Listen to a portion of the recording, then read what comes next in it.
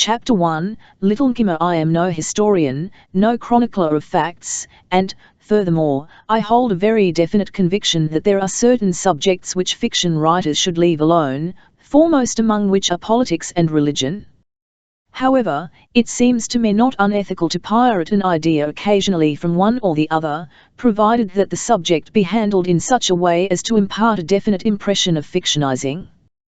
Had the story that I am about to tell you broken in the newspapers of certain European powers, it might have precipitated another and a more terrible world war. But with that I am not particularly concerned. What interests me is that it is a good story that is particularly well adapted to my requirements through the fact that Tarzan of the Apes was intimately connected with many of its most thrilling episodes. I am not going to bore you with dry political history, so do not tax your intellect needlessly by attempting to decode such fictitious names as I may use in describing certain people and places, which, it seems to me, to the best interest of peace and disarmament, should remain incognito. Take the story simply as another Tarzan story, in which, it is hoped, you will find entertainment and relaxation. If you find food for thought in it, so much the better. Doubtless, very few of you saw, and still fewer will remember having seen, a news dispatch that appeared inconspicuously in the papers some time since, reporting a rumor that French colonial troops stationed in Somaliland, on the northeast coast of Africa, had invaded an Italian African colony. Back of that news item is a story of conspiracy, intrigue, adventure and love, a story of scoundrels and of fools, of brave men, of beautiful women, a story of the beasts of the forest and the jungle. If there were few who saw the newspaper account of the invasion of Italian Somaliland upon the northeast coast of Africa, it is equally a fact that none of you saw a harrowing incident that occurred in the interior some time previous to this affair. That it could possibly have any connection whatsoever with European international intrigue, or with the fate of nations, seems not even remotely possible, for it was only a very little monkey fleeing through the tree tops and screaming in terror. It was Little Nkima, and pursuing him was a large, rude monkey, a much larger monkey than Little Nkima. Fortunately for the peace of Europe and the world, the speed of the pursuer was in no sense proportionate to his unpleasant disposition, and so Nkima escaped him, but for long after the larger monkey had given up the chase, the smaller one continued to flee through the tree tops, screeching at the top of his shrill little voice, for terror and flight were the two major activities of Little Nkima. Perhaps it was fatigue, but more likely it was a caterpillar or a bird's nest that eventually terminated Nkima's flight and left him scolding and chattering upon a swaying bough, far above the floor of the jungle. The world into which Little Nkima had been born seemed a very terrible world, indeed, and he spent most of his waking hours scolding about it, in which respect he was quite as human as he was simian. It seemed to Little Nkima that the world was populated with large, fierce creatures that liked monkey meat. There were Numa, the lion, and Cheetah, the panther, and his star, the snake, a triumvirate that rendered unsafe his entire world from the loftiest tree top to the ground. And then there were the great apes, and the lesser apes, and the baboons, and countless species of monkeys, all of which God had made larger than he had made Little Nkima, and all of which seemed to harbour a grudge against him. Take, for example, the rude creature which had just been pursuing him. Little Nkima had done nothing more than throw a stick at him while he was asleep in the crotch of a tree, and just for that he had pursued Little Nkima with unquestionable homicidal intent. I use the word without purposing any reflection upon Nkima. It had never occurred to Nkima, as it never seems to occur to some people, that, like beauty, a sense of humour may sometimes be fatal. Brooding upon the injustices of life, Little Nkima was very sad. But there was another and more poignant cause of sadness that depressed his little heart. Many, many moons ago his master had gone away and left him. True, he had left him in a nice, comfortable home with kind people who fed him, but Little Nkima missed the great Tarmangani, whose naked shoulder was the one harbour of refuge from which he could with perfect impunity hurl insults at the world. For a long time now Little Nkima had braved the dangers of the forest and the jungle in search of his beloved Tarzan. Because hearts are measured by content of love and loyalty, rather than by diameters in inches, the heart of little Nkima was very large, so large that the average human being could hide his own heart and himself, as well, behind it, and for a long time it had been just one great ache in his diminutive breast. But fortunately for the little Manu, his mind was so ordered that it might easily be distracted even from a great sorrow. A butterfly or a luscious grub might suddenly claim his attention from the depths of brooding, which was well, since otherwise he might have grieved himself to death. And now, therefore, as his melancholy thoughts returned to contemplation of his loss, their trend was suddenly altered by the shifting of a jungle breeze that brought to his keen ears a sound that was not primarily of the jungle sounds that were a part of his hereditary instincts. It was a discord. And what is it that brings discord into the jungle as well as into every elsewhere that it enters? Man. It was the voices of men that Nkima heard. Silently the little monkey glided through the trees into the direction from which the sounds had come, and presently, as the sounds grew louder, there came also that which was the definite, final proof of the identity of the noise-makers, as far as Nkima, or, for that matter, any other of the jungle folk, might be concerned, the scent spoor. You have seen a dog, perhaps your own dog, half recognize you by sight, but was he ever entirely satisfied until the evidence of his eyes had been tested and approved by his sensitive nostrils? And so it was with Nkima.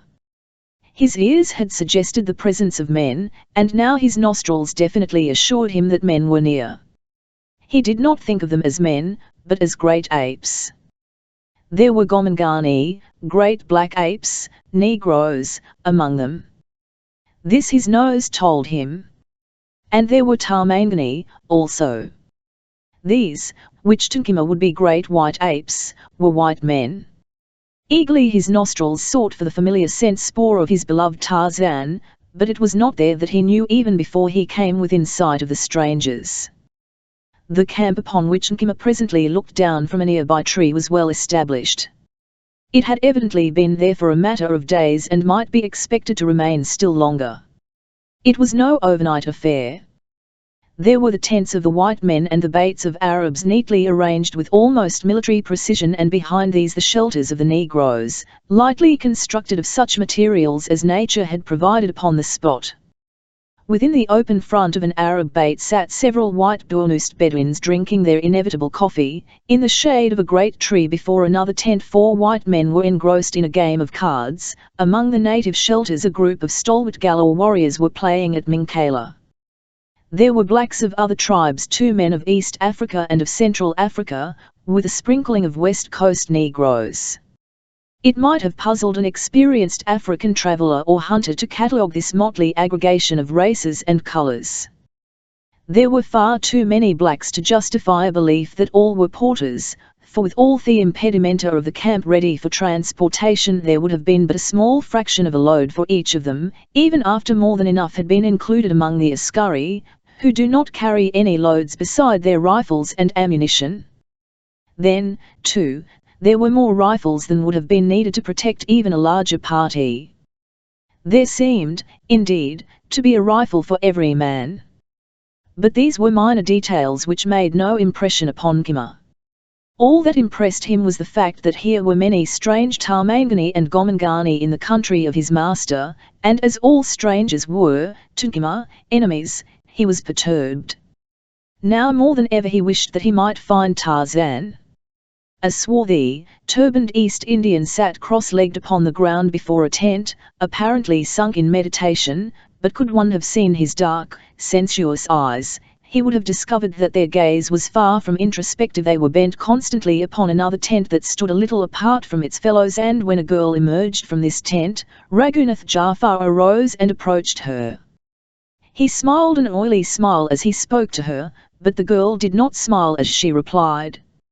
She spoke civilly, but she did not pause, continuing her way toward the 4 men at cards.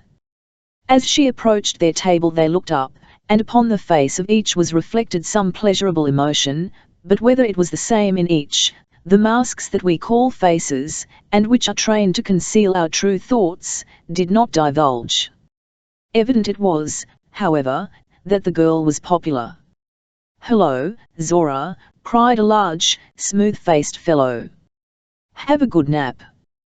Yes, comrade, replied the girl, but I am tired of napping. This inactivity is getting on my nerves. Mine, too, agreed the man. How much longer will you wait for the American, Comrade Zvrai? Asked Raghunath Jafar. The big man shrugged. I'll need him, he replied. We might easily carry on without him, but for the moral effect upon the world of having a rich and high-born American identified actively with the affair, it is worth waiting. Are you quite sure of this, Gringo? Zvrai asked a swarthy young Mexican sitting next to the big, smooth-faced man, who was evidently the leader of the expedition. I'll met him in New York and again in San Francisco, replied Zvrai. He has been very carefully checked and favorably recommended. I am always suspicious of these fellows who owe everything they have to capitalism, declared Romero. It is in their blood, at heart they hate the proletariat, just as we hate them. This fellow is different, Miguel insisted Zvrai. He has been won over so completely that he would betray his own father for the good of the cause, and already he is betraying his country. A slight, involuntary sneer, that passed unnoticed by the others, curled the lip of Zora Drenov as she heard this description of the remaining member of the party, who had not yet reached the rendezvous. Miguel Romero, the Mexican, was still unconvinced. I have no use for gringos of any sort, he said. Zvrai shrugged his heavy shoulders. Our personal animosities are of no importance, he said, as against the interests of the workers of the world. When Colt arrives we must accept him as one of us, nor must we forget that however much we may detest America and Americans, nothing of any moment may be accomplished in the world of today without them and their filthy wealth. Wealth ground out of the blood and sweat of the working class, growled Romero. Exactly, agreed Raghunath Jafar, but how appropriate that this same wealth should be used to undermine and overthrow capitalistic America and bring the workers eventually into their own. That is precisely the way I feel about it, said Zvrai. I would rather use American gold in furthering the cause than any other, and after that British. But what do the puny resources of this single American mean to us? Demanded Zora. A mere nothing compared to what America is already pouring into Soviet Russia. What is his treason compared with the treason of those others who are already doing more to hasten the day of world communism than the Third Internationale itself? It is nothing, not a drop in the bucket. What do you mean, Zora? Asked Miguel. I mean the bankers, and manufacturers, and engineers of America, who are selling their own country and the world to us in the hope of adding more gold to their already bursting coffers. One of their most pious and lauded citizens is building great factories for us in Russia, where we may turn out tractors and tanks. Their manufacturers are vying with one another to furnish us with engines for countless thousands of airplanes. Their engineers are selling us their brains and their skill to build a great modern manufacturing city, in which ammunitions and engines of war may be produced. These are the traitors, these are the men who are hastening the day when Moscow shall dictate the policies of a world. You speak as though you regretted it, said a dry voice at her shoulder. The girl turned quickly. Oh, it is you, Sheikh Abu Batten, she said, as she recognized the swart Arab who had strolled over from his coffee. Our own good fortune does not blind me to the perfidiousness of the enemy, nor cause me to admire treason in anyone, even though I profit by it. Does that include me? Demanded Romero, suspiciously. Zora laughed. You know better than that, Miguel, she said. You are of the working class, you are loyal to the workers of your own country, but these others are of the capitalistic class.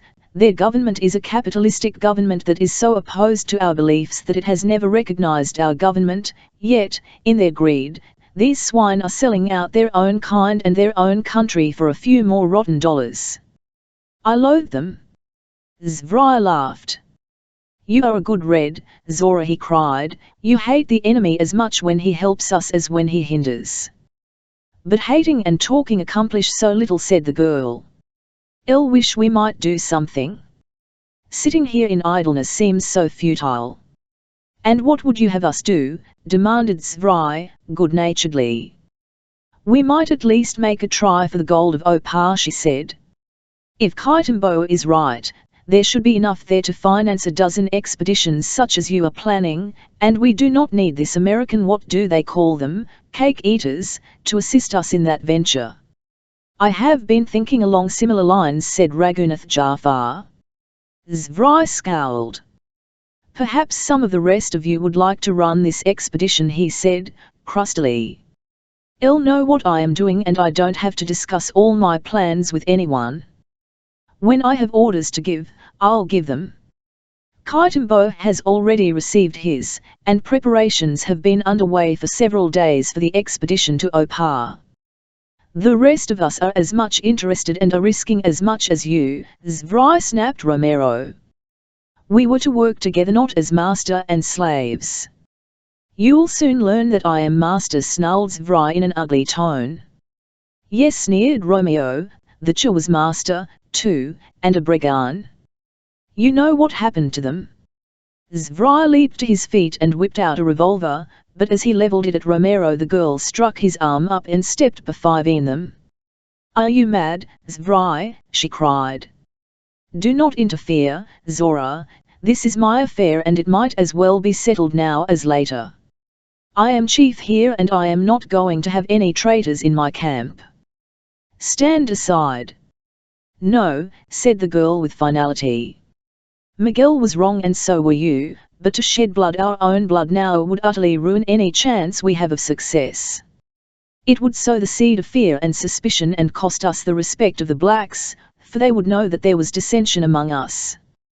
Furthermore, Miguel is not armed, to shoot him would be cowardly murder that would lose you the respect of every decent man in the expedition. She had spoken rapidly in Russian, a language that was understood by only Zvrai and herself, of those who were present. Then she turned again to Miguel and addressed him in English. You were wrong, Miguel, she said gently. There must be one responsible head, and Comrade Zvrai was chosen for the responsibility. He regrets that he acted hastily. Tell him that you are sorry for what you said, and then the both of you shake hands and let us all forget the matter. For an instant Romero hesitated, then he extended his hand towards Zvrai. I am sorry, he said. The Russian took the proffered hand in his and bowed stiffly. Let us forget it, comrade, he said, but the scowl was still upon his face, though no darker than that which clouded the Mexicans.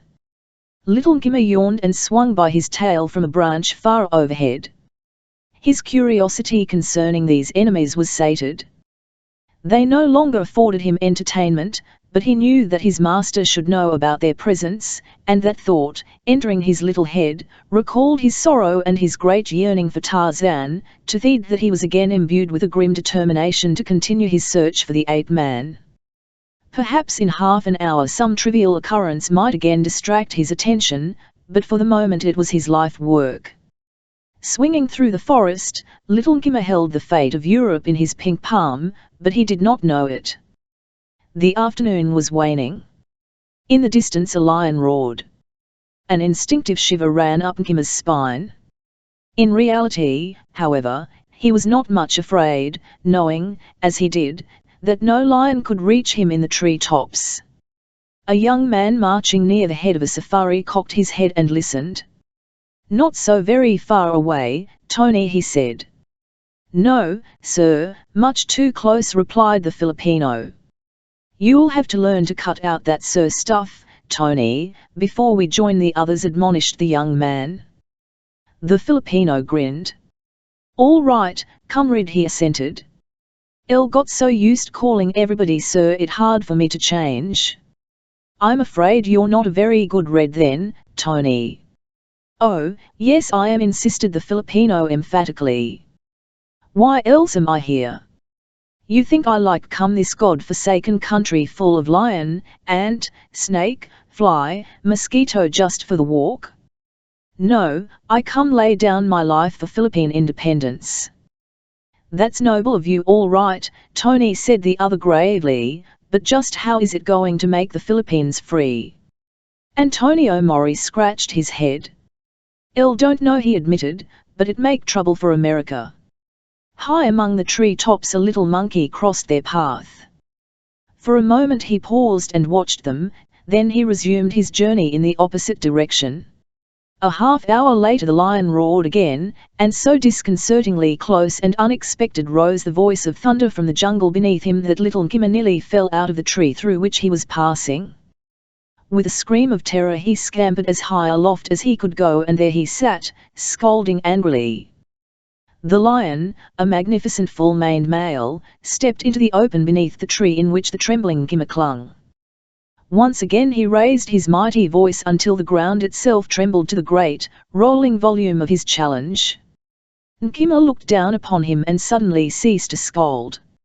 Instead he leaped about excitedly, chattering and grimacing. Numa, the lion, looked up, and then a strange thing occurred. The monkey ceased its chattering and voiced a low, peculiar sound. The eyes of the lion, that had been glaring balefully upward, took on a new and almost gentle expression. He arched his back and rubbed his side luxuriously against the bole of the tree, and from those savage jaws came a soft, purring sound. Then little Nkima dropped quickly downward through the foliage of the tree, gave a final nimble leap, and alighted upon the thick mane of the king of beasts. Chapter 2, The Hindu. With the coming of a new day came a new activity to the camp of the conspirators. Now were the Bedawi drinking no coffee in the muqad, the cards of the whites were put away, and the Galor warriors played no longer at Minkala. Zvrai sat behind his folding camp table directing his aides, and with the assistance of Zora and Raghunath Jafar issued ammunition to the file of armed men marching past them. Miguel Romero and the remaining whites were supervising the distribution of loads among the porters. Savage Black Kaitambo moved constantly among his men, hastening laggards from belated breakfast fires and forming those who had received their ammunition into companies. Abu Badan, the sheikh, squatted aloof with his sun-bitten warriors. They, always ready, watched with contempt the disorderly preparations of their companions. "How many are you leaving to guard the camp?" asked Zora. "You and Comrade Jafar will remain in charge here," replied Zvrai. "Your boys and Teniscaris also will remain as camp guard." "That will be plenty," replied the girl. "There is no danger." "No," agreed Zvrai, "not now, but if that Tarzan were here it would be different. I took pains to assure myself as to that before I chose this region for our base camp, and I have learned that he has been absent for a great while, went on some fool dirigible expedition that has never been heard from. It is almost certain that he is dead."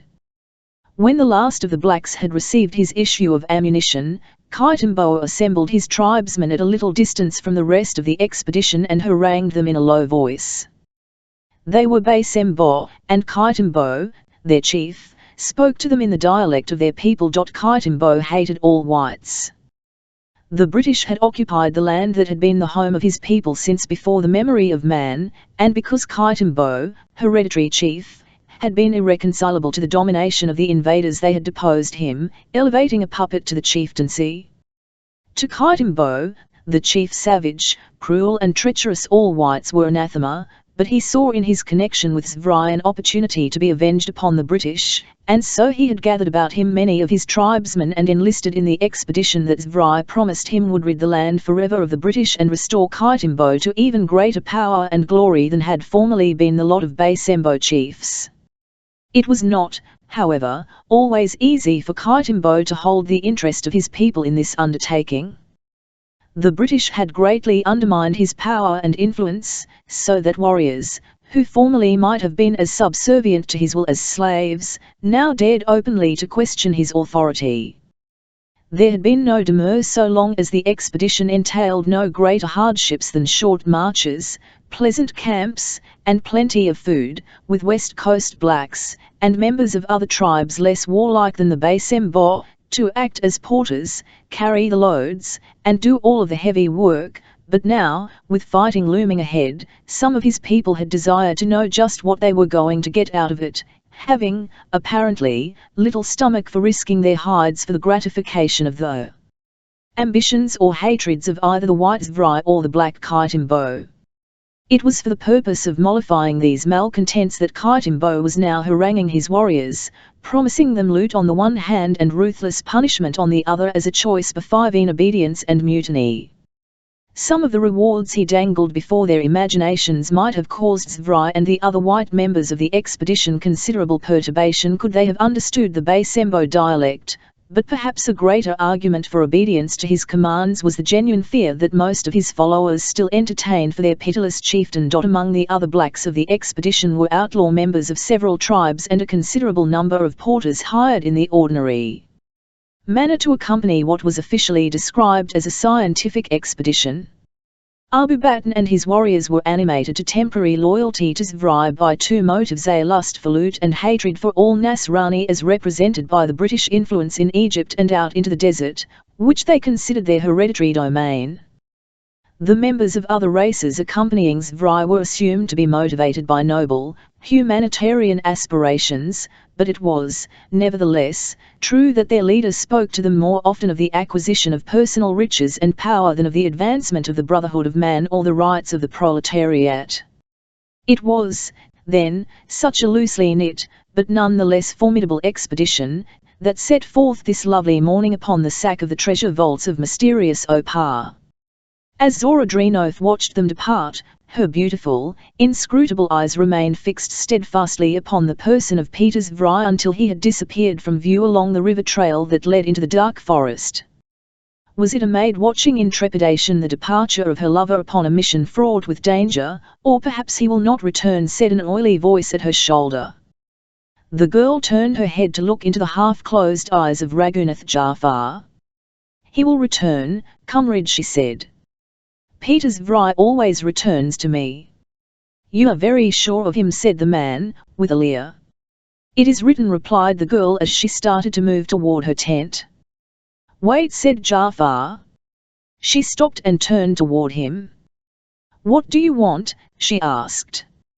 You, he replied. What do you see in that uncouth swine, Zora? What does he know of love or beauty? I can appreciate you, beautiful flower of the morning. With me you may attain the transcendent bliss of perfect love, for I am an adept in the cult of love. A beast like Zvrai would only degrade you. The sickening disgust that the girl felt she hid from the eyes of the man, for she realized that the expedition might be gone for days and that during that time she and Jafar would be practically alone together, except for a handful of savage black warriors whose attitude toward a matter of this nature between an alien woman and an alien man she could not anticipate, but she was none the less determined to put a definite end to his advances. You are playing with death, Jafar, she said quietly. I am here upon no mission of love, and if Zvrai should learn of what you have said to me he would kill you. Do not speak to me again on this subject. It will not be necessary, replied the Hindu, enigmatically. His half-closed eyes were fixed steadily upon those of the girl. For perhaps less than half a minute the bow stood thus, while there crept through Zora Drenoth a sense of growing weakness, a realization of approaching capitulation. She fought against it, pitting her will against that of the man. Suddenly she tore her eyes from his. She had won, but victory left her weak and trembling as might be one who had but just experienced a stubbornly contested physical encounter. Turning quickly away, she moved swiftly toward her tent, not daring to look back for fear that she might again encounter those twin pools of vicious and malignant power that were the eyes of Ragunath Jafar, and so she did not see the oily smile of satisfaction that twisted the sensuous lips of the Hindu, nor did she hear his whispered repetition, "LT will not be necessary." As the expedition wound along the trail that leads to the foot of the barrier cliffs that hem the lower frontier of the arid plateau beyond which stand the ancient ruins that are Opar, Wayne Colt, far to the west, pushed on toward the base camp of the conspirators. To the south, a little monkey rode upon the back of a great lion, shrilling insults now with perfect impunity at every jungle creature that crossed their path, while, with equal contempt for all lesser creatures, the mighty carnivore strode haughtily downwind, secure in the knowledge of his unquestioned might. A herd of antelope, grazing in his path, caught the acrid scent of the cat and moved nervously about, but when he came within sight of them they trotted only a short distance to one side, making a path for him, and, while he was still in sight, they resumed their feeding, for Numa, the lion, had fed well, and the herbivores knew, as creatures of the wild know many things that are beyond the dull sensibilities of man, and felt no fear of Numa with a full belly. To others, yet far off, came the scent of the lion, and they, too, moved nervously, though their fear was less than had been the first fear of the antelopes. These others were the great apes of the tribe of Tuyate, whose mighty bulls had little cause to fear even Numa himself, though their sheaths and their ballast might well tremble. As the cat approached, the Mangani became more restless and more irritable. Tuyate, the king ape, beat his breast and bared his great fighting fangs. Guyate, his powerful shoulders hunched, moved to the edge of the herd nearest the approaching danger. Zutho thumped a warning menace with his calloused feet. The sheaves called their ballast to them, and many took to the lower branches of the larger trees or sought positions close to an arboreal avenue of escape. It was at this moment that an almost naked white man dropped from the dense foliage of a tree and alighted in their midst. Taut nerves and short tempers snapped. Roaring and snarling, the herd rushed upon the rash and hated man-thing. The king ape was in the lead. Tuyate has a short memory, said the man in the tongue of the Mangani. For an instant the ape paused, surprised perhaps to hear the language of his kind issuing from the lips of a man-thing. I am Tuyate, he growled. El kill, I am Tarzan, replied the man, mighty hunter, mighty fighter. I come in peace. Kill! Kill! Roared Tuyate, and the other great bulls advanced, bare-fanged, menacingly. Zutho! Guyate, snapped the man, it is El, Tarzan of the apes, but the bulls were nervous and frightened now, for the scent of Numa was strong in their nostrils, and the shock of Tarzan's sudden appearance had plunged them into a panic. Kill! Kill! They bellowed, though as yet they did not charge, but advanced slowly, working themselves into the necessary frenzy of rage that would terminate in a sudden, blood-mad rush that no living creature might withstand and which would leave naught but torn and bloody fragments of the object of their wrath. And then a shrill scream broke from the lips of a great, hairy mother with a tiny balu on her back. Numa, she shrieked, and, turning, fled into the safety of the foliage of a nearby tree. Instantly the sheaves and ballast remaining upon the ground took to the trees. The bulls turned their attention for a moment from the man to the new menace. What they saw upset what little equanimity remained to them.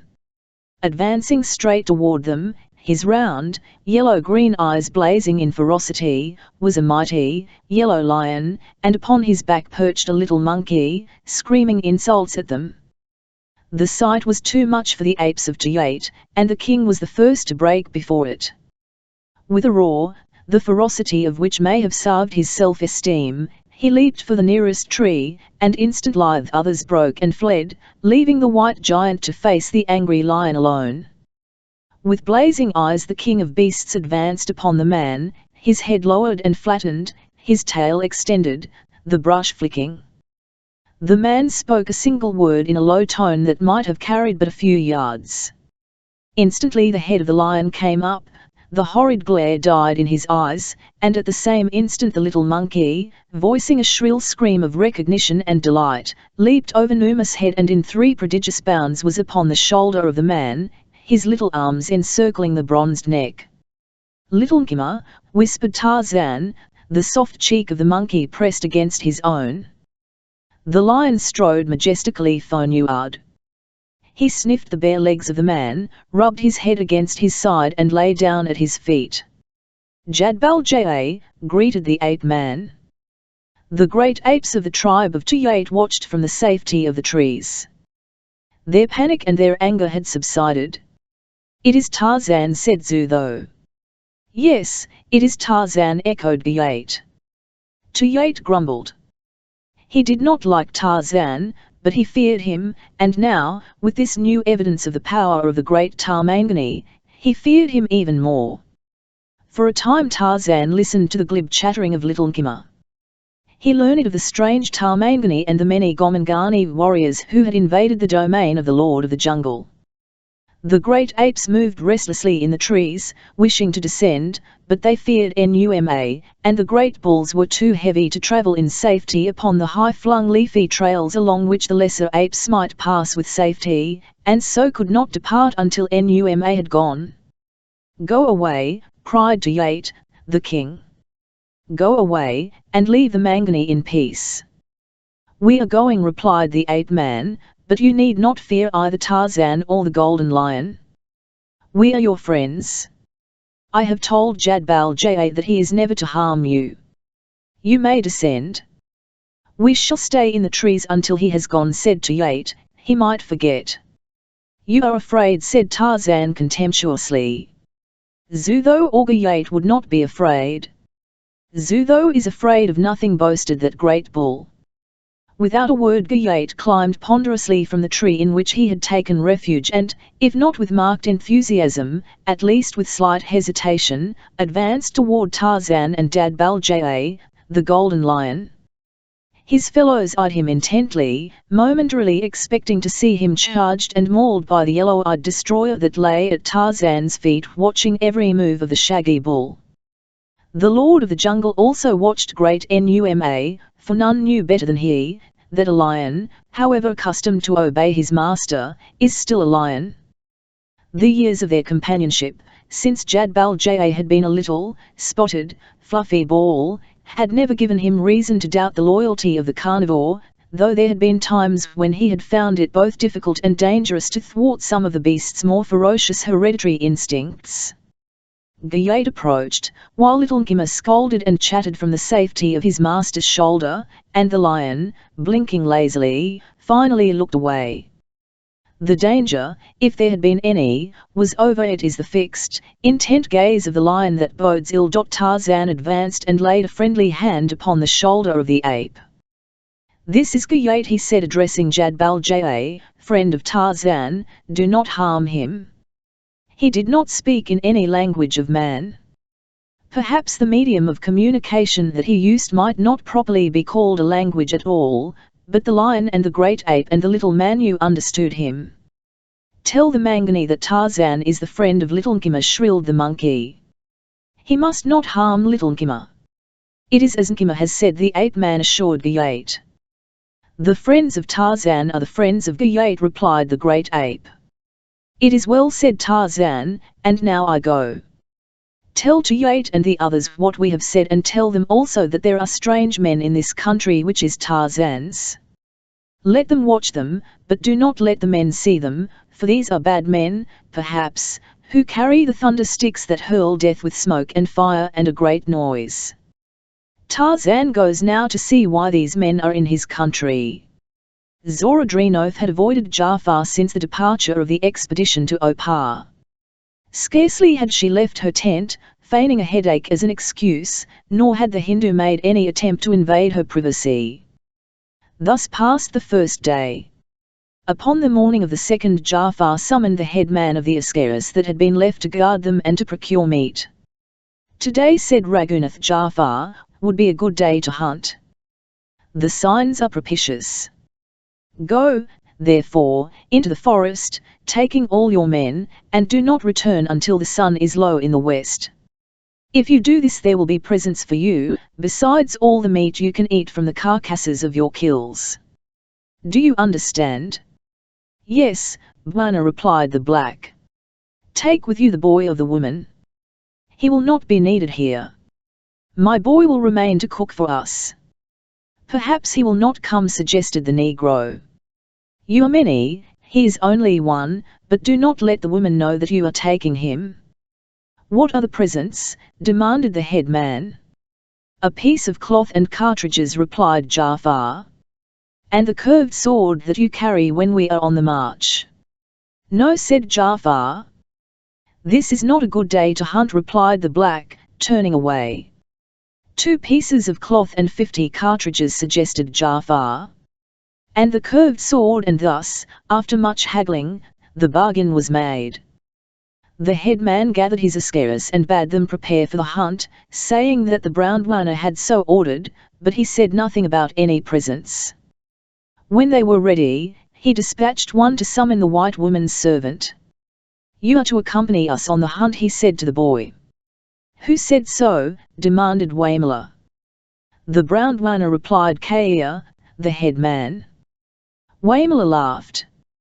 I'll take my orders from my mistress, not from the Brown-Wana. Kaia leaped upon him and clapped a rough palm across his mouth as bow of his men seized Waimala upon either side. You take your orders from Kaia, he said. Hunting spears were pressed against the boy's trembling body. Will you go upon the hunt with us? Demanded Kaia. I go, replied Waimala. El did but joke. As Vry led his expedition toward Opar, Wayne Colt, impatient to join the main body of the conspirators, urged his men to greater speed in their search for the camp. The principal conspirators had entered Africa at different points that they might not arouse too much attention by their numbers. Pursuant to this plan, Colt had landed on the west coast and had travelled inland a short distance by train to Railhead, from which point he had had a long and arduous journey on foot, so that now, with his destination almost in sight, he was anxious to put a period to this part of his adventure. Then, too, he was curious to meet the other principals in this hazardous undertaking, Peters Vry being the only one with whom he was acquainted. The young American was not unmindful of the great risks he was inviting in affiliating himself with an expedition which aimed at the peace of Europe and at the ultimate control of a large section of northeastern Africa through the disaffection by propaganda of large and warlike native tribes, especially in view of the fact that much of their operation must be carried on within British territory, where British power was considerably more than a mere gesture. But, being young and enthusiastic, however misguided, these contingencies did not weigh heavily upon his spirits, which, far from being depressed, were upon the contrary eager and restless for action. The tedium of the journey from the coast had been unrelieved by pleasurable or adequate companionship, since the childish mentality of Tony could not rise above a muddy conception of Philippine independence and a consideration of the fine clothes he was going to buy when, by some vaguely visualized economic process, he was to obtain his share of the Ford and Rockefeller fortunes. However, notwithstanding Tony's mental shortcomings, Colt was genuinely fond of the youth, and as between the companionship of the Filipino or Zvry, he would have chosen the former, his brief acquaintance with the Russian in New York and San Francisco having convinced him that as a playfellow he left everything to be desired, nor had he any reason to anticipate that he would find any more congenial associates among the conspirators. Plodding doggedly onward, Colt was only vaguely aware of the now familiar sights and sounds of the jungle, both of which by this time, it must be admitted, had considerably palled upon him. Even had he taken particular note of the latter, it is to be doubted that his untrained ear would have caught the persistent chatter of a little monkey that followed in the trees behind him, nor would this have particularly impressed him, unless he had been able to know that this particular little monkey rode upon the shoulder of a bronzed Apollo of the forest, who moved silently in his wake along a leafy highway of the lower terraces. Tarzan had guessed that perhaps this white man, upon whose trail he had come unexpectedly, was making his way toward the main camp of the party of strangers for which the Lord of the Jungle was searching, and so, with the persistence and patience of the savage stalker of the jungle, he followed Wayne Colt, while Little Nkima, riding upon his shoulder, berated his master for not immediately destroying the Tarmangani and all his party, for Little Nkima was a bloodthirsty soul when the spilling of blood was to be accomplished by someone else. And while Colt impatiently urged his men to greater speed and Tarzan followed and Nkima scolded, Raghunath Jafar approached the tent of Zorodrinoth. As his figure darkened the entrance, casting a shadow across the book she was reading, the girl looked up from the cot upon which she was lying. The Hindu smiled his oily, ingratiating smile. "El came to see if your headache was better," he said. "Thank you, no," said the girl coldly, "but perhaps with undisturbed rest I may be better soon." Ignoring the suggestion, Jafar entered the tent and seated himself in a camp chair. "I'll find it lonely," he said, "since the others have gone." "Do you not also?" "No," replied Zora. "I am quite content to be alone and resting." "Your headache developed very suddenly," said Jafar. "A short time ago you seemed quite well and animated." The girl made no reply. She was wondering what had become of her boy, Waimala, and why he had disregarded her explicit instructions to permit no one to disturb her. Perhaps Raghunath Jafar read her thoughts, for to East Indians are often attributed uncanny powers, however little warranted such a belief may be. However that may be, his next words suggested the possibility. Waimala has gone hunting with the Ascaris, he said. El gave him no such permission, said Zora. El took the liberty of doing so, said Jafar. You had no right, said the girl angrily, sitting up upon the edge of her cot. You have presumed altogether too far, comrade Jafar. Wait a moment, my dear, said the Hindu soothingly. Let us not quarrel. As you know, I love you, and love does not find confirmation in crowds.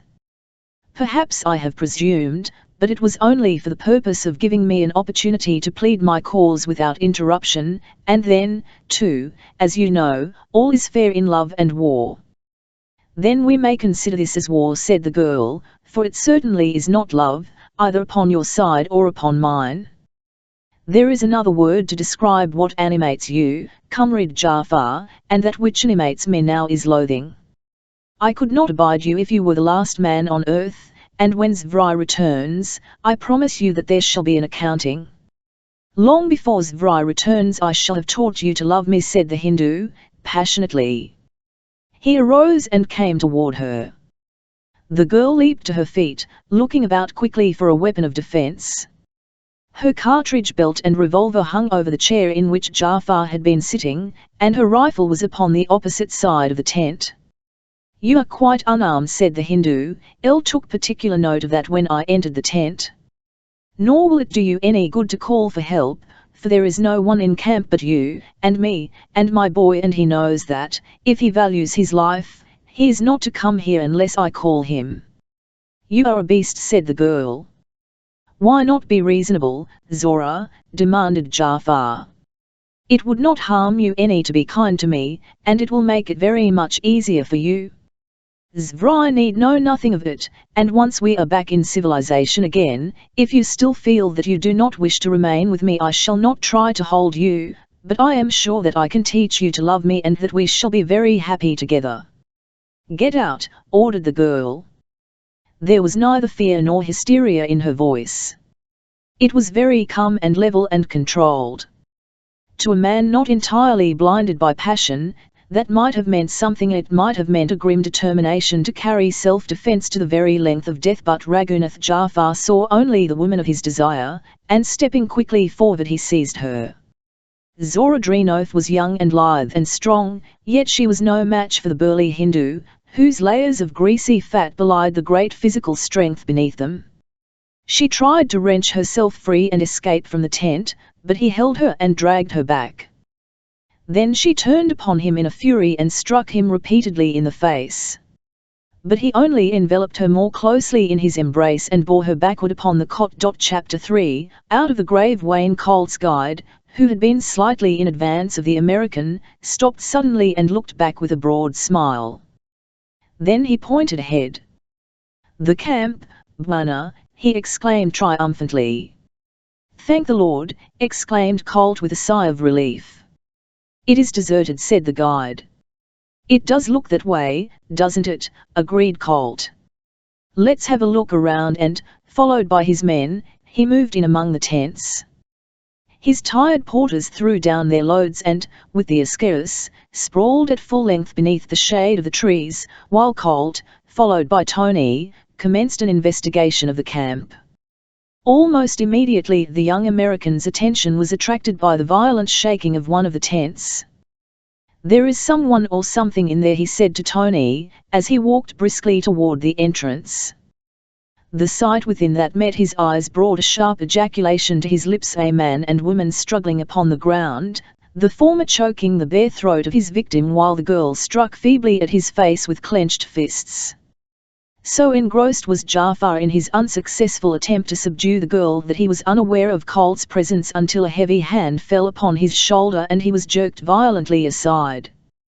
Consumed by maniacal fury, he leaped to his feet and struck at the American, only to be met with a blow that sent him reeling backward. Again he charged, and again he was struck heavily upon the face. This time he went to the ground, and as he staggered to his feet, Colt seized him, wheeled him around and hurtled him through the entrance of the tent, accelerating his departure with a well-timed kick. "If he tries to come back, Tony, shoot him," he snapped at the Filipino, and then turned to assist the girl to her feet. Half carrying her, he laid her on the cot and then, finding water in a bucket, bathed her forehead, her throat and her wrists. Outside the tent, Ragunath Jafar saw the porters and the Ascaris lying in the shade of a tree. He also saw Antonio Mori with a determined scowl upon his face and a revolver in his hand, and with an angry imprecation he turned and made his way toward his own tent, his face livid with anger and murder in his heart. Presently Zorodrinoth opened her eyes and looked up into the solicitous face of Wayne Colt, bending over her. From the leafy seclusion of a tree above the camp, Tarzan of the Apes overlooked the scene below. A single, whispered syllable had silenced Nkima's scolding. Tarzan had noted the violent shaking of the tent that had attracted Colt's attention, and he had seen the precipitate ejection of the Hindu from its interior and the menacing attitude of the Filipino preventing Jafar's return to the conflict. These matters were of little interest to the ape-man. The quarrelings and defections of these people did not even arouse his curiosity. What he wished to learn was the reason for their presence here, and for the purpose of obtaining this information he had plans. One was to keep them under constant surveillance until their acts divulged that which he wished to know. The other was to determine definitely the head of the expedition and then to enter the camp and demand the information he desired. But this he would not do until he had obtained sufficient information to give him an advantage. What was going on within the tent he did not know, nor did he care. For several seconds after she opened her eyes, Zorodrinoth gazed intently into those of the man bent upon her. "You must be the American," she said finally. "I am Wayne Colt," he replied, "and I take it from the fact that you guessed my identity that this is Comrade Zvrai's camp." She nodded. "You came just in time, Comrade Colt," she said. "Thank God for that," he said. "There is no God," she reminded him. Colt hushed. "We are creatures of heredity and habit," he explained. Zorodrinoth smiled. "That is true," she said, "but it is our business to break a great many bad habits not only for ourselves, but for the entire world." Since he had laid her upon the cot, Colt had been quietly appraising the girl. He had not known that there was a white woman in Zvrai's camp, but had he, it is certain that he would not have anticipated one at all like this girl. He would rather have visualized a female agitator capable of accompanying a band of men to the heart of Africa as a coarse and unkempt peasant woman of middle age, but this girl, from her head of glorious, wavy hair to her small well-shaped foot, suggested the antithesis of a peasant origin and, far from being unkempt, was as trig and smart as it were possible for a woman to be under such circumstances, and, in addition, she was young and beautiful. "Comrade Zvrai is absent from camp?" he asked. "Yes, he is away on a short expedition." "And there is no one to introduce us to one another?" he asked, with a smile. "Oh, pardon me," she said. "I am Zorodrinoth." "I had not anticipated such a pleasant surprise," said Colt. "Expected to find nothing but uninteresting men like myself." "And who was the fellow?" I interrupted. "That was Ragunath Jafar, a Hindu." "He is one of us?" asked Colt. "Yes," replied the girl, "but not for long, not after Peter Zvrai returns." "You mean?" "I'll mean that Peter will kill him." Colt shrugged. "It is what he deserves," he said. "Perhaps I should have done it." "No," said the girl, "leave that for Peter." "Were you left alone here in this camp without any protection?" demanded Colt. "No. Peter left my boy and 10 Ascaris, but in some way Jafar got them all out of camp." "You will be safe now," he said. "I shall see to that until Comrade Zvrai returns. I am going now to make my camp, and I shall send of my Ascaris to stand guard before your tent." "That is good of you," she said, "but I think now that you are here it will not be necessary." "Else shall do it anyway," he said. "Else shall feel safer."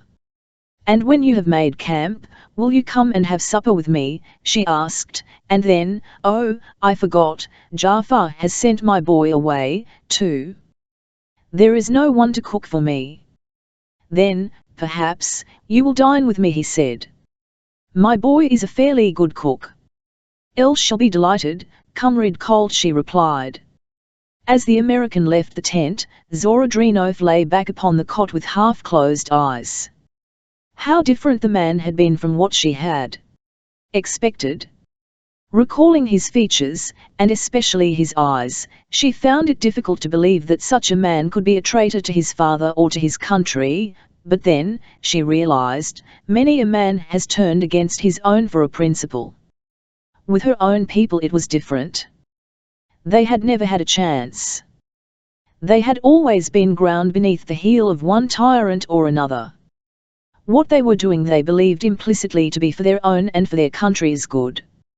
Among those of them who were motivated by honest conviction there could not fairly be brought any charge of treason, and yet, Russian though she was to the core, she could not help but look with contempt upon the citizens of other countries who turned against their governments to aid the ambitions of a foreign power. We may be willing to profit by the act of foreign mercenaries and traitors, but we cannot admire them. As Colt crossed from Zora's tent to where his men lay to give the necessary instructions for the making of his camp, Raghunath Jafar watched him from the interior of his own tent. A malignant scowl clouded the countenance of the Hindu, and hatred smoldered in his eyes. Tarzan, watching from above, saw the young American issuing instructions to his men. The personality of this young stranger had impressed Tarzan favorably. He liked him as well as he could like any stranger, for deeply ingrained in the fiber of the ape-man was the wild beast suspicion of all strangers and especially of all white strangers. As he watched him now nothing else within the range of his vision escaped him. It was thus that he saw Raghunath Jafar emerge from his tent, carrying a rifle. Only Tarzan and Little Kimmer saw this, and only Tarzan placed any sinister interpretation upon it. Raghunath Jafar walked directly away from camp and entered the jungle. Swinging silently through the trees, Tarzan of the apes followed him. Jafar made a half-circle of the camp just within the concealing verdure of the jungle, and then he halted. From where he stood the entire camp was visible to him, but his own position was concealed by foliage. Colt was watching the disposition of his loads and the pitching of his tent. His men were busy with the various duties assigned to them by their headman. They were tired and there was little talking. For the most part they worked in silence, and an unusual quiet pervaded the scene, a quiet that was suddenly and unexpectedly shattered by an anguished scream and the report of a rifle, blending so closely that it was impossible to say which had preceded the other. A bullet whizzed by Colt's head and nipped the lobe off the ear of one of his men standing behind him. Instantly the peaceful activities of the camp were supplanted by pandemonium. For a moment there was a difference of opinion as to the direction from which the shot and the scream had come, and then Colt saw a wisp of smoke rising from the jungle just beyond the edge of camp. "There it is," he said, and started toward the point. The headman of the Ascaris stopped him. "Do not go, Bwana," he said. "Perhaps it is an enemy. Let us fire into the jungle first." "No," said Colt, "we will investigate first. Take some of your men in from the right, and I'll take the rest in from the left. We'll work around slowly through the jungle until we meet." "Yes, Bwana," said the headman, and calling his men he gave the necessary instructions. No sound of flight or any suggestion of a living presence greeted the parties as they entered the jungle, nor had they discovered any signs of a marauder when, a few moments later, they made contact with one another.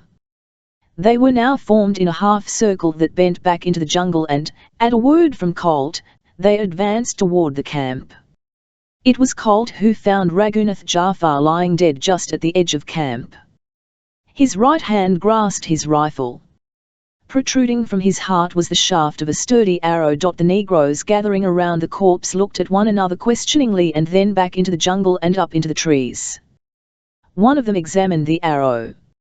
It is not like any arrow I have ever seen, he said. It was not made by the hand of man. Immediately the blacks were filled with superstitious fears. The shot was meant for the Bwana, said one, therefore the demon who shot the arrow is a friend of our Bwana. We need not be afraid. This explanation satisfied the blacks, but it did not satisfy Wayne Colt. He was puzzling over it as he walked back into camp, after giving orders that the Hindu be buried.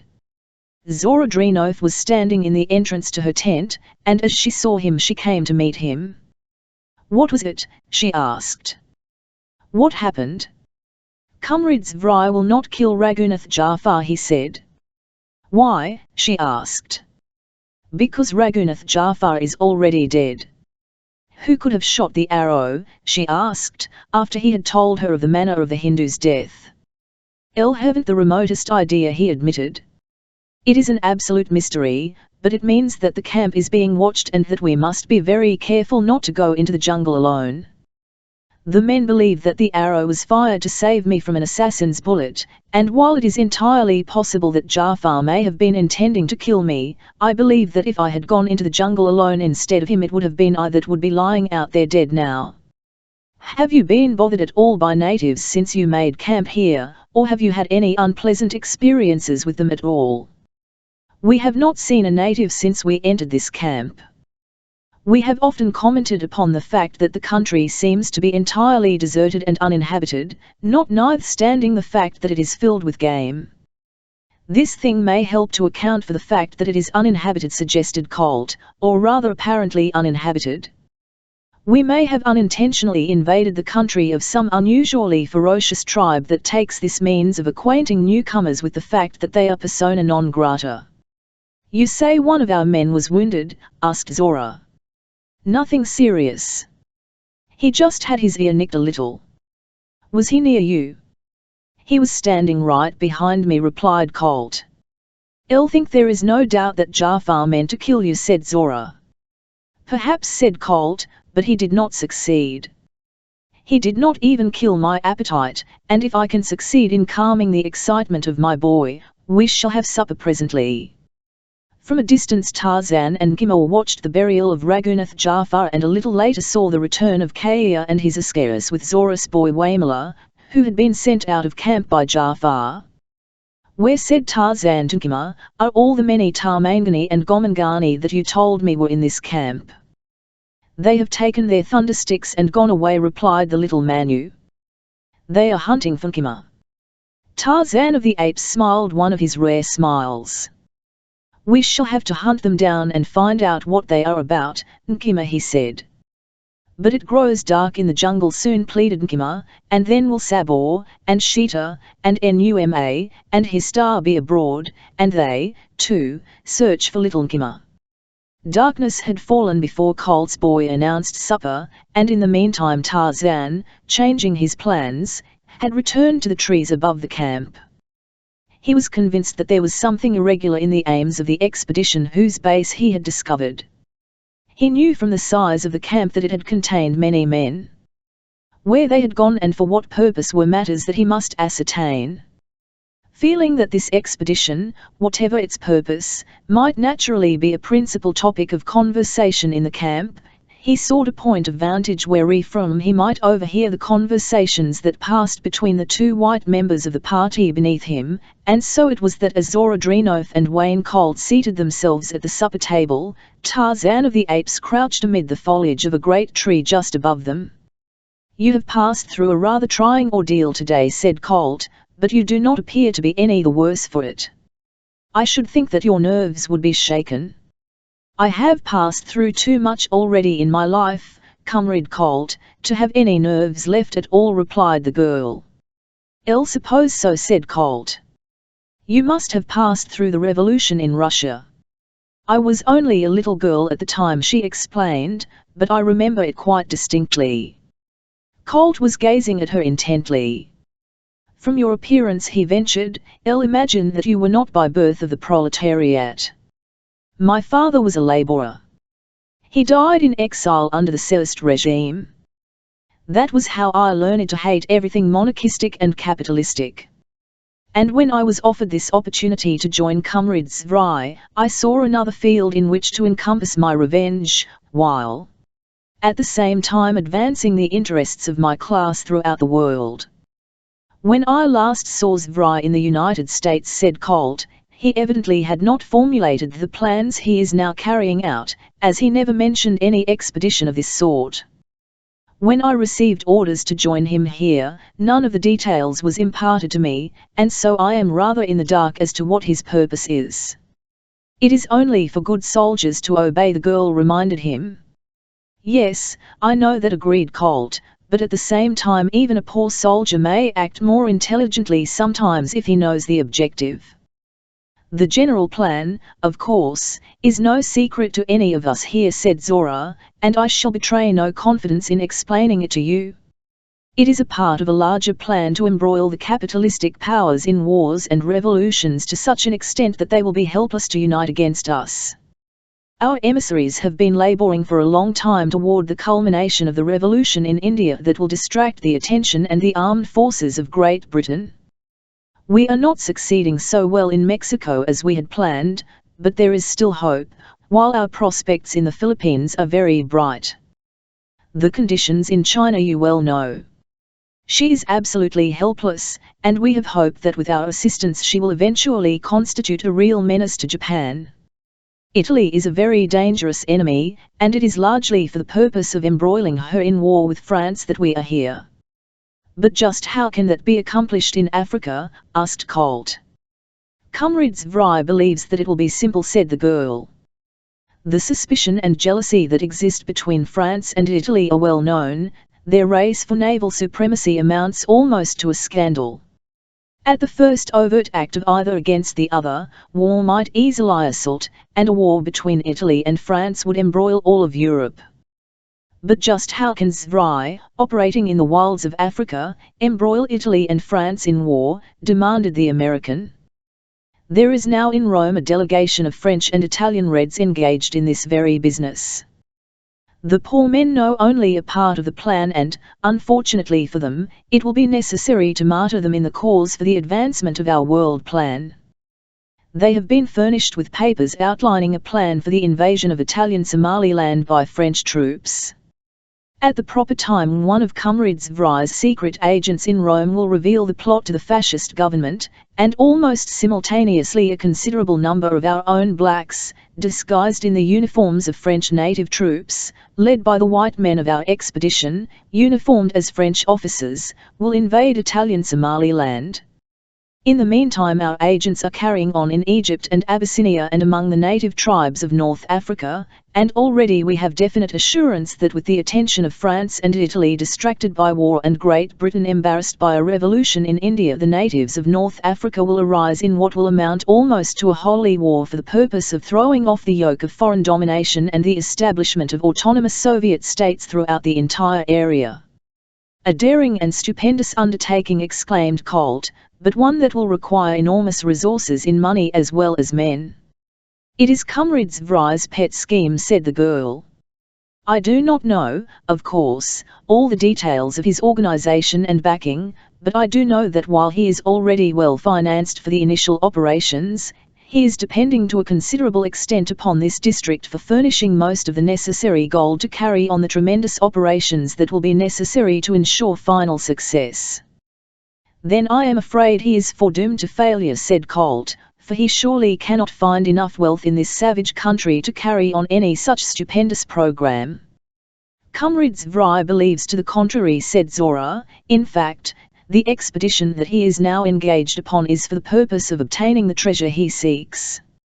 Above them, in the darkness, the silent figure of the apeman lay stretched at ease upon a great branch, his keen ears absorbing all that passed between them, while curled in sleep upon his bronzed back lay little Nkima, entirely oblivious of the fact that he might have listened to words well calculated to shake the foundations of organized government throughout the world. And where, demanded Colt, if it is no secret, does Comrade Zvrai expect to find such a great store of gold? In the famous treasure vaults of Opar, replied the girl. You certainly must have heard of them. Yes, answered Colt, but I never considered them other than purely legendary. The folklore of the entire world is filled with these mythical treasure vaults. But Opar is no myth, replied Zora. If the startling information divulged to him affected Tarzan, it induced no outward manifestation. Listening in silence imperturbably, trained to the utmost refinement of self-control, he might have been part and parcel of the great branch upon which he lay, or of the shadowy foliage which hid him from view. For a time Colt sat in silence, contemplating the stupendous possibilities of the plan that he had just heard unfolded. It seemed to him little short of the dream of a madman, and he did not believe that it had the slightest chance for success.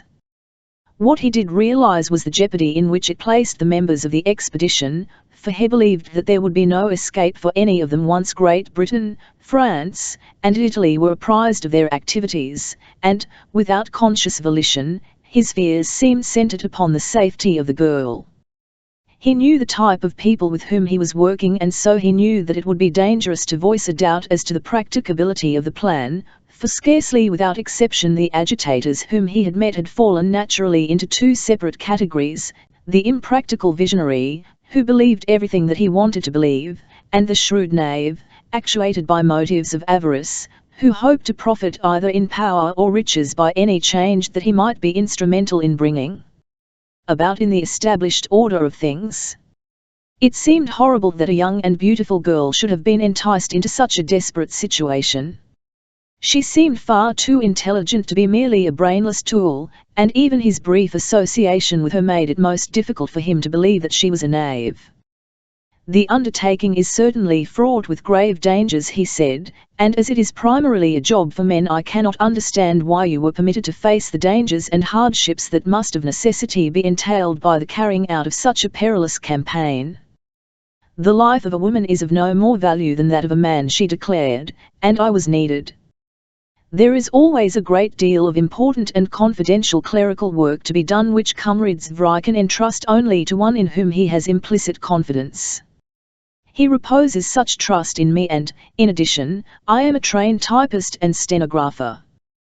Those reasons in themselves are sufficient to explain why I am here, but another very important one is that I desire to be with Comrade Zvry. In the girl's words Colt saw the admission of a romance, but to his American mind this was all the greater reason why the girl should not have been brought along, for he could not conceive of a man exposing the girl he loved to such dangers. Above them Tarzan of the Apes moved silently. First he reached over his shoulder and lifted little Nkima from his back. Nkima would have objected, but the veriest shadow of a whisper silenced him. The ape-man had various methods of dealing with enemies, methods that he had learned and practiced long before he had been cognizant of the fact that he was not an ape. Long before he had ever seen another white man he had terrorized the Gomangani, the black men of the forest and the jungle, and had learned that a long step toward defeating an enemy may be taken by first demoralizing its morale. He knew now that these people were not only the invaders of his own domain and, therefore, his own personal enemies, but that they threatened the peace of Great Britain, which was dear to him, and of the rest of the civilized world, with which, at least, Tarzan had no quarrels. It is true that he held civilization in general in considerable contempt, but in even greater contempt he held those who interfered with the rights of others or with the established order of jungle or city.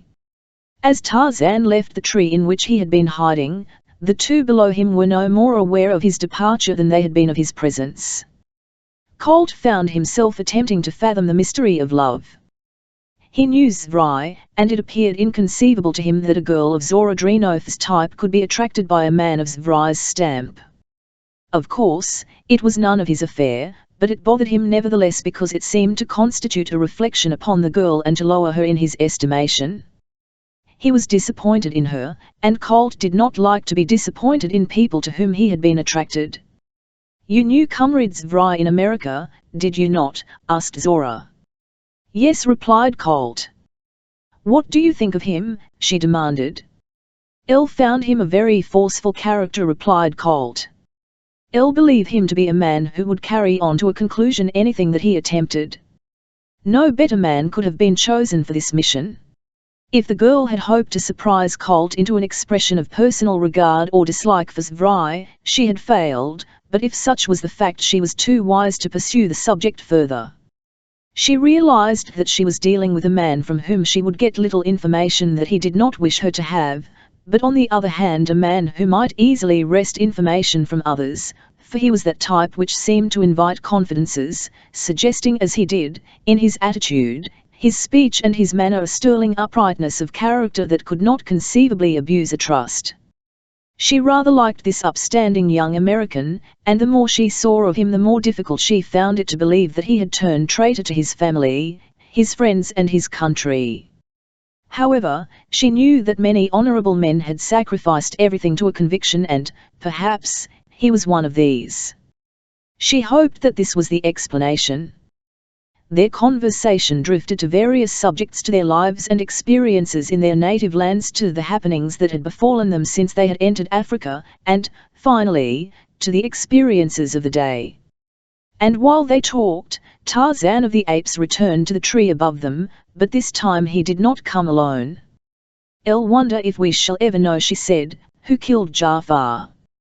It is a mystery that is not lessened by the fact that none of the Ascaris could recognize the type of arrow with which he was slain, though that, of course, might be accounted for by the fact that none of them are of this district."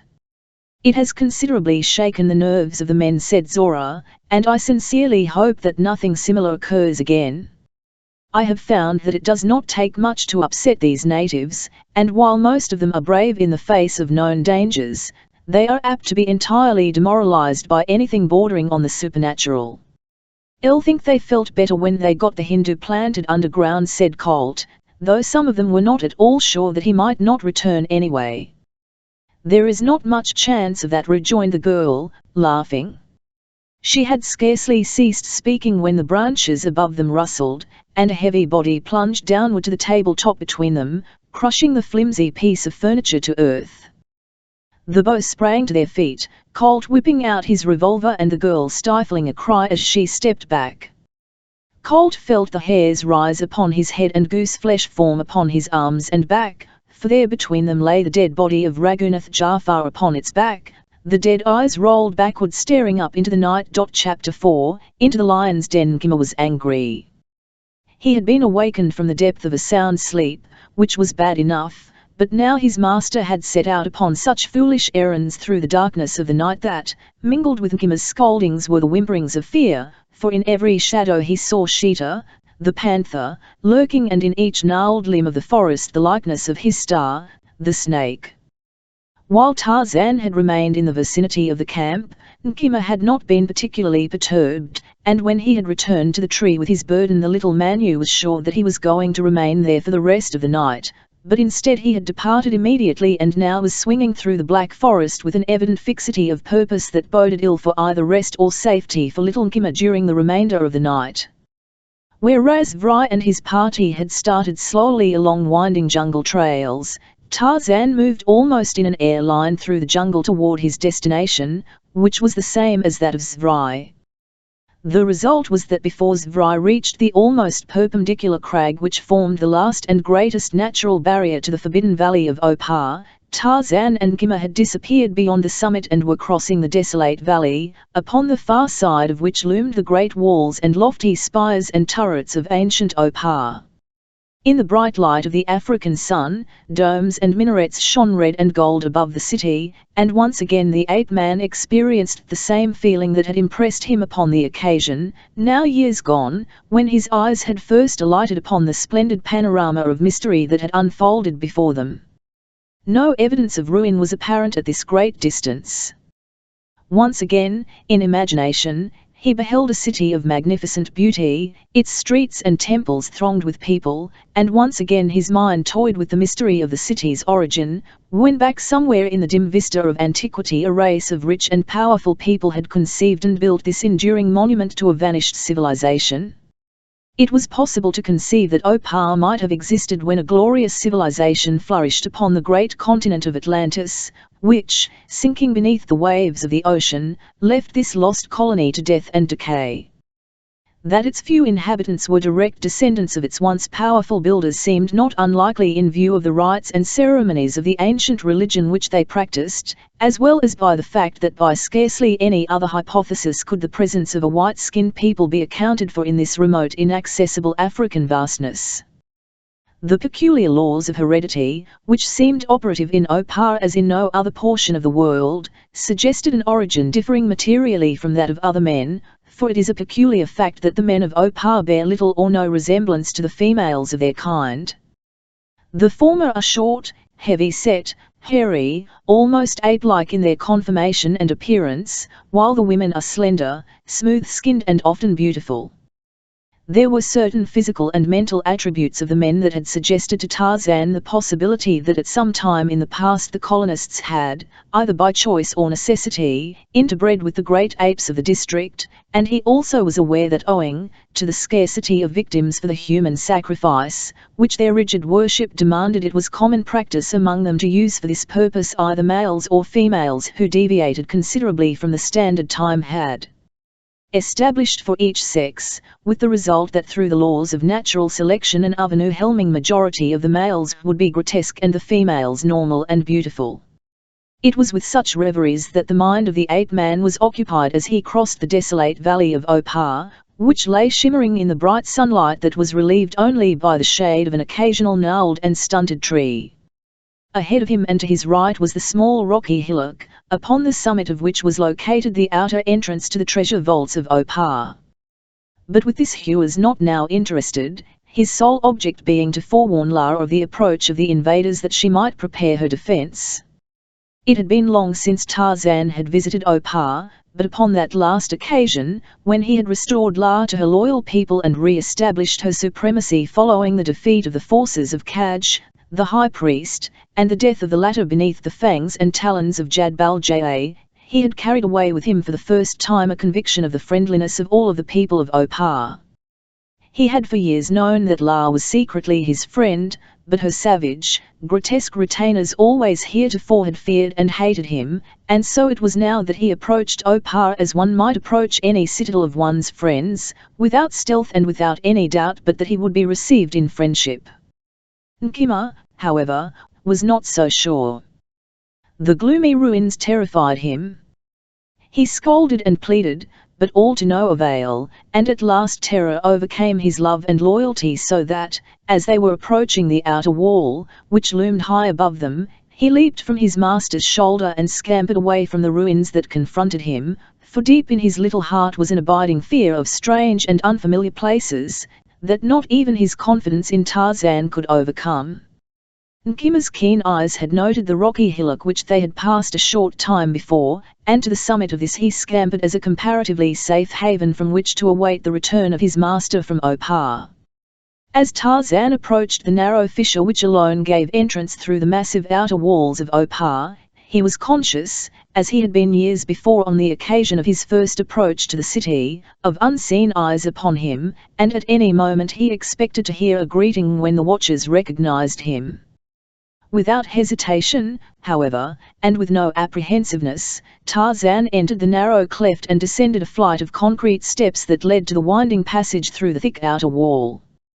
The narrow court, beyond which loomed the inner wall, was silent and deserted, nor was the silence broken as he crossed it to another narrow passage which led through it. At the end of this he came to a broad avenue, upon the opposite side of which stood the crumbling ruins of the great temple of Opar.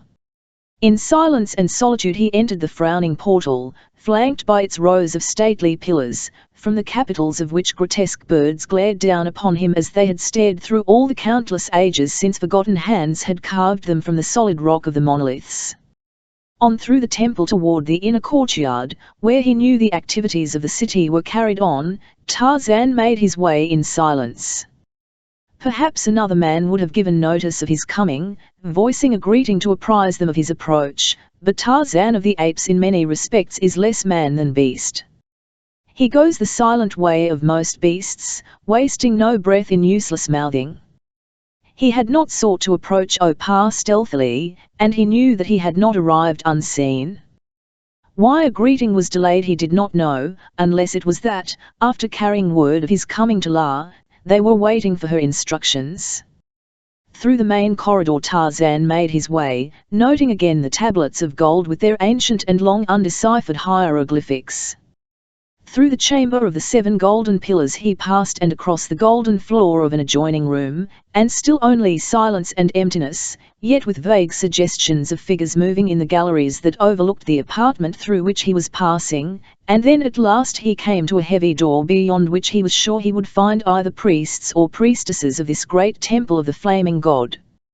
Fearlessly he pushed it open and stepped across the threshold, and in the same instant a knotted club descended heavily upon his head, felling him senseless to the floor. Instantly he was surrounded by a score of gnarled and knotted men. Their matted beards fell low upon their hairy chests as they rolled forward upon their short, crooked legs. They chattered in low, growling gutturals as they bound their victim's wrists and ankles with stout thongs, and then they lifted him and carried him along other corridors and through the crumbling glories of magnificent apartments to a great tiled room, at one end of which a young woman sat upon a massive throne, resting upon a dais a few feet above the level of the floor. Standing beside the girl upon the throne was another of the gnarled and knotted men. Upon his arms and legs were bands of gold and about his throat many necklaces. Upon the floor beneath these was a gathering of men and women, the priests and priestesses of the flaming god of Opar. Tarzan's captors carried their victim to the foot of the throne and tossed his body upon the tile floor. Almost simultaneously the ape-man regained consciousness and, opening his eyes, looked about him. "Is it he?" demanded the girl upon the throne. One of Tarzan's captors saw that he had regained consciousness and with the help of others dragged him roughly to his feet. "It is he, oh!" exclaimed the man at her side. An expression of venomous hatred convulsed the face of the woman. "God has been good to his high priestess," she said. "I have prayed for this day to come as I prayed for the other, and as the other came so has this." Tarzan looked quickly from the woman to the man at her side.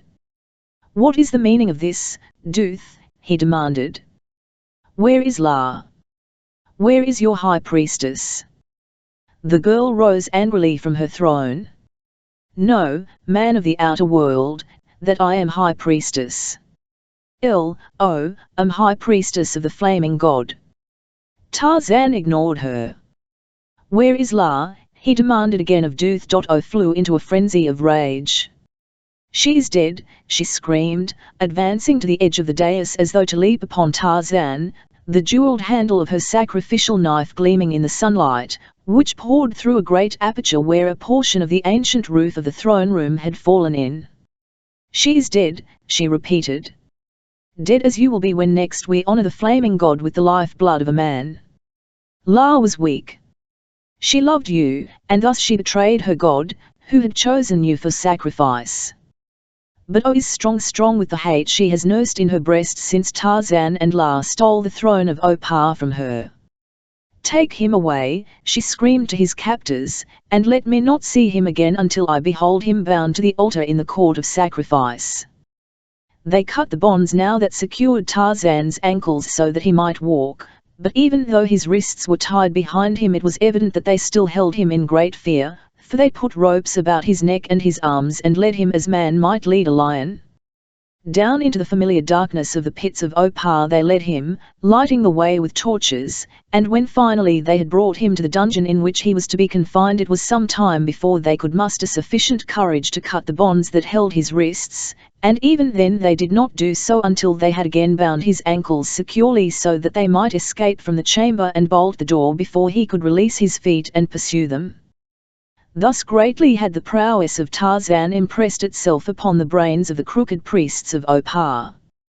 Tarzan had been in the dungeons of Opar before, he had escaped, and so he set to work immediately seeking for a means of escape from his present predicament, for he knew that the chances were that would not long delay the moment for which she had prayed, the instant when she should plunge the gleaming sacrificial knife into his breast. Quickly removing the thongs from his ankles, Tarzan groped his way carefully along the walls of his cell until he had made a complete circuit of it, then, similarly, he examined the floor. he discovered that he was in a rectangular chamber about 10 feet long and 8 wide, and that by standing upon his tiptoes he could just reach the ceiling. The only opening was the door through which he had entered, in which an aperture, protected by iron bars, gave the cell its only ventilation, but, as it opened upon a dark corridor, admitted no light.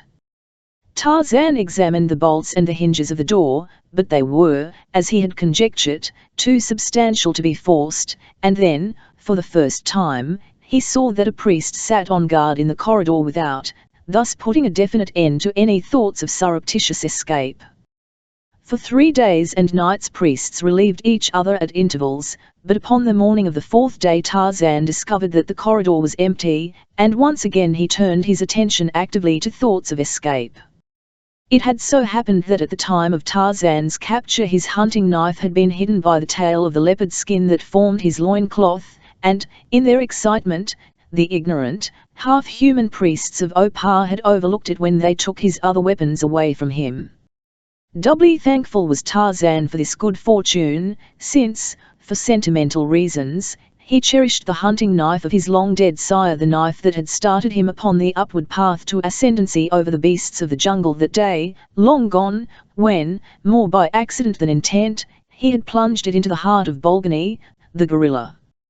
But for more practical reasons it was, indeed, a gift from the gods, since it afforded him not only a weapon of defense, but an instrument wherewith he might seek to make good his escape.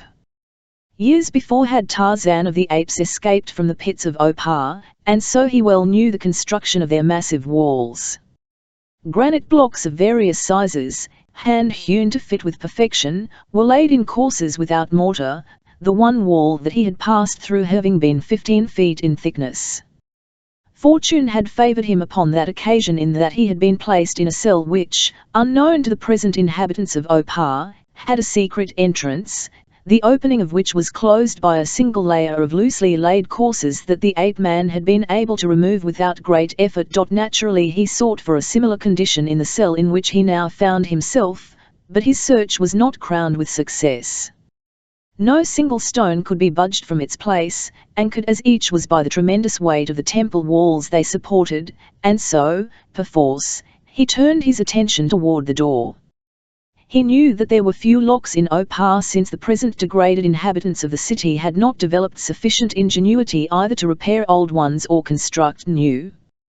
Those locks that he had seen were ponderous affairs opened by huge keys and were, he guessed, of an antiquity that reached back to the days of Atlantis, but, for the most part, heavy bolts and bars secured such doors as might be fastened at all, and he guessed that it was such a crude contrivance that barred his way to freedom. Groping his way to the door, he examined the small opening that let in air. It was about shoulder high and perhaps 10 inches square, and was equipped with 4 vertical iron bars half an inch square, set 1.5 inches apart, too close to permit him to insert his hands between them, but this fact did not entirely discourage the ape-man. Perhaps there was another way. His steel-thewed fingers closed upon the center of one of the bars. With his left hand he clung to another, and bracing one knee high against the door he slowly flexed his right elbow. Rolling like plastic steel, the muscles of his forearm and his biceps swelled, until gradually the bar bent inward toward him. The ape-man smiled as he took a new grip upon the iron bar. Then he surged backward with all his weight and all the strength of that mighty arm, and the bar bent to a wide U as he wrenched it from its sockets. He tried to insert his arm through the new opening, but it still was too small. A moment later another bar was torn away, and now, his arm through the aperture to its full length, he groped for the bar or bolts that held him prisoner. At the fullest extent to which he could reach his fingertips downward against the door, he just touched the top of the bar, which was a timber about 3 inches in thickness. Its other dimensions, however, he was unable to ascertain, or whether it would release by raising one end or must be drawn back through keepers. It was most tantalizing. To have freedom almost within one's grasp and yet to be denied it was maddening. Withdrawing his arm from the aperture, he removed his hunting knife from his scabbard and, again reaching outward, pressed the point of the blade into the wood of the bar. At first he tried lifting the bar by this means, but his knife point only pulled out of the wood. Next, he attempted to move the bar backward in a horizontal plane, and in this he was successful. Though the distance that he moved it in one effort was small, he was satisfied, for he knew that patience would win its reward. Never more than 1/4 of an inch, sometimes only 1/16 of an inch at a time, Tarzan slowly worked the bar backward. He worked methodically and carefully, never hurrying, never affected by nervous anxiety, although he never knew at what moment a savage warrior priest of Opar might make his rounds, and at last his efforts were rewarded, and the door swung upon its hinges. Stepping quickly out, Tarzan shot the bar behind him and, knowing no other avenue of escape, turned back up the corridor along which his captors had conducted him to his prison cell. Faintly in the distance he discerned a lessening darkness, and toward this he moved upon silent feet.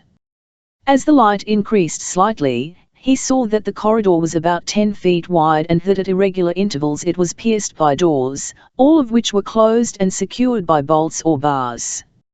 100 yards from the cell in which he had been incarcerated he crossed a transverse corridor, and here he paused an instant to investigate with palpitating nostrils and keen eyes and ears. In neither direction could he discern any light, but faint sounds came to his ears indicating that life existed somewhere behind the doors along this corridor, and his nostrils were assailed by a medley of scents: the sweet aroma of incense, the odor of human bodies and the acrid scent of carnivores, but there was nothing there to attract his further investigation, so he continued on his way along the corridor toward the rapidly increasing light ahead. He had advanced but a short distance when his keen ears detected the sound of approaching footsteps. Here was no place to risk discovery. Slowly he fell back toward the transverse corridor, seeking to take concealment there until the danger had passed, but it was already closer than he had imagined, and an instant later 6 priests of Opar turned into the corridor from one just ahead of him. They saw him instantly and halted, peering through the gloom. "It is the ape-man," said one. "He has escaped," and with their knotted cudgels and their wicked knives they advanced upon him. That they came slowly evidenced the respect in which they held his prowess, but still they came, and Tarzan fell back, for even he, armed only with a knife, was no match for 6 of these savage half-men with their heavy cudgels. As he retreated, a plan formed quickly in his alert mind, and when he reached the transverse corridor he backed slowly into it. Knowing that now that he was hidden from them they would come very slowly, fearing that he might be lying in wait for them, he turned and ran swiftly along the corridor. He passed several doors, not because he was looking for any door in particular, but because he knew that the more difficult it was for them to find him the greater his chances of eluding them, but at last he paused before one secured by a huge wooden bar. Quickly he raised it, opened the door and stepped within just as the leader of the priests came into view at the intersection of the corridor. The instant that Tarzan stepped into the dark and gloomy chamber beyond he knew that he had made a fatal blunder. Strong in his nostrils was the acrid scent of Numa, the lion. The silence of the pit was shattered by a savage roar. In the dark background he saw yellow-green eyes flaming with hate, and then the lion charged. Chapter 5. Before the walls of Opar Peters Vry established his camp on the edge of the forest at the foot of the barrier cliff that guards the desolate valley of Opar. Here he left his porters and a few askaris as guards and then, with his fighting men, guided by Kaitimbo, commenced the arduous climb to the summit. None of them had ever come this way before, not even Kaitimbo, though he had known the exact location of Opar from one who had seen it, and so when the first view of the distant city broke upon them they were filled with awe, and vague questionings arose in the primitive minds of the black men. It was a silent party that filed across the dusty plain toward Opar, nor were the blacks the only members of the expedition to be assailed with doubt, for in their black tents on distant deserts the Arabs had imbibed with the milk of their mothers the fear of Jan and Grol and had heard, too, of the fabled city of Nimr, which it was not well for men to approach. With such thoughts and forebodings were the minds of the men filled as they approached the towering ruins of the ancient Atlantean city. From the top of the great boulder that guards the outer entrance to the treasure vaults of Opar, a little monkey watched the progress of the expedition across the valley. He was a very much distraught little monkey, for in his heart he knew that his master should be warned of the coming of these many Gomangani and Tarmangani with their thunder sticks, but fear of the forbidding ruins gave him pause, and so he danced about upon the top of the rock, chattering and scolding. The warriors of Peter's Vry marched right past and never paid any attention to him, and as they marched, other eyes were upon them, peering from out of the foliage of the trees that grew rank among the ruins. If any member of the party saw a little monkey scampering quickly past upon their right, or saw him clamber up the ruined outer wall of Opar, he doubtless gave the matter no thought, for his mind, like the minds of all his fellows, was occupied by speculation as to what lay within that gloomy pile. Kaitambo did not know the location of the treasure vaults of Opar. He had but agreed to guide Zvrai to the city, but, like Zvrai, he entertained no doubt but that it would be easy to discover the vaults if they were unable to wring its location from any of the inhabitants of the city. Surprised, indeed, would they have been had they known that no living Oparian knew either of the location of the treasure vaults or of their existence, and that, among all living men, only Tarzan and some of his Wazir warriors knew their location or how to reach them. "The place is nothing but a deserted ruin," said Zvrai to one of his white companions. "It is an ominous-looking place though," replied the other, "and it has already had its effect upon the men." Zvrai shrugged. "This might frighten them at night, but not in broad daylight. They are certainly not that yellow." They were close to the ruined outer wall now, which frowned down upon them menacingly, and here they halted while several searched for an opening. Abu Baton was the first to find it, the narrow crevice with the flight of concrete steps leading upward. "Here is a way through, comrade," he called to Zvrai. "Take some of your men with you and reconnoiter," ordered Zvrai. Abu Baton summoned a half-dozen of his black men, who advanced with evident reluctance. Gathering the skirt of his thobe about him, the sheikh entered the crevice, and at the same instant a piercing screech broke from the interior of the ruined city, a long-drawn, high-pitched shriek that ended in a series of low moans. The Bedawi halted. The blacks froze in terrified rigidity. "Go on," yelled Zvrai. "A scream can't kill you." "Voila," exclaimed one of the Arabs, "but Jan can." "Get out of there, then," cried Zvrai angrily. "If you damned cowards are afraid to go, I'll go in myself." There was no argument. The Arabs stepped aside. And then a little monkey, screaming with terror, appeared upon the top of the wall from the inside of the city. His sudden and noisy appearance brought every eye to bear upon him.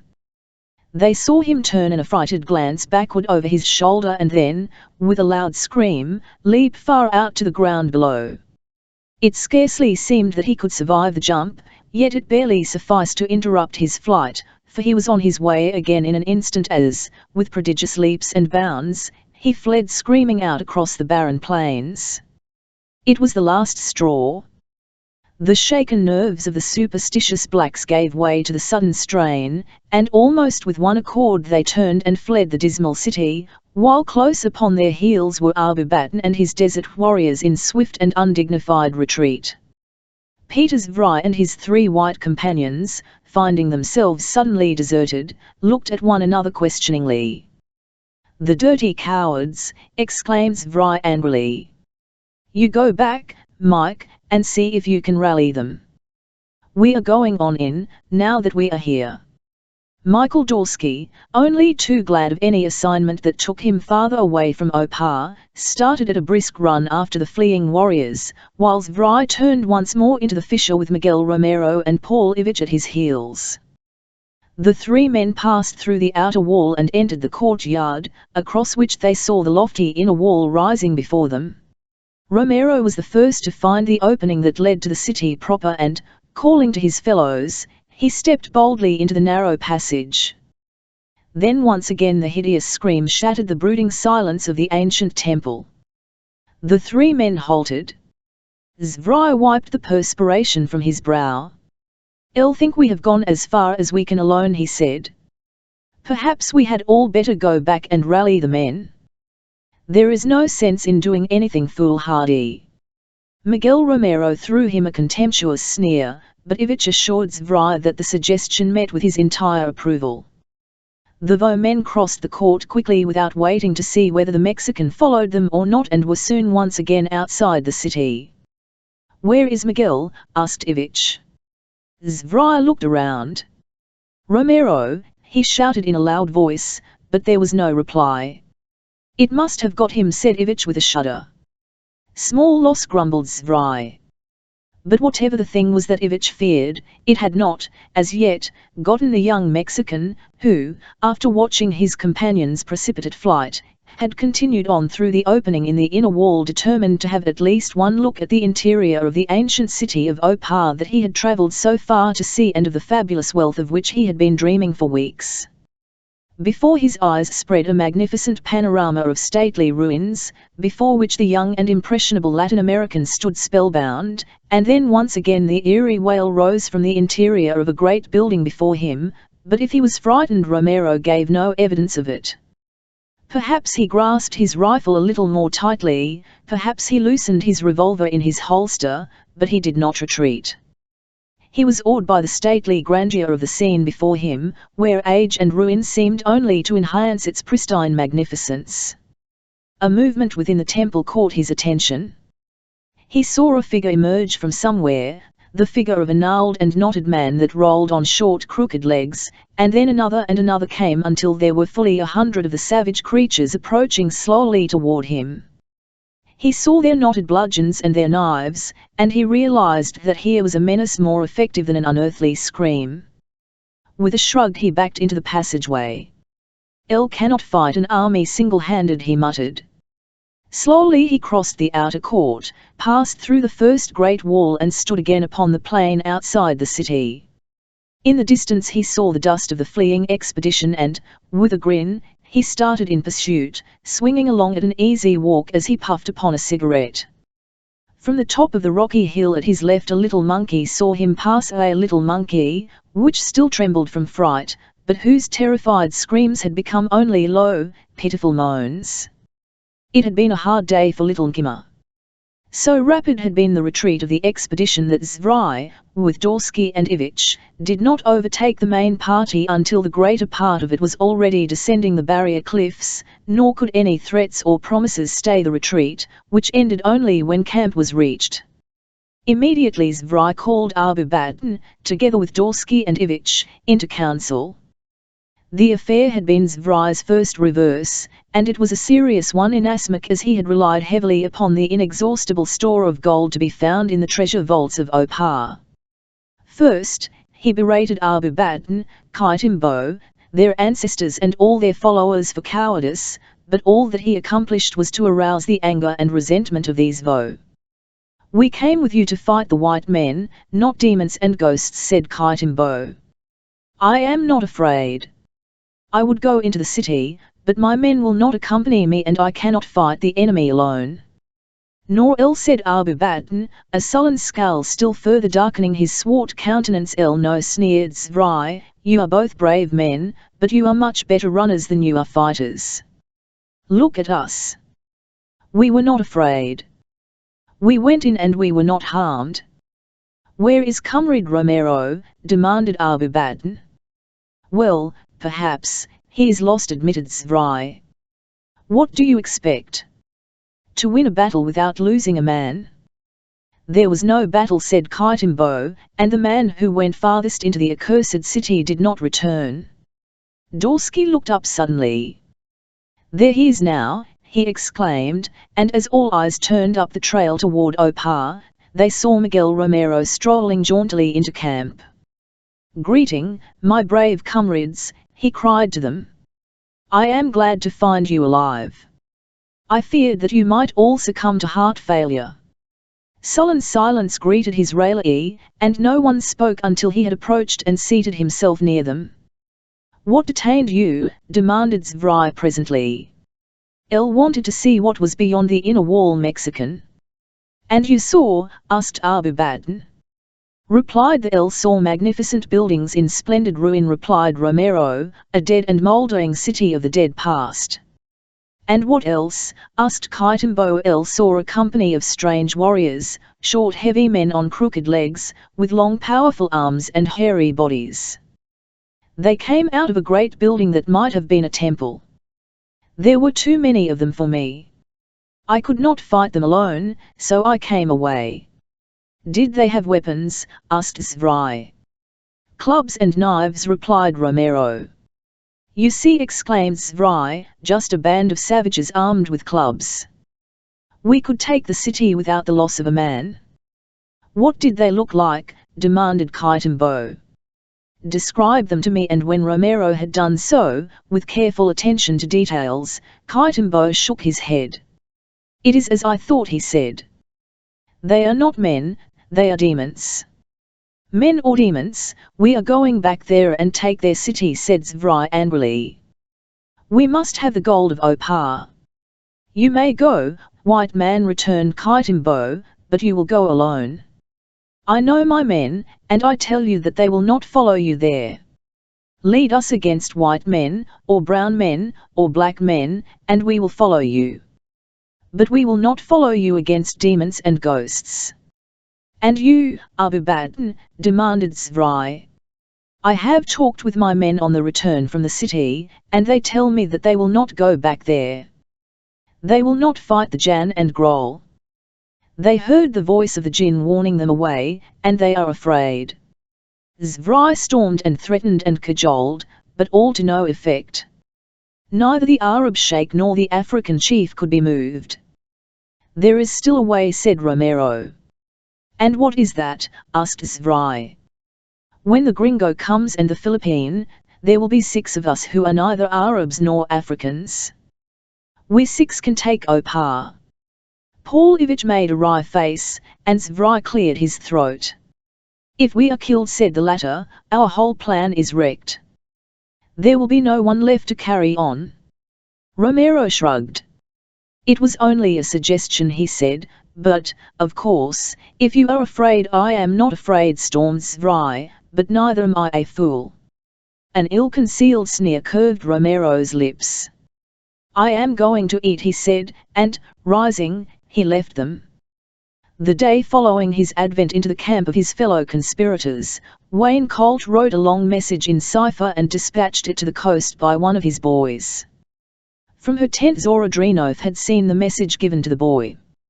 She had seen him place it in the end of a forked stick and start off upon his long journey. Shortly after, Colt joined her in the shade of a great tree beside her tent. You sent a message this morning, Comrade Colt, she said. He looked up at her quickly. Yes, he replied. Perhaps you should know that only Comrade Zvrai is permitted to send messages from the expedition, she told him. El did not know, he said. It was merely in relation to some funds that were to have been awaiting me when I reached the coast. They were not there. I sent the boy back after them.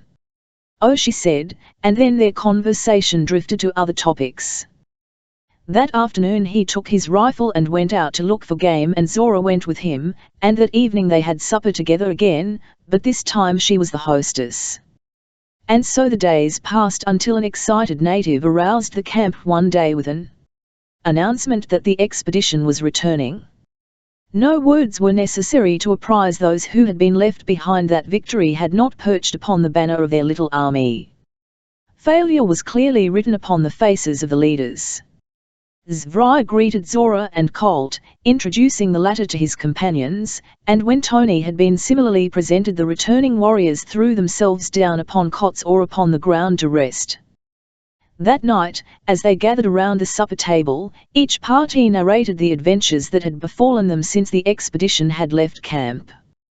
Colt and Zora were thrilled by the stories of Weird Opar, but no less mysterious was their tale of the death of Raghunath Jafar and his burial and uncanny resurrection. Not one of the boys would touch the body after that, said Zora. Tony and Comrade Colt had to bury him themselves. I hope you made a good job of it this time, said Miguel. He hasn't come back again, rejoined Colt with a grin. Who could have dug him up in the first place? Demanded Zvrai. None of the boys certainly, said Zora. They were all too much frightened by the peculiar circumstances surrounding his death. It must have been the same creature that killed him, suggested Colt, and whoever or whatever it was must have been possessed of almost superhuman strength to carry that heavy corpse into a tree and drop it upon us. The most uncanny feature of it to me, said Zora, is the fact that it was accomplished in absolute silence. I'll swear that not even a leaf rustled until just before the body hurtled down upon our table. It could have been only a man, said Zvry. Unquestionably, said Colt, but what a man. As the company broke up later, repairing to their various tents, Zvry detained Zora with a gesture. I want to talk to you a minute, Zora, he said, and the girl sank back into the chair she had just quitted. What do you think of this American? You have had a good opportunity to size him up.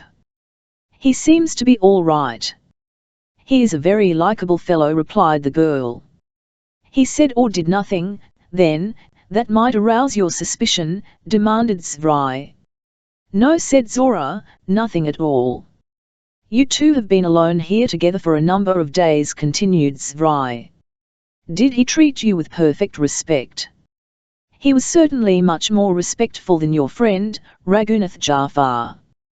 Don't mention that dog to me, said Zvry.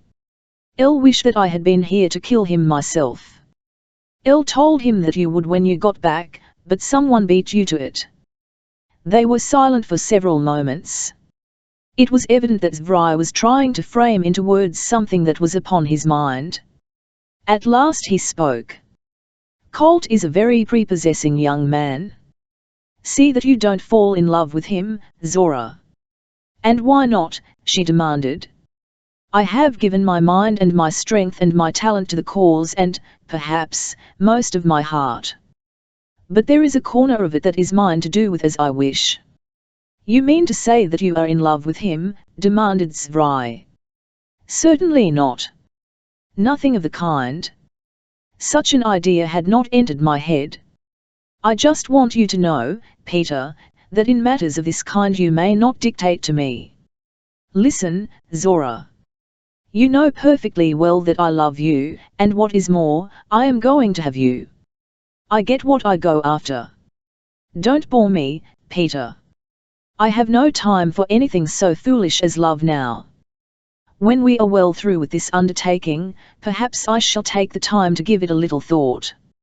I want you to give it a lot of thought right now, Zora, he insisted. There are some details in relation to this expedition that I have not told you. I have not divulged them to anyone, but I am going to tell you now because I love you and you are going to become my wife. There is more at stake in this for us than you dream. After all the thought and all the risks and all the hardships, I do not intend to surrender all of the power and the wealth that I shall have gained to anyone. You mean not even to the cause? She asked. I'll mean not even to the cause, except that I shall use them both for the cause. Then what do you intend? I do not understand you, she said. I'll intend to make myself Emperor of Africa, he declared, intend to make you my Empress. Peter, she cried. Are you crazy? Yes, I am crazy for power, for riches, and for you. And you can never do it, Peter. You know how far-reaching are the tentacles of the power we serve. If you fail it, if you turn traitor, those tentacles will reach you and drag you down to destruction. When I win my goal, my power will be as great as theirs, and then I may defy them. But how about these others with us, who are serving loyally the cause which they think you represent? They will tear you to pieces, Peter. The man laughed. You do not know them, Zora. They are all alike. All men and women are alike. If I offer to make them Grand Dukes and give them each a palace and a harem, they would slit their own mothers' throats to obtain such a prize. The girl arose. I am astounded, Peter. I thought that you, at least, were sincere. He arose quickly and grasped her by the arm. Listen, Zora, he hissed in her ear, I love you, and because I love you I have put my life in your hands. But understand this, if you betray me, no matter how well I love you, I shall kill you. Do not forget that. You did not have to tell me that, Peter. I was perfectly well aware of, and you will not betray me, he demanded. I'll never betray a friend, Peter, she said. The next morning Zvry was engaged in working out the details of a second expedition to Opar based upon Romero's suggestions. It was decided that this time they would call for volunteers, and as the Europeans, the Bo-Americans and the Filipino had already indicated their willingness to take part in the adventure, it remained now only to seek to enlist the services of some of the blacks and Arabs, and for this purpose Zvry summoned the entire company to a palaver. Here he explained just what they purposed doing. He stressed the fact that Comrade Romero had seen the inhabitants of the city and that they were only members of a race of stunted savages, armed only with sticks. Eloquently he explained how easily they might be overcome with rifles. Practically the entire party was willing to go as far as the walls of Opar, but there were only 10 warriors who would agree to enter the city with the white men, and all of these were from the Ascaris who had been left behind to guard camp and from those who had accompanied Colt from the coast, none of whom had been subjected to the terrors of Opar. Not one of those who had heard the weird screams issuing from the ruins would agree to enter the city, and it was admitted among the whites that it was not at all unlikely that their 10 volunteers might suddenly develop a change of heart when at last they stood before the frowning portals of Opar and heard the weird warning cry from its defenders. Several days were spent in making careful preparations for the new expedition, but at last the final detail was completed, and early one morning Zvry and his followers set out once more upon the trail to Opar. Zorodrinov had wished to accompany them, but as Zvry was expecting messages from a number of his various agents throughout northern Africa, it had been necessary to leave her behind. Abu Baton and his warriors were left to guard the camp, and these, with a few black servants, were all who did not accompany the expedition. Since the failure of the first expedition and the fiasco at the gates of Opar, the relations of Abu Baton and Zvry had been strained. The Sheikh and his warriors, smarting under the charges of cowardice, had kept more to themselves than formerly, and though they would not volunteer to enter the city of Opar, they still resented the affront of their selection to remain behind as camp guards, and so it was that as the others departed, the Arabs sat in the muq'ad of their Sheikh's Bait Sha'ar, whispering over their thick coffee, their swart scowling faces half hidden by their thoribs. They did not deign even to glance at their departing comrades, but the eyes of Abu Baton were fixed upon the slender figure of Zorodrinov as the Sheikh sat in silent meditation. Chapter 6, Betrayed. The heart of Little Nkima had been torn by conflicting emotions, as from the vantage point of the summit of the rocky hillock he had watched the departure of Miguel Romero from the city of Opar. Seeing these brave Tarmangani, armed with death-dealing thunder sticks, driven away from the ruins, he was convinced that something terrible must have befallen his master within the grim recesses of that crumbling pile. His loyal heart prompted him to return and investigate, but Nkima was only a little Manu who was very much afraid, and though he started twice again toward Opar, he could not muster his courage to the sticking point, and at last, whimpering pitifully, he turned back across the plains toward the grim forest, where, at least, the dangers were familiar ones. The door of the gloomy chamber which Tarzan had entered swung inward, and his hands were still upon it as the menacing roar of the lion apprised him of the danger of his situation. Agile and quick as Numa, the lion, but with even greater celerity functioned the mind and muscles of Tarzan of the apes. In the instant that the lion sprang toward him, a picture of the whole scene flashed to the mind of the ape-man. He saw the gnarled priests of Opar advancing along the corridor in pursuit of him. He saw the heavy door that swung inward. He saw the charging lion, and he pieced these various factors together to create a situation far more to his advantage than they normally presented. Drawing the door quickly inward, he stepped behind it as the lion charged, with the result that the beast, either carried forward by his own momentum or sensing escape, sprang into the corridor full in the faces of the advancing priests, and at the same instant Tarzan closed the door behind him. Just what happened in the corridor without he could not see, but from the growls and screams that receded quickly into the distance he was able to draw a picture that brought a quiet smile to his lips, and an instant later a piercing shriek of agony and terror announced the fate of at least one of the fleeing Oparians. Realizing that he would gain nothing by remaining where he was, Tarzan decided to leave the cell and seek a way out of the labyrinthine mazes of the pits beneath Opar. He knew that the lion upon its prey would doubtless bar his passage along the route he had been following when his escape had been interrupted by the priests, and though, as a last resort, he might face Numa, he was of no mind to invite such an unnecessary risk. But when he sought to open the heavy door he found that he could not budge it, and in an instant he realized what had happened and that he was now in prison once again in the dungeons of Opar. The bar that secured this particular door was not of the sliding type but, working upon a pin at the inner end, dropped into heavy wrought iron keepers bolted to the door itself and to its frame. When he had entered, he had raised the bar, which had dropped into place of its own weight when the door slammed to, imprisoning him as effectually as though the work had been done by the hand of man. The darkness of the corridor without was less intense than that of the passage upon which his former cell had been located, and though not enough light entered the cell to illuminate its interior, there was sufficient to show him the nature of the ventilating opening in the door, which he found to consist of a number of small round holes, none of which was of sufficient diameter to permit him to pass his hand through in an attempt to raise the bar. As Tarzan stood in momentary contemplation of his new predicament, the sound of stealthy movement came to him from the black recesses at the rear of the cell. He wheeled quickly, drawing his hunting knife from its sheath. He did not have to ask himself what the author of this sound might be, for he knew that the only other living creature that might have occupied this cell with its former inmate was another lion. Why it had not joined in the attack upon him, he could not guess, but that it would eventually seize him was a foregone conclusion.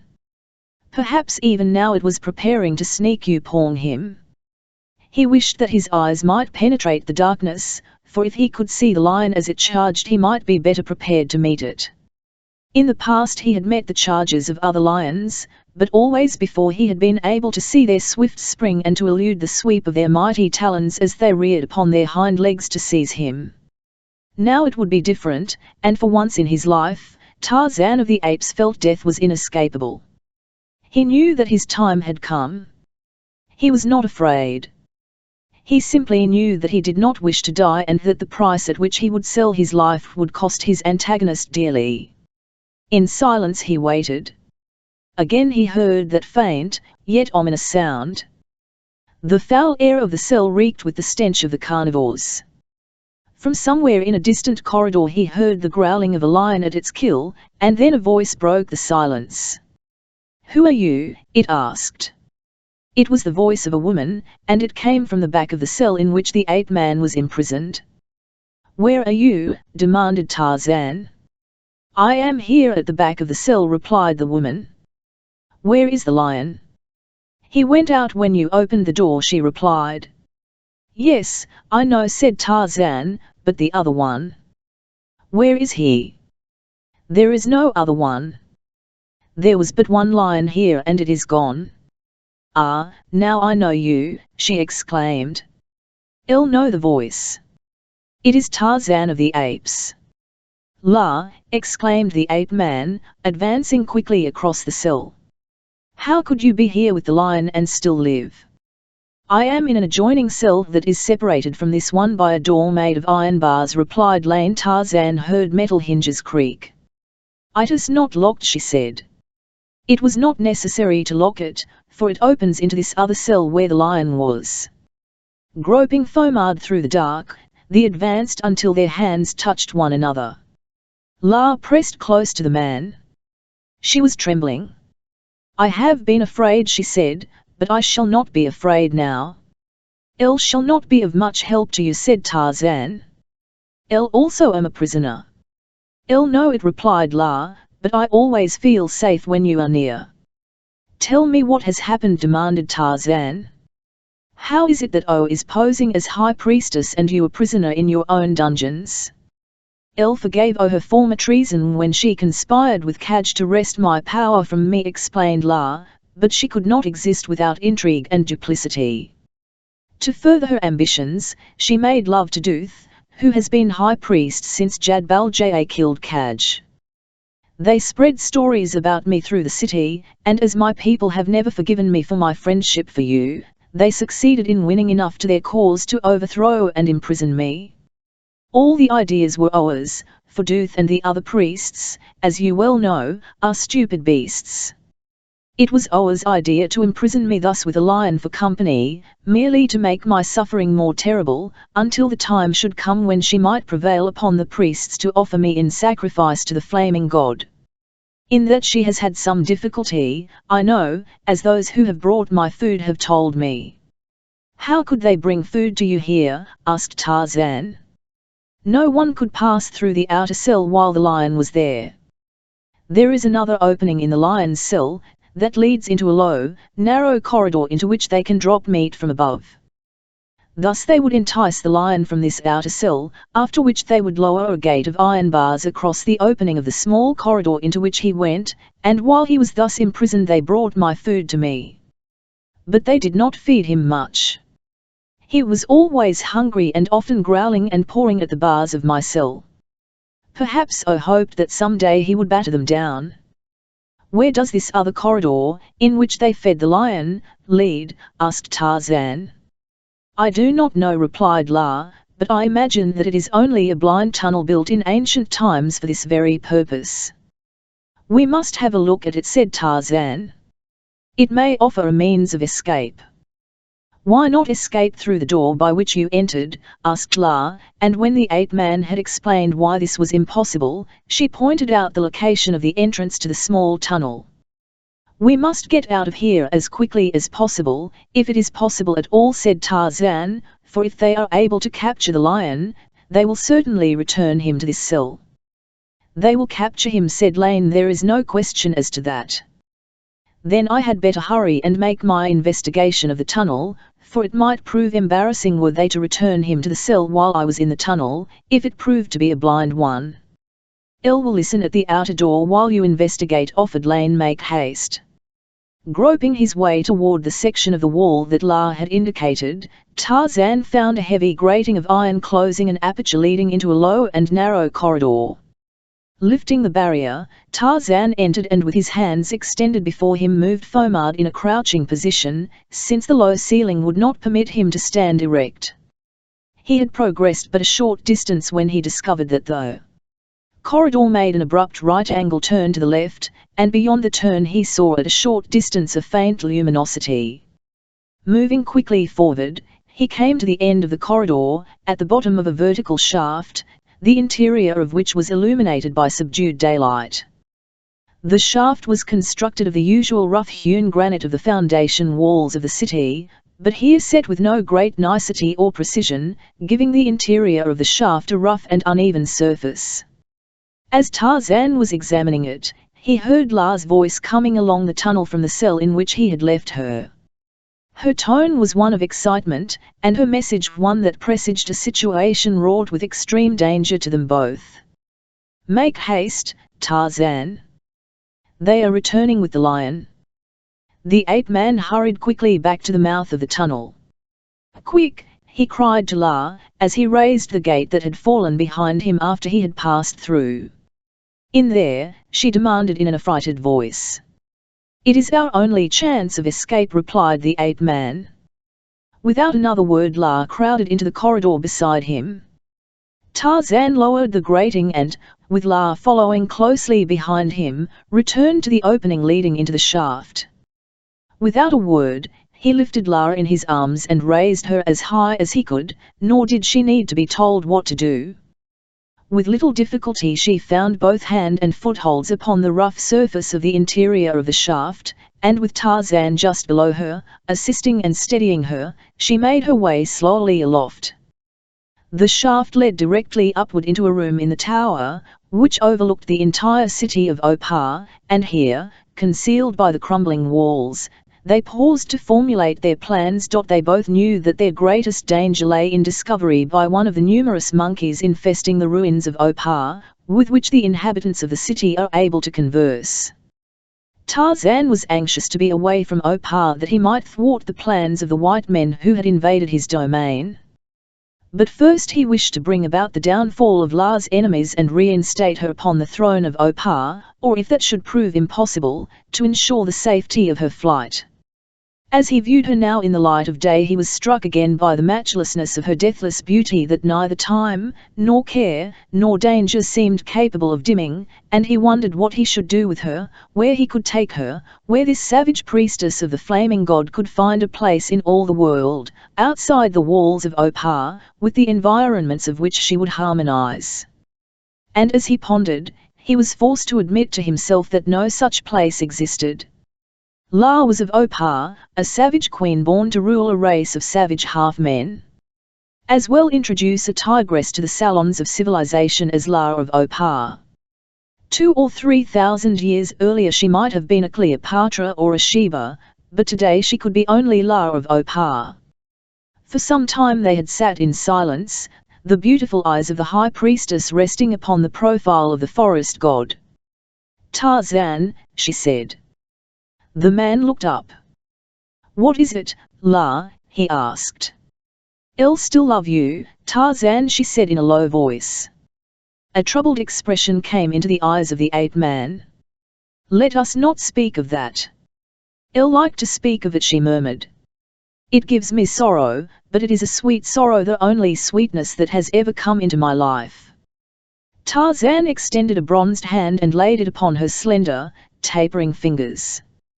"You have always possessed my heart, La," he said, "up to the point of love. If my affection goes no further than this, it is through no fault of mine nor yours." La laughed. "It is certainly through no fault of mine, Tarzan," she said, "but I know that such things are not ordered by ourselves. Love is a gift of the gods. Sometimes it is awarded as a recompense, sometimes as a punishment. For me it has been a punishment, perhaps, but I would not have it. I had nurtured it in my breast since first I met you, and without that love, however hopeless it may be, I should not care to live." Tarzan made no reply, and they relapsed into silence, waiting for night to fall that they might descend into the city unobserved. Tarzan's alert mind was occupied with plans for reinstating La upon her throne, and presently they fell to discussing these. "Just before the flaming god goes to his rest at night," said La, "the priests and the priestesses all gather in the throne room. There they will be tonight before the throne upon which I will be seated. Then may we descend to the city."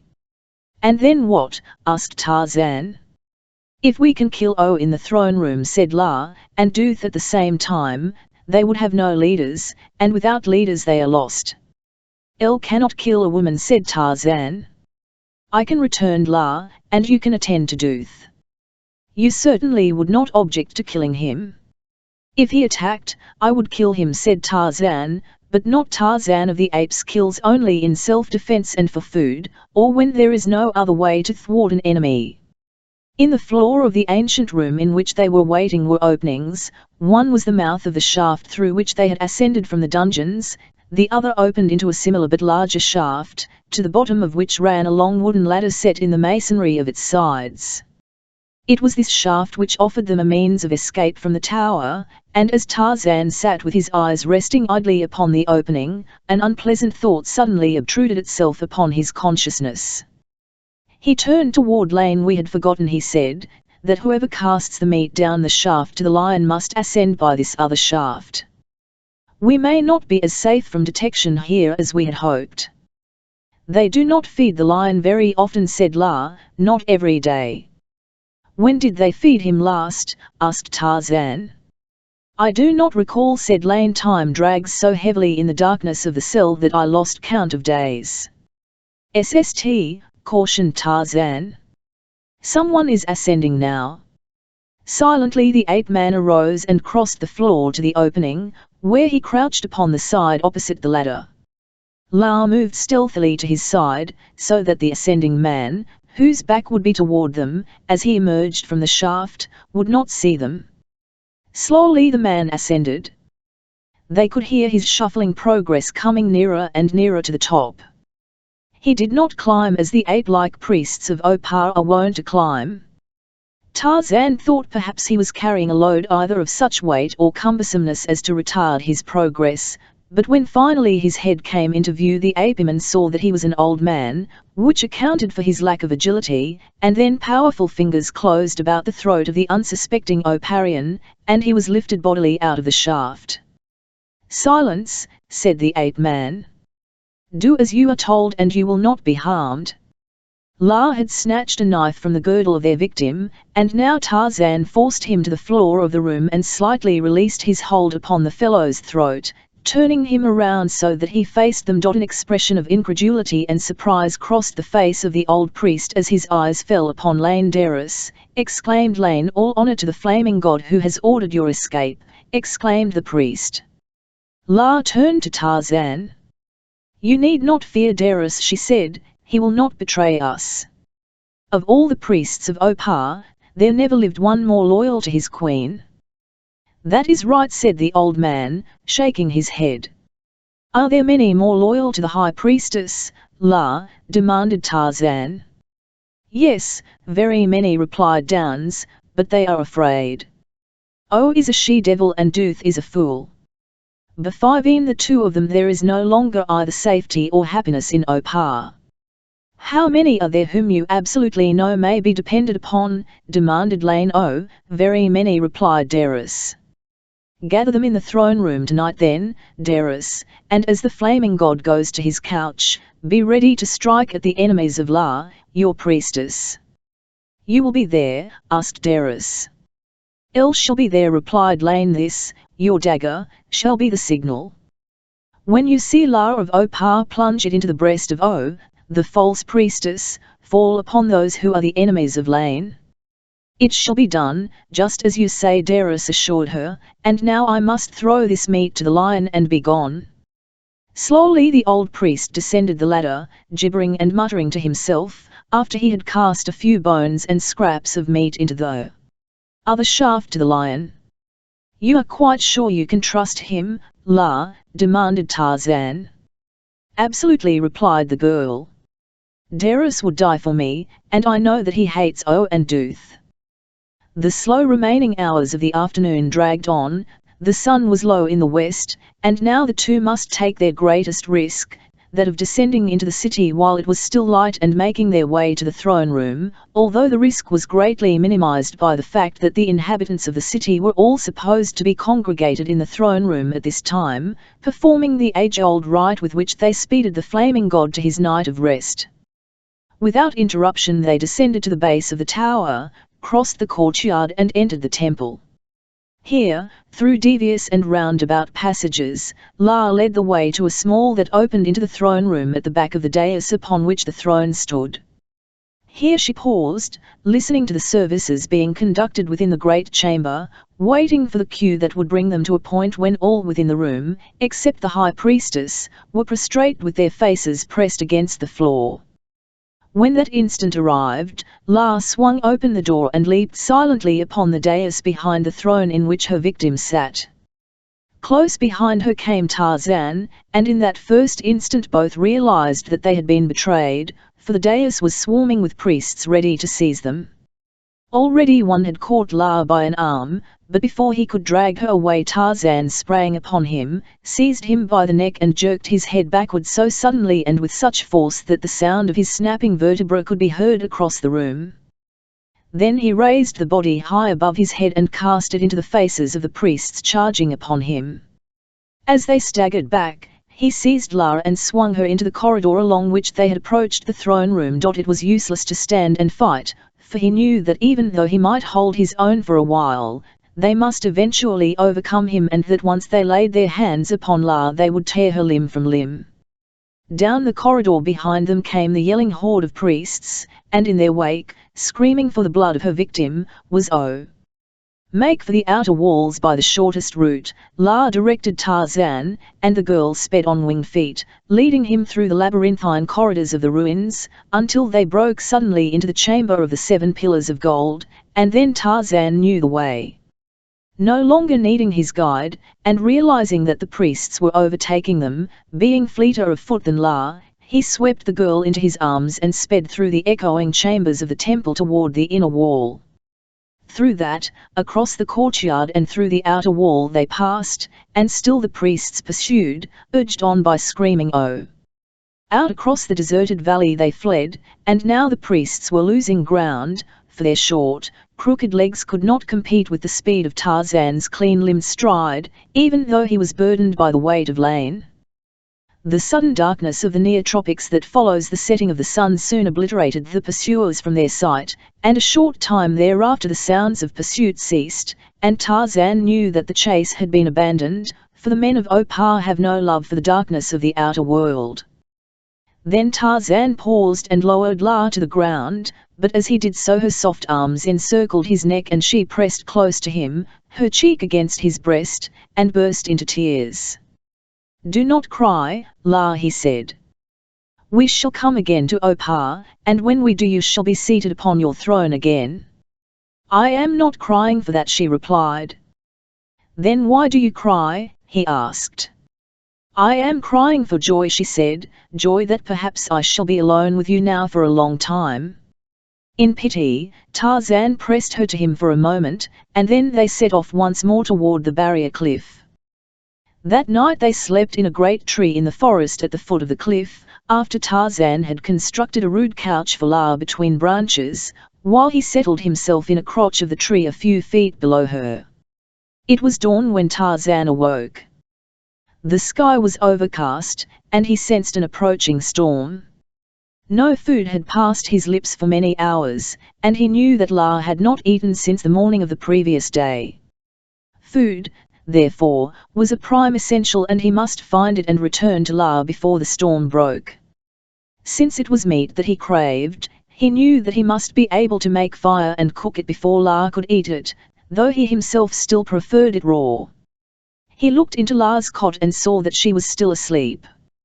Knowing that she must be exhausted from all that she had passed through the previous day, he let her sleep on, and swinging to a nearby tree, he set out upon his search for food. As he moved upwind through the middle terrace, every faculty of his delicately attuned senses was alert. Like the lion, Tarzan particularly relished the flesh of Paco, the zebra, but either Barra, the antelope, or Horta, the boar, would have proven an acceptable substitute, but the forest seemed to be deserted by every member of the herds he sought. Only the scent spore of the great cats assailed his nostrils, mingled with the lesser and more human odor of Manu, the monkey. Time means little to a hunting beast. It meant little to Tarzan, who, having set out in search of meat, would return only when he had found meat. When Lara awakened, it was some time before she could place her surroundings, but when she did, a slow smile of happiness and contentment parted her lovely lips, revealing an even row of perfect teeth. She sighed, and then she whispered the name of the man she loves. "Tarzan," she called. There was no reply. Again she spoke his name, but this time louder, and again the only answer was silence. Slightly troubled, she arose upon an elbow and leaned over the side of her sleeping couch. The tree beneath her was empty. She thought, correctly, that perhaps he had gone to hunt, but still she was troubled by his absence, and the longer she waited the more troubled she became. She knew that he did not love her and that she must be a burden to him. She knew, too, that he was as much a wild beast as the lions of the forest and that the same desire for freedom, which animated them, must animate him. Perhaps he had been unable to withstand the temptation longer and while she slept, he had left her. There was not a great deal in the training or ethics of La of Opar that could have found exception to such conduct, for the life of her people was a life of ruthless selfishness and cruelty. They entertained few of the finer sensibilities of civilized man, or the great nobility of character that marked so many of the wild beasts. Her love for Tarzan had been the only soft spot in La's savage life, and realizing that she would think nothing of deserting a creature she did not love, she was fair enough to cast no reproaches upon Tarzan for having done the thing that she might have done, nor to her mind did it accord illy with her conception of his nobility of character. As she descended to the ground, she sought to determine some plan of action for the future, and in this moment of her loneliness and depression she saw no alternative but to return to Opar, and so it was toward the city of her birth that she turned her steps. But she had not gone far before she realized the danger and futility of this plan, which could but lead to certain death while O and Duth ruled in Opar. She felt bitterly toward Darius, who she believed had betrayed her, and accepting his treason as an index of what she might expect from others whom she had believed to be friendly to her, she realized the utter hopelessness of regaining the throne of Opar without outside help. La had no happy life to which she might look, but the will to live was yet strong within her, the result more, perhaps, of the courageousness of her spirit than of any fear of death, which, to her, was but another word for defeat. She paused in the trail that she had reached a short distance from the tree in which she had spent the night, and there, with almost nothing to guide her, she sought to determine in what direction she should break a new trail into the future, for wherever she went, other than back to Opar, it would be a new trail, leading among peoples and experiences as foreign to her as though she had suddenly stepped from another planet, or from the long-lost continent of her progenitors. It occurred to her that perhaps there might be other people in this strange world as generous and chivalrous as Tarzan. At least in this direction there lay hope. In Opar there was none, and so she turned back away from Opar, and above her black clouds rolled and billowed as the Storm King marshalled his forces, and behind her a tawny beast with gleaming eyes slunk through the underbrush beside the trail that she followed. Chapter 7 In futile search Tarzan of the Apes, ranging far in search of food, caught at length the welcome scent of Horta, the boar. The man paused and, with a deep and silent inhalation, filled his lungs with air until his great bronzed chest expanded to the full. Already he was tasting the fruits of victory. The red blood coursed through his veins, as every fibre of his being reacted to the exhilaration of the moment, the keen delight of the hunting beast that has scented its quarry. And then swiftly and silently he sped in the direction of his prey. Presently he came upon it, a young tusker, powerful and agile, his wicked tusks gleaming as he tore bark from a young tree. The ape-man was poised just above him, concealed by the foliage of a great tree. A vivid flash of lightning broke from the billowing black clouds above. Thunder crashed and boomed. The storm broke, and at the same instant the man launched himself downward upon the back of the unsuspecting boar, in one hand the hunting knife of his long-dead sire. The weight of the man's body crushed the boar to the earth, and before it could struggle to its feet again, the keen blade had severed its jugular. Its life-blood gushing from the wound, the boar sought to rise and turn to fight, but the steel thews of the ape-man dragged it down, and an instant later, with a last convulsive shudder, Horta died. Leaping to his feet, Tarzan placed a foot upon the carcass of his kill and, raising his face to the heavens, gave voice to the victory cry of the bull-ape. Faintly to the ears of marching men came the hideous scream. The blacks in the party halted, wide-eyed. "What the devil was that?" demanded Zvrai. "It sounded like a panther," said Colt. "That was no panther," said Kaitimbo. "It was the cry of a bull-ape who has made a kill, or what?" demanded Zvrai. Kaitimbo looked fearfully in the direction from which the sound had come. "Let us get away from here," he said. Again the lightning flashed and the thunder crashed, and as the torrential rain deluged them, the party staggered on in the direction of the barrier cliffs of Opar. Cold and wet, La of Opar crouched beneath a great tree that only partially protected her almost naked body from the fury of the storm, and in the dense underbrush a few yards from her tawny carnivore lay with unblinking eyes fixed steadily upon her. The storm, titanic in its brief fury, passed on, leaving the deep-worn trail a tiny torrent of muddy water, and La, thoroughly chilled, hastened onward in an effort to woo new warmth to her chilled body. She knew that trails must lead somewhere, and in her heart she hoped that this one would lead to the country of Tarzan. If she could live there, seeing him occasionally, she would be content. Even knowing that he was near her would be better than nothing. Of course she had no conception of the immensity of the world she trod.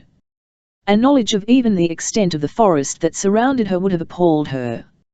In her imagination she visualized a small world, dotted with the remains of ruined cities like Opar, in which dwelt creatures like those she had known, gnarled and knotted men like the priests of Opar, white men like Tarzan, black men such as she had seen, and great shaggy gorillas like Bolgani, who had ruled in the valley of the Palace of Diamonds. And thinking these thoughts, she came at last to a clearing into which the unbroken rays of the warm sun poured without interruption. Near the center of the clearing was a small boulder, and toward this she made her way with the intention of basking in the warm rays of the sun until she should be thoroughly dried and warmed, for the dripping foliage of the forest had kept her wet and cold even after the rain had ceased. As she seated herself she saw a movement at the edge of the clearing ahead of her, and an instant later a great leopard bounded into view.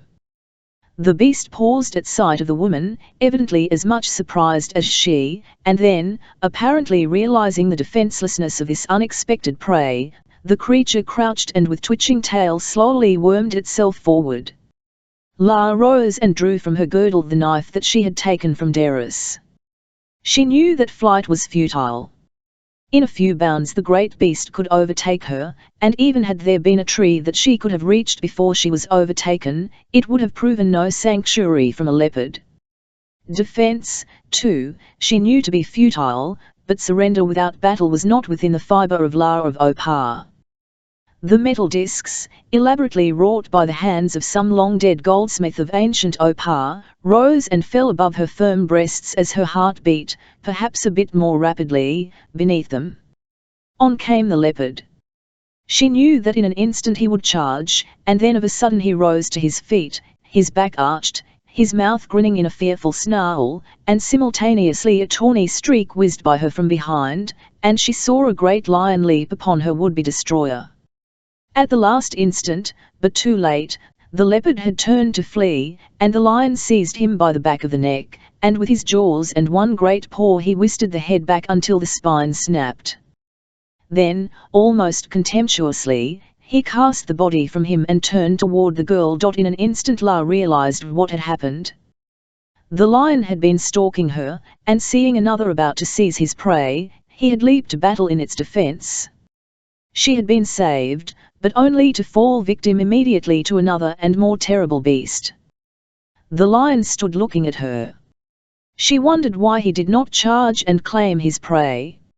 She did not know that within that little brain the scent of the woman had aroused the memory of another day, when Tarzan had lain bound upon the sacrificial altar of Opar with Jadbal-Jaa, the golden lion, standing guard above him. A woman had come, this same woman, and Tarzan, his master, had told him not to harm her, and she had approached and cut the bonds that secured him. This Jadbal-Jaa remembered, and he remembered, too, that he was not to harm this woman, and if he was not to harm her, then nothing must harm her. For this reason he had killed Sheeta, the leopard. But all this, Lara of Opar did not know, for she had not recognized Jadbal-Jaa. She merely wondered how much longer it would be, and when the lion came closer she steeled herself, for still she meant to fight, yet there was something in his attitude that she could not understand. He was not charging, he was merely walking toward her, and when he was a couple of yards from her he half turned away and lay down and yawned. For what seemed an eternity to the girl she stood there watching him. He paid no attention to her. Could it be that, sure of his prey and not yet hungry, he merely waited until he was quite ready to make his kill? The idea was horrible, and even Lara's iron nerves commenced to weaken beneath the strain. She knew that she could not escape, and so better instant death than this suspense. She determined, therefore, to end the matter quickly and to discover once and for all whether the lion considered her already his prey or would permit her to depart. Gathering all the forces of self-control that she possessed, she placed the point of her dagger to her heart and walked boldly past the lion. Should he attack here, she would end the agony instantly by plunging the blade into her heart. Jadbal-Jaa did not move, but with lazy, half-closed eyes he watched the woman cross the clearing and disappear beyond the turn of the trail that wound its way back into the jungle. All that day La moved on with grim determination, looking always for a ruined city like Opar, astonished by the immensity of the forest, appalled by its loneliness. Surely, she thought, she must soon come to the country of Tarzan. She found fruits and tubers to allay her hunger, and as the trail descended a valley in which a river ran, she did not want for water. But night came again, and still no sight of man or city. Once again she crept into a tree to sleep, but this time there was no Tarzan of the apes to fashion a couch for her or to watch over her safety. After Tarzan had slain the boar, he cut off the hind quarters and started back to the tree in which he had left Lane. The storm made his progress much slower than it otherwise would have been, but notwithstanding this he realized long before he reached his destination that his hunting had taken him much farther afield than he had imagined. When at last he reached the tree and found that La was not there, he was slightly disconcerted, but thinking that perhaps she had descended to stretch her limbs after the storm, he called her name aloud several times. Receiving no answer, he became genuinely apprehensive for her safety and, dropping to the ground, sought some sign of her spoor. It so happened that beneath the tree her footprints were still visible, not having been entirely obliterated by the rain. He saw that they led back in the direction of Opar, so that, although he lost them when they reached the trail, in which water still was running, he was none the less confident that he knew her intended destination, and so he set off in the direction of the barrier cliff.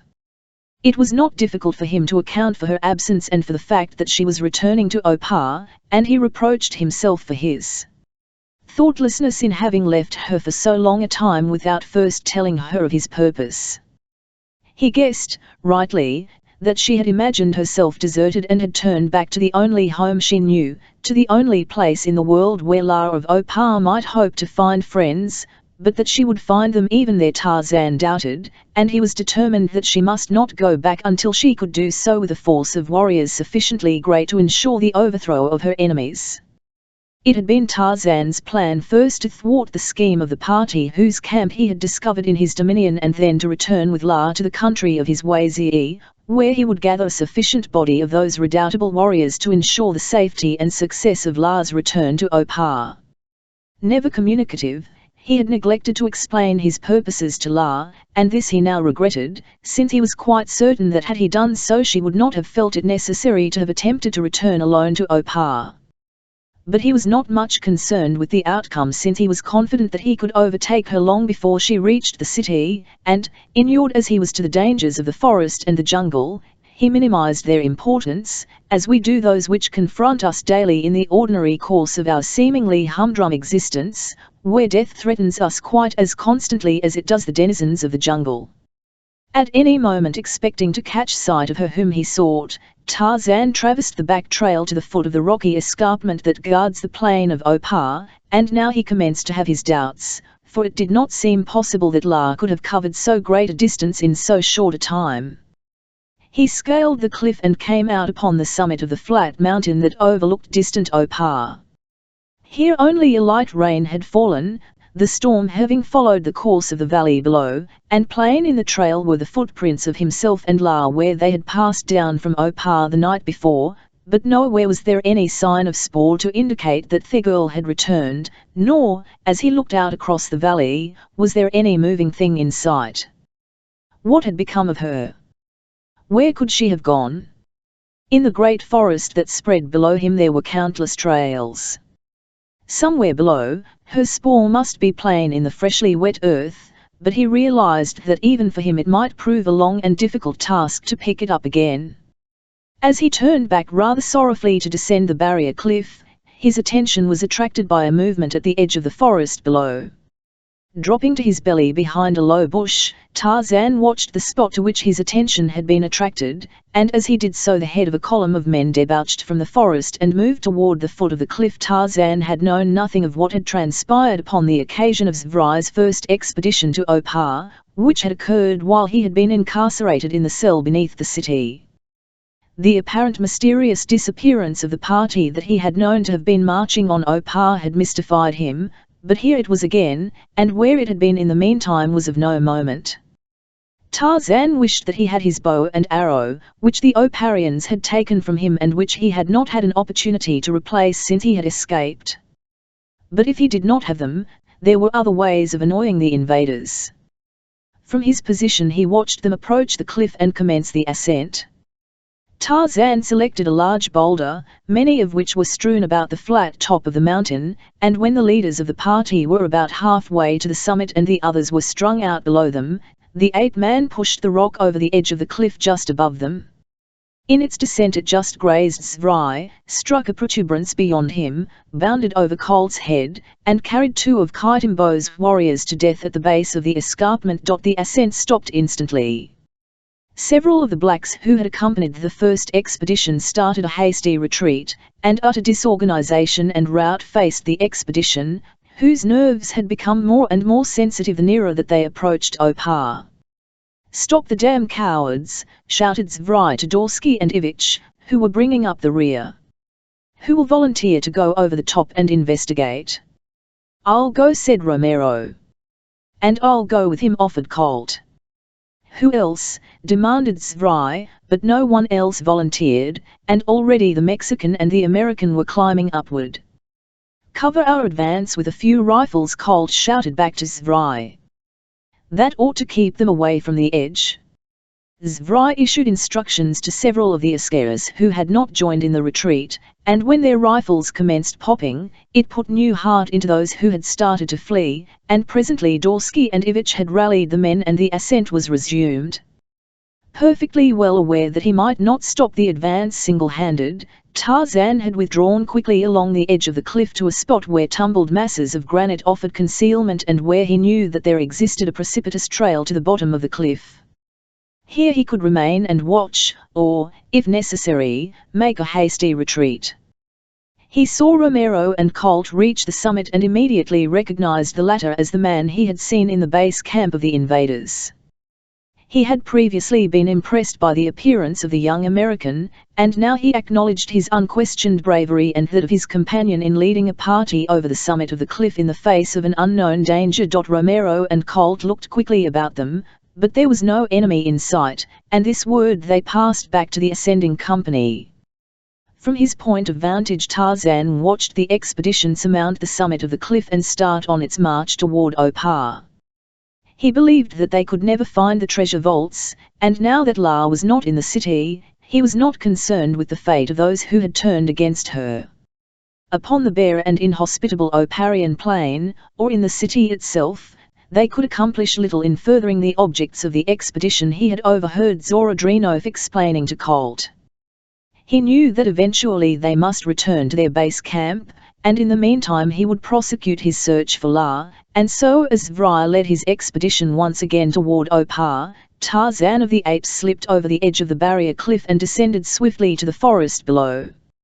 Just inside the forest and upon the bank of the river was an admirable campsite, and having noticed that the expedition was accompanied by no porters, Tarzan naturally assumed that they had established a temporary camp within striking distance of the city, and it occurred to him that in this camp he might find La a prisoner. As he had expected, he found the camp located upon the spot where, upon other occasions, he had camped with his Waziri warriors. An old thorn boma that had encircled it for years had been repaired by the newcomers, and within it a number of rude shelters had been erected, while in the center stood the tents of the white men. Porters were dozing in the shade of the trees, a single askari made a pretense of standing guard, while his fellows lolled at their ease, their rifles at their sides, but nowhere could he see La of Opar.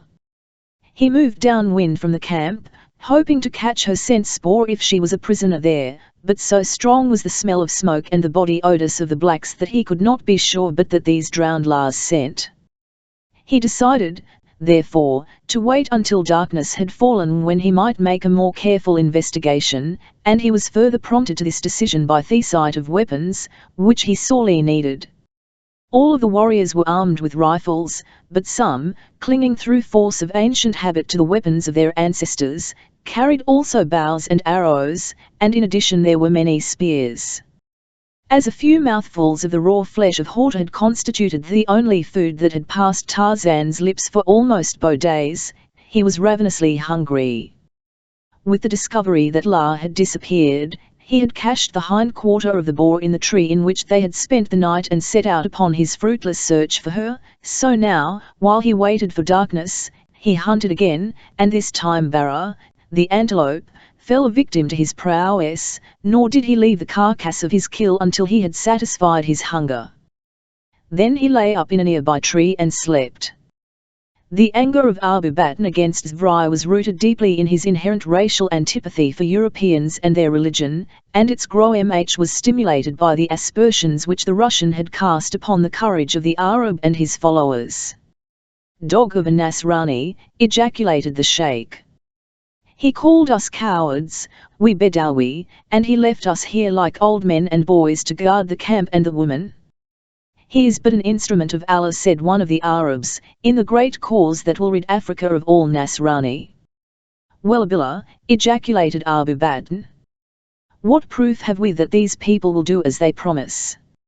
I would rather have my freedom on the desert and what wealth I can gather by myself than to lie longer in the same camp with these Nasrani pigs." "There is no good in them," muttered another. "I have looked upon their woman," said the sheikh, "and I find her good. I know a city where she would bring many pieces of gold." "In the trunk of the chief Nasrani there are many pieces of gold and silver," said one of the men. "His boy told that to a Galla, who repeated it to me." "The plunder of the camp is rich besides," suggested a swarthy warrior. "If we do this thing, perhaps the great cause will be lost," suggested he who had first answered the sheikh.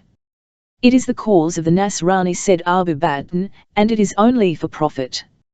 Is not the huge pig always reminding us of the money, and the women, and the power that we shall have when we have thrown out the English? Man is moved only by his greed. Let us take our profits in advance and be gone." Waimala was preparing the evening meal for his mistress.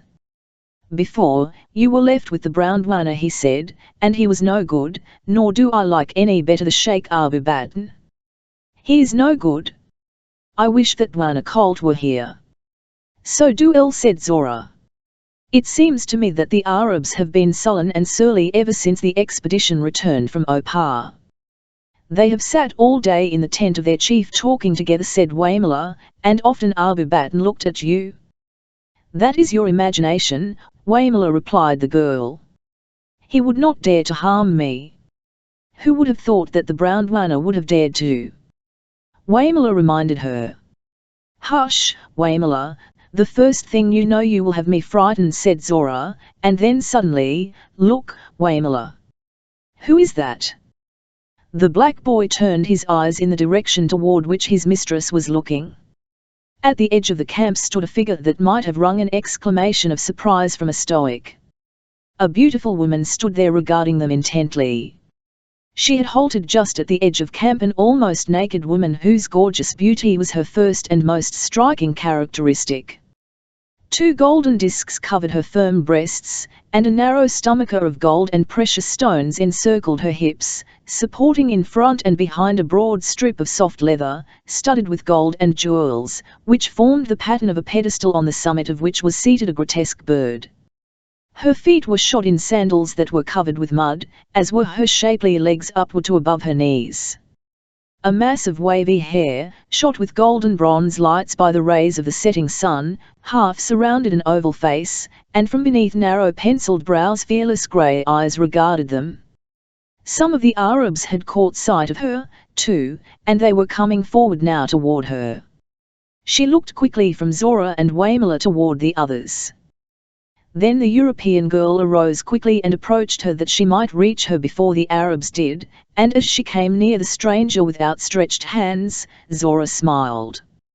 Lara of Opar came quickly to meet her as though sensing in the smile of the other an index to the friendly intent of this stranger. "Who are you?" asked Zora, "and what are you doing here alone in the jungle?" Lara shook her head and replied in a language that Zora did not understand. Zora Drenoth was an accomplished linguist, but she exhausted every language in her repertoire, including a few phrases from various Bantu dialects, and still found no means of communicating with the stranger, whose beautiful face and figure but added to the interest of the tantalizing enigma she presented to pique the curiosity of the Russian girl. The Arabs addressed her in their own tongue and Waimala in the dialect of his tribe, but all to no avail. Then Zora put an arm about her and led her toward her tent, and there, by means of signs, Lara of Opara indicated that she would bathe. Waimala was directed to prepare a tub in Zora's tent, and by the time supper was prepared the stranger reappeared, washed and refreshed. As Zora Drenov seated herself opposite her strange guest, she was impressed with the belief that never before had she looked upon so beautiful a woman, and she marveled that one who must have felt so utterly out of place in her surroundings should still retain a poise that suggested the majestic bearing of a queen rather than of a stranger ill at ease. By signs and gestures, Zora sought to converse with her guest until even the regal La found herself laughing, and then La tried it too until Zora knew that her guest had been threatened with clubs and knives and driven from her home, that she had walked a long way, that either a lion or a leopard had attacked her and that she was very tired. When supper was over, Waimala prepared another cot for La in the tent with Zora, for something in the faces of the Arabs had made the European girl fear for the safety of her beautiful guest. "You must sleep outside the tent door tonight, Waimala," she said. "Here is an extra pistol." In his goat hair Bait Abu Batten, the sheikh, talked long into the night with the principal men of his tribe. "The new one," he said, "will bring a price such as has never been paid before." Tarzan awoke and glanced upward through the foliage at the stars. He saw that the night was half gone, and he arose and stretched himself. He ate again sparingly of the flesh of Barra and slipped silently into the shadows of the night. The camp at the foot of the barrier cliff slept. A single askari kept guard and tended the beast fire. From a tree at the edge of the camp eyes watched him, and when he was looking away a figure dropped silently into the shadows. Behind the huts of the porters it crept, pausing occasionally to test the air with dilated nostrils. It came at last, among the shadows, to the tents of the Europeans, and one by one it ripped a hole in each rear wall and entered. It was Tarzan searching for La, but he did not find her and, disappointed, he turned to another matter. Making a half-circuit of the camp, moving sometimes only inch by inch as he wormed himself along on his belly, lest the askari upon guard might see him, he made his way to the shelters of the other askaris, and there he selected a bow and arrows, and a stout spear, but even yet he was not done. For a long time he crouched waiting until the askari by the fire should turn in a certain direction. Presently the sentry arose and threw some dry wood upon the fire, after which he walked toward the shelter of his fellows to awaken the man who was to relieve him. It was this moment for which Tarzan had been waiting. The path of the askari brought him close to where Tarzan lay in hiding. The man approached and passed, and in the same instant Tarzan leaped to his feet and sprang upon the unsuspecting black. A strong arm encircled the fellow from behind and swung him to a broad, bronzed shoulder. As Tarzan had anticipated, a scream of terror burst from the man's lips, awakening his fellows, and then he was borne swiftly through the shadows of the camp away from the beast fire as, with his prey struggling futilely in his grasp, the ape-man leaped the thorn boma and disappeared into the black jungle beyond. So sudden and violent was the attack, so complete the man's surprise, that he had loosened his grasp upon his rifle in an effort to clutch his antagonist as he was thrown lightly to the shoulder of his captor. His screams, echoing through the forest, brought his terrified companions from their shelters in time to see an indistinct form leap the boma and vanish into the darkness. They stood temporarily paralyzed by fright, listening to the diminishing cries of their comrade. Presently these ceased as suddenly as they had commenced. Then the headman found his voice. "Simba," he said. It was not Simba, declared another.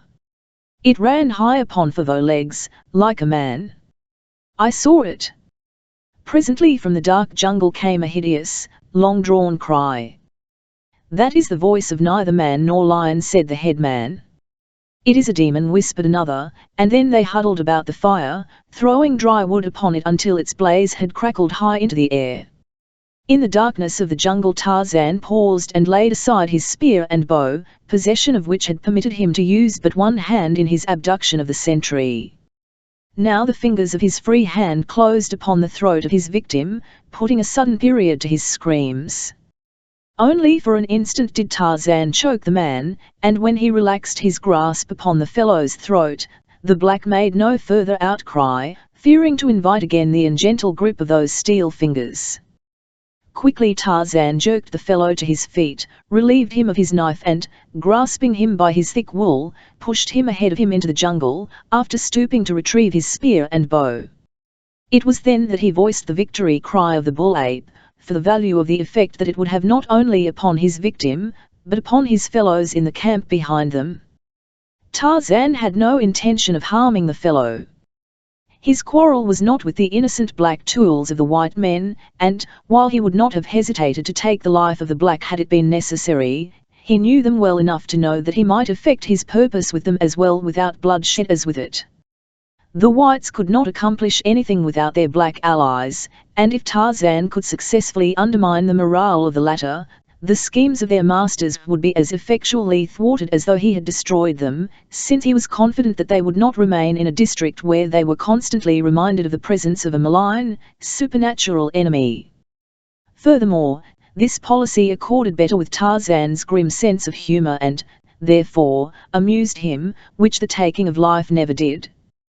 For an hour he marched his victim ahead of him in an utter silence, which he knew would have its effect upon the nerves of the black man. Finally he halted him, stripped his remaining clothing from him, and taking the fellow's loincloth bound his wrists and ankles together loosely. Then, appropriating his cartridge belt and other belongings, Tarzan left him, knowing that the black would soon free himself from his bonds, yet, believing that he had made his escape, would remain for life convinced that he had narrowly eluded a terrible fate. Satisfied with his night's work, Tarzan returned to the tree in which he had cached the carcass of Bara, ate once more and lay up in sleep until morning, when he again took up his search for La, seeking trace of her up the valley beyond the barrier cliff of Opar, in the general direction that her spoor had indicated she had gone, though, as a matter of fact, she had gone in precisely the opposite direction, down the valley. Chapter 8. The treachery of Abu Bat. Night was falling when a frightened little monkey took refuge in a tree top. For days he had been wandering through the jungle, seeking in his little mind a solution for his problem during those occasional intervals that he could concentrate his mental forces upon it. But in an instant he might forget it to go swinging and scampering through the trees, or again a sudden terror would drive it from his consciousness, as one or another of the hereditary menaces to his existence appeared within the range of his perceptive faculties. While his grief lasted, it was real and poignant, and tears welled in the eyes of little Nkima as he thought of his absent master. Lurking always within him upon the borderland of conviction was the thought that he must obtain succor for Tarzan. In some way he must fetch aid to his master. The great black Gomangani warriors, who were also the servants of Tarzan, were many darknesses away, but yet it was in the general direction of the country of the Waziri that he drifted. Time was in no sense the essence of the solution of this or any other problem in the mind of Nkima. He had seen Tarzan enter Opar alive. He had not seen him destroyed, nor had he seen him come out of the city, and, therefore, by the standards of his logic Tarzan must still be alive and in the city, but because the city was filled with enemies Tarzan must be in danger. As conditions were they would remain. He could not readily visualize any change that he did not actually witness, and so, whether he found and fetched the Waziri today or tomorrow would have little effect upon the result. They would go to Opar and kill Tarzan's enemies, and then little Nkima would have his master once more, and he would not have to be afraid of Sheeta, or Sabor, or his star. Night fell, and in the forest Nkima heard a gentle tapping. He aroused himself and listened intently. The tapping grew in volume until it rolled and moved through the jungle. Its source was at no great distance, and as Nkima became aware of this, his excitement grew. The moon was well up in the heavens, but the shadows of the jungle were dense. Nkima was upon the horns of a dilemma, between his desire to go to the place from which the drumming emanated and his fear of the dangers that might lie along the way, but at length the urge prevailed over his terror, and keeping well up in the relatively greater safety of the tree-tops, he swung quickly in the direction from which the sound was coming to halt at last, above a little natural clearing that was roughly circular in shape below him. In the moonlight, he witnessed a scene that he had spied upon before, for here the great apes of Tiyate were engaged in the death dance of the dum-dum. In the centre of the amphitheatre was one of those remarkable earthen drums, which from time immemorial primitive man has heard, but which few have seen. Before the drum were seated old shes, who beat upon its resounding surface with short sticks. There was a rough rhythmic cadence to their beating, and to it, in a savage circle, danced the bulls, while encircling them in a thin outer line, the females and the young squatted upon their haunches, enthralled spectators of the savage scene. Close beside the drum lay the dead body of Shta, the leopard, to celebrate whose killing the dum-dum had been organized. Presently the dancing bulls would rush in upon the body and beat it with heavy sticks and, leaping out again, resume their dance. When the hunt, and the attack, and the death had been depicted at length, they would cast away their bludgeons and with bared fangs leap upon the carcass, tearing and rending it as they fought among themselves for large pieces or choice morsels. Now Nkima and his kind are noted neither for their tact nor judgment.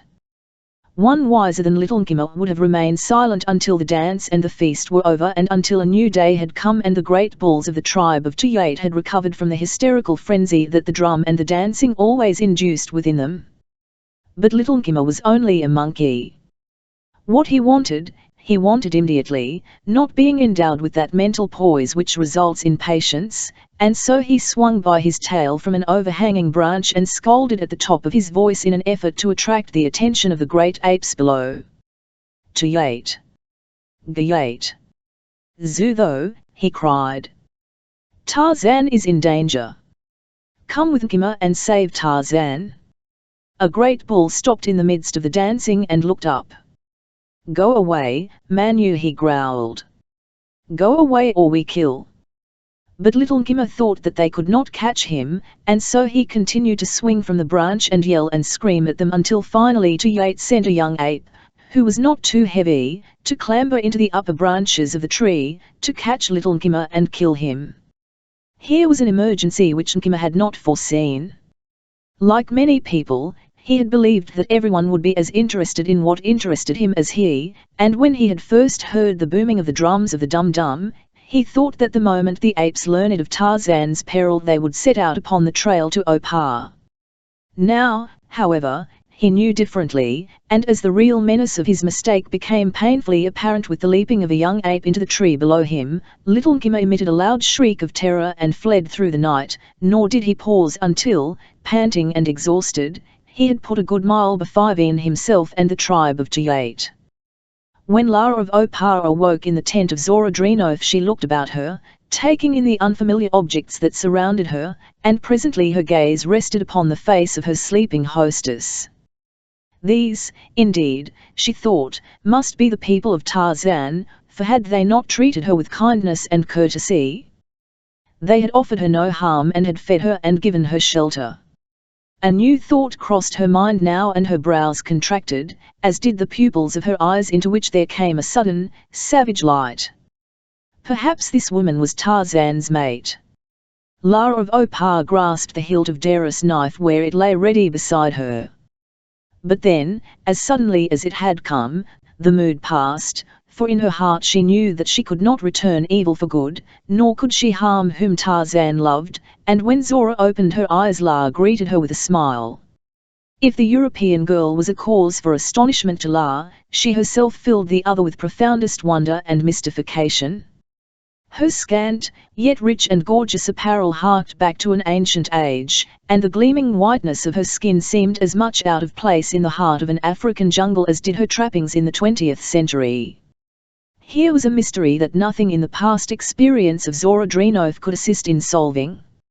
How she wished that she could converse with her, but all that she could do was to smile back at the beautiful creature regarding her so intently. La, accustomed as she had been to being waited upon all her life by the lesser priestesses of Opar, was surprised by the facility with which Zorodrinov attended to her own needs as she rose to bathe and dress, the only service she received being in the form of a pail of hot water that Waimala fetched and poured into her folding tub. Yet though La had never before been expected to lift a hand in the making of her toilet, she was far from helpless, and perhaps she found pleasure in the new experience of doing for herself. Unlike the customs of the men of Opar, those of its women required scrupulous bodily cleanliness, so that in the past much of La's time had been devoted to her toilet, to the care of her nails, and her teeth, and her hair, and to the massaging of her body with aromatic unguents, customs handed down from a cultured civilization of antiquity, to take on in ruined Opar the significance of religious rites. By the time the girls were ready for breakfast, Waimala was prepared to serve it, and as they sat outside the tent beneath the shade of a tree, eating the coarse fare of the camp, Zora noted unwanted activity about the baits of the Arabs, but she gave the matter little thought, as they had upon other occasions moved their tents from one part of the camp to another. Breakfast over, Zora took down her rifle, wiped out the bore and oiled the breech mechanism, for today she was going out after fresh meat, the Arabs having refused to hunt. La watched her with evident interest and later saw her depart with Waimala and 2 of the black porters, but she did not attempt to accompany her since, although she had looked for it, she had received no sign to do so. Ibn Damyuk was the son of a sheikh of the same tribe as Abu Batin, and upon this expedition he was the latter's right-hand man. With the fold of his thobe drawn across the lower part of his face, leaving only his eyes exposed, he had been watching the Tivo girls from a distance. He saw Zorodrinov quit the camp with a gun-bearer and porters and knew that she had gone to hunt. For some time after she had departed he sat in silence with companions. Then he arose and sauntered across the camp toward La of Opar, where she sat buried in reverie in a camp chair before Zora's tent. As the 3 men approached, La eyed them with level gaze, her natural suspicion of strangers aroused in her breast. As they came closer and their features became distinct, she felt a sudden distrust of them.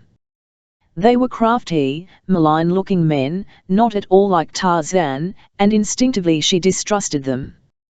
They halted before her and Ibn Damyuk, the son of a sheikh, addressed her. His voice was soft and oily, but it did not deceive her. La eyed him haughtily. She did not understand him and she did not wish to, for the message that she read in his eyes disgusted her. She shook her head to signify that she did not understand and turned away to indicate that the interview was terminated, but Ibn Damyuk stepped closer and laid a hand familiarly upon her naked shoulder. Her eyes flaming with anger, La leaped to her feet, one hand moving swiftly to the hilt of her dagger. Ibn Damyuk stepped back, but one of his men leaped forward to seize her. Misguided fool! Like a tigress she was upon him, and before his friends could intervene, the sharp blade of the knife of Darius, the priest of the flaming god, had sunk thrice into his breast, and with a gasping scream he had slumped to the ground dead. With flaming eyes and bloody knife, the high priestess of Opar stood above her kill, while Abu Batin and the other Arabs, attracted by the death cry of the stricken man, ran hurriedly toward the little group. "Stand back!" cried Lane, lay no profaning hand upon the person of the high priestess of the flaming god. They did not understand her words, but they understood her flashing eyes and her dripping blade. Jabbering volubly, they gathered around her, but at a safe distance. "What means this, Ibn Damyuk?" demanded Abu Batin.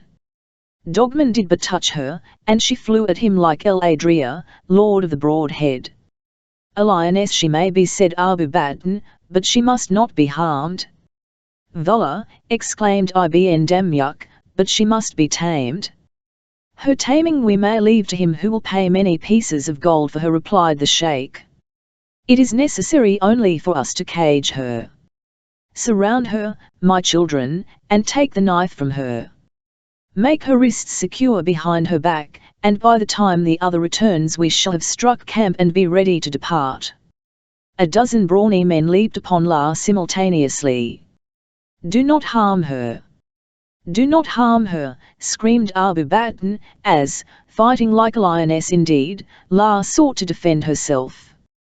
Slashing right and left with her dagger, she drew blood more than once before they overpowered her, nor did they accomplish it before another Arab fell with a pierced heart, but at length they succeeded in wrenching the blade from her and securing her wrists. Leaving Boer warriors to guard her, Abu Bakr turned his attention to gathering up the few black servants that remained in camp. These he forced to prepare loads of such of the camp equipment and provisions as he required. While this work was going on under Ibn Damyuk's supervision, the Sheikh ransacked the tents of the Europeans, giving special attention to those of Zorodrinoth and Zvrai, where he expected to find the gold that the leader of the expedition was reputed to have in large quantities, nor was he entirely disappointed since he found in Zora's tent a box containing a considerable amount of money, though by no means the great quantity that he had expected, a fact which was due to the foresight of Zvrai, who had personally buried the bulk of his funds beneath the floor of his tent. Zora met with unexpected success in her hunting, for within a little more than an hour of her departure from camp she had come upon antelope, and 2 quick shots had dropped as many members of the herd. She waited while the porters skinned and dressed them and then returned leisurely toward camp. Her mind was occupied to some extent with the disquieting attitude of the Arabs, but she was not at all prepared for the reception that she met when she approached camp about noon. She was walking in advance, immediately followed by Waimala, who was carrying both of her rifles, while behind them were the porters, staggering under their heavy loads. Just as she was about to enter the clearing, Arabs leaped from the underbrush on either side of the trail. 2 of them seized Waimala and wrenched the rifles from his grasp, while others laid heavy hands upon Zora.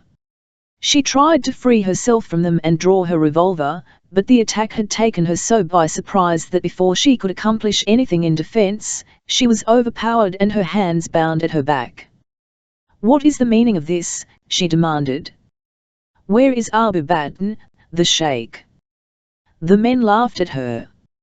"You shall see him presently," said one. "He has another guest whom he is entertaining, so he could not come to meet you," at which they all laughed again. As she stepped into the clearing where she could obtain an unobstructed view of the camp, she was astounded by what she saw.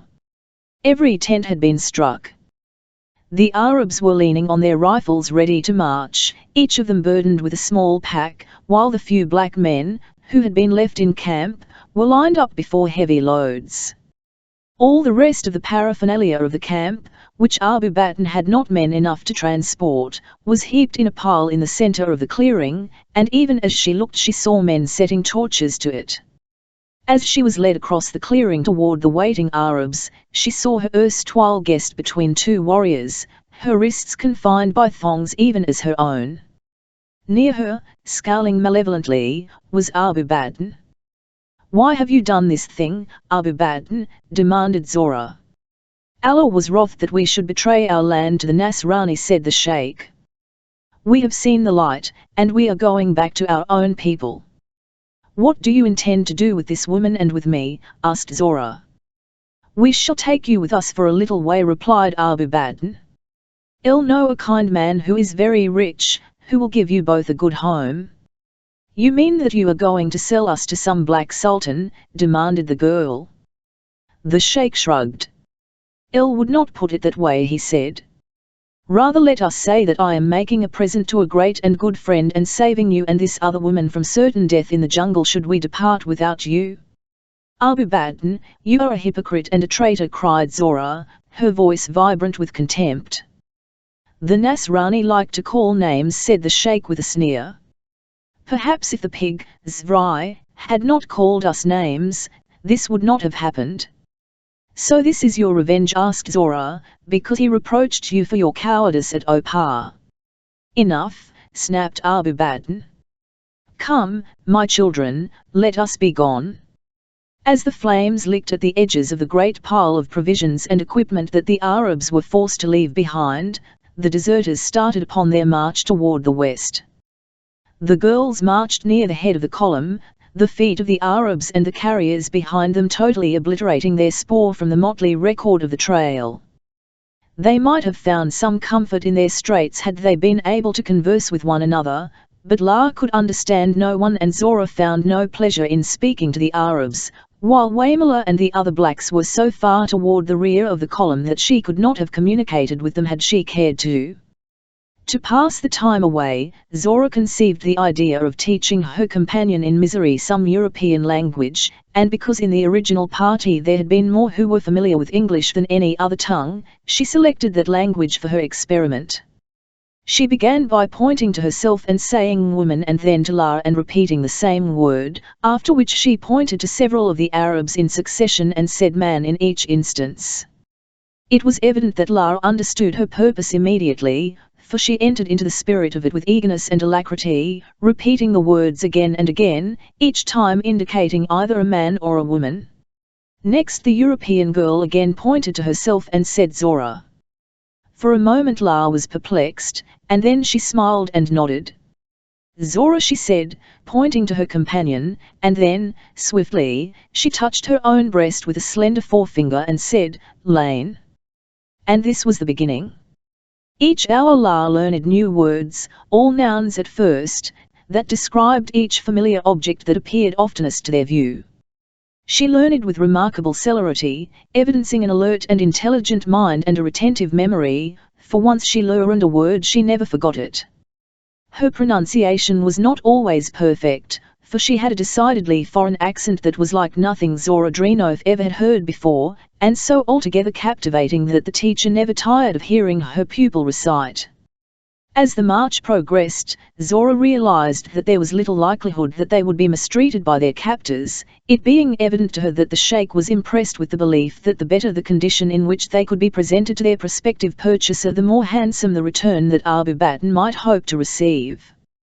Their route lay to the northwest through a section of the Gala country of Abyssinia, and from scraps of conversation Zora overhead she learned that Abu Bakr and his followers were apprehensive of danger during this portion of the journey.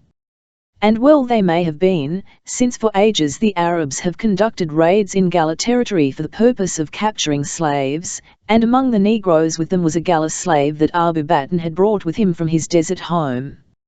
After the first day the prisoners had been allowed the freedom of their hands, but always Arab guards surrounded them, though there seemed little likelihood that an unarmed girl would take the risk of escaping into the jungle, where she would be surrounded by the dangers of wild beasts or almost certain starvation.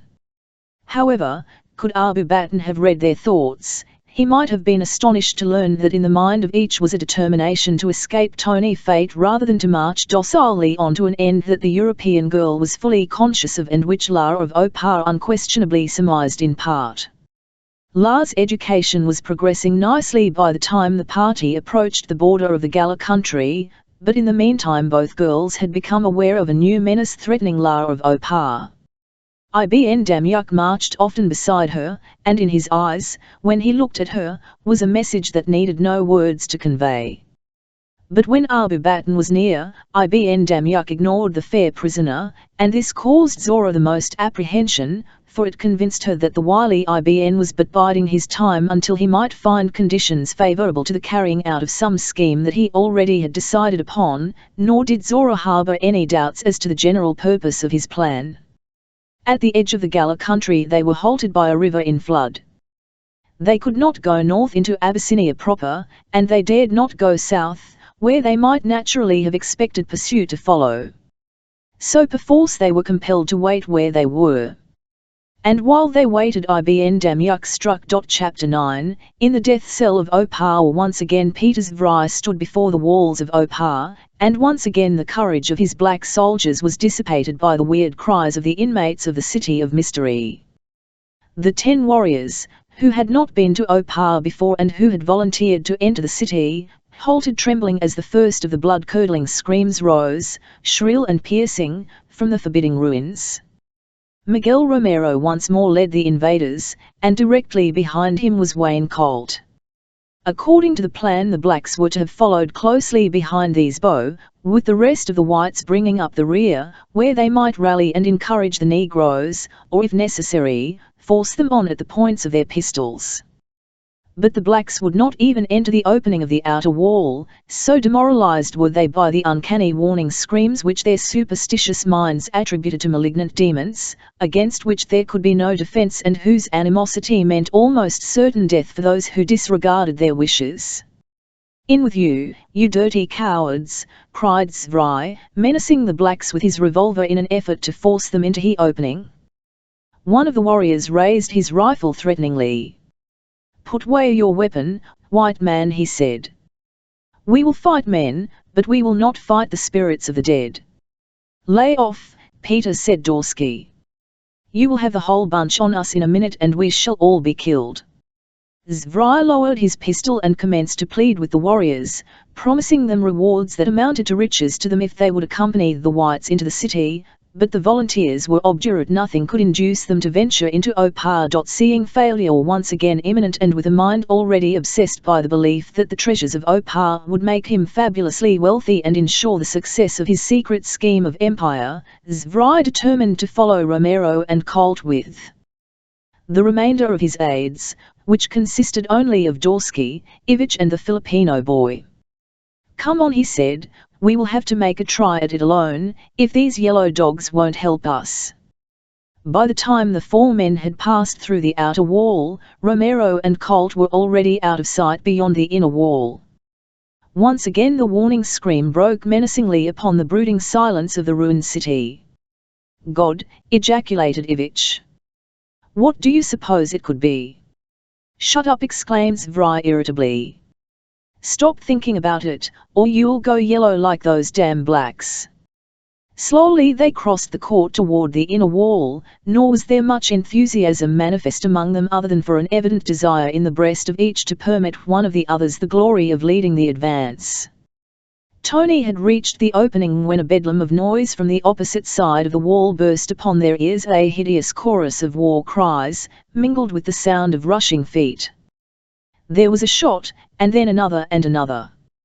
Tony turned to see if his companions were following him. They had halted and were standing with blanched faces, listening. Then Ivich turned. "To hell with the gold," he said, and started back toward the outer wall at a run. "Come back, you lousy cur," cried Zvrai, and took after him with Dorsky at his heels. Tony hesitated for a moment and then scurried in pursuit, nor did any of them halt until they were beyond the outer wall. There Zvrai overtook Ivich and seized him by the shoulder. "El ought to kill you," he cried in a trembling voice. "You were as glad to get out of there as I was," growled Ivich. "What was the sense of going in there? We should only have been killed like Colt and Romero. There were too many of them. Didn't you hear them?" "El think Ivich is right," said Dorsky. "It's all right to be brave, but we have got to remember the cause. If we are killed, everything is lost." "But the gold," exclaimed Zvrai. "Think of the gold." "Gold is no good to dead men," Dorsky reminded him. "How about our comrades?" asked Tony. "Are we to leave them to be killed?" "To bell with the Mexican," said Zvrai, "and as for the American, I think his funds will still be available as long as we can keep the news of his death from getting back to the coast." "You are not even going to try to rescue them?" asked Tony. "El cannot do it alone," said Zvrai. "El will go with you," said Tony. "Little good both of us can accomplish," mumbled Zvrai, and then in one of his sudden rages, he advanced menacingly upon the Filipino, his great figure towering above that of the other. "Who do you think you are anyway?" he demanded. "I am in command here. When I want your advice, I'll ask for it."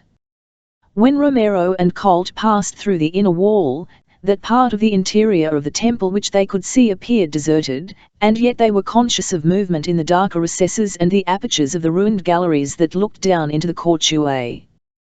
Colt glanced back. "Shall we wait for the others?" he asked. Romero shrugged. "I think we are going to have this glory all to ourselves, comrade," he said with a grin. Colt smiled back at him.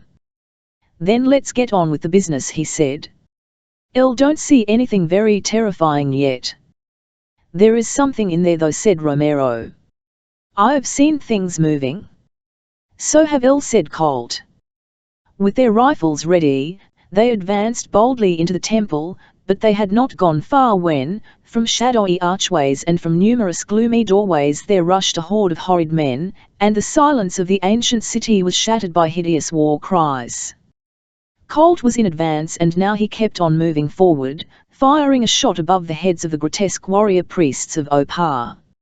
Romero saw a number of the enemy running along the side of the great room which they had entered, with the evident intention of cutting off their retreat.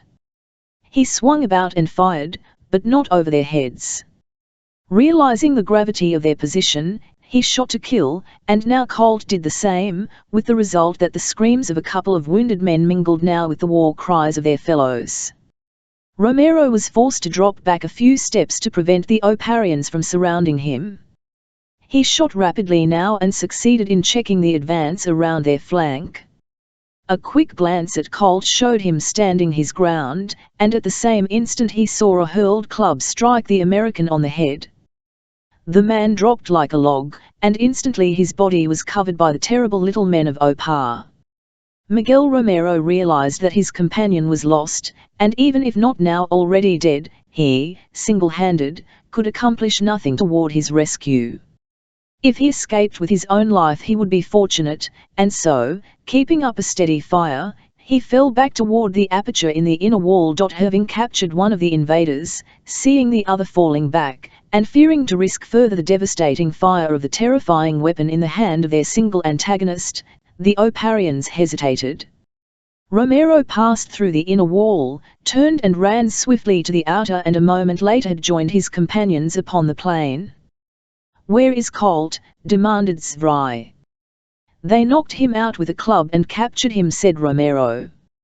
"He is probably dead by this time." "And you deserted him?" asked Zvrai. The Mexican turned upon his chief in fury. "You ask me that?" he demanded. "You turned pale and ran even before you saw the enemy. If you fellows had backed us up, Colt might not have been lost, but to let us go in there alone, the bow of us didn't have a Chinaman's chance with that bunch of wild men. And you accuse me of cowardice." "El didn't do anything of the kind," said Zvrai sullenly. "El never said you were a coward." "You meant to imply it though," snapped Romero, "but let me tell you, Zvrai, that you can't get away with that with me or anyone else who has been to Opar with you." From behind the walls rose a savage cry of victory, and while it still rumbled through the tarnished halls of Opar, Zvrai turned dejectedly away from the city. "It's no use," he said. "El can't capture Opar alone. We are returning to camp." The little priests, swarming over Colt, stripped him of his weapons and secured his hands behind his back. He was still unconscious, and so they lifted him to the shoulder of one of their fellows and bore him away into the interior of the temple. When Colt regained consciousness he found himself lying on the floor of a large chamber. It was the throne room of the temple of Opar, where he had been fetched that the high priestess, might see the prisoner. Perceiving that their captive had regained consciousness, his guards jerked him roughly to his feet and pushed him von var toward the foot of the dais upon which stood Oa's throne. The effect of the picture bursting suddenly upon him imparted to Colt the definite impression that he was the victim of an hallucination or a dream. The outer chamber of the ruin, in which he had fallen, had given no suggestion of the size and semi-barbaric magnificence of this great chamber, the grandeur of which was scarcely dimmed by the ruin of ages. He saw before him, upon an ornate throne, a young woman of exceptional physical beauty, surrounded by the semi-barbaric grandeur of an ancient civilization. Grotesque and hairy men and beautiful maidens formed her entourage. Her eyes, resting upon him, were cold and cruel, her mien haughty and contemptuous. A squat warrior, more ape-like in his conformation than human, was addressing her in a language unfamiliar to the American.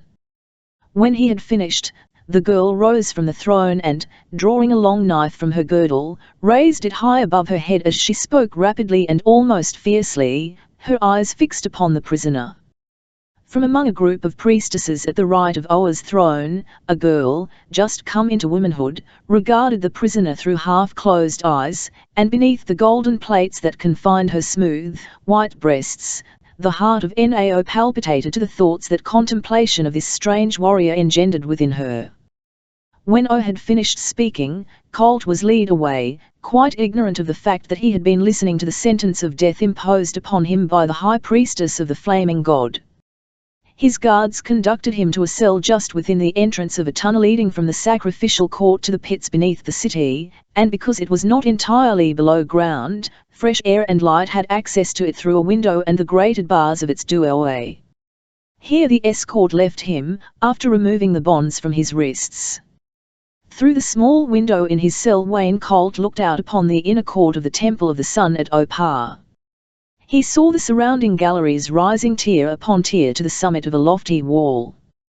He saw the stone altar standing in the center of the court, and the brown stains upon it and upon the pavement at its foot told him what the unintelligible words of O had been unable to convey. For an instant he felt his heart sink within his breast, and a shudder passed through his frame as he contemplated his inability to escape the fate which confronted him. There could be no mistaking the purpose of that altar when viewed in connection with the grinning skulls of former human sacrifices which stared through eyeless sockets upon him from their niches in the surrounding walls. Fascinated by the horror of his situation, he stood staring at the altar and skulls, but presently he gained control of himself and shook the terror from him, yet the hopelessness of his situation continued to depress him. His thoughts turned to his companion. He wondered what Romero's fate had been. There, indeed, had been a brave and gallant comrade, in fact, the only member of the party who had impressed Colt favorably, or in whose society he had found pleasure.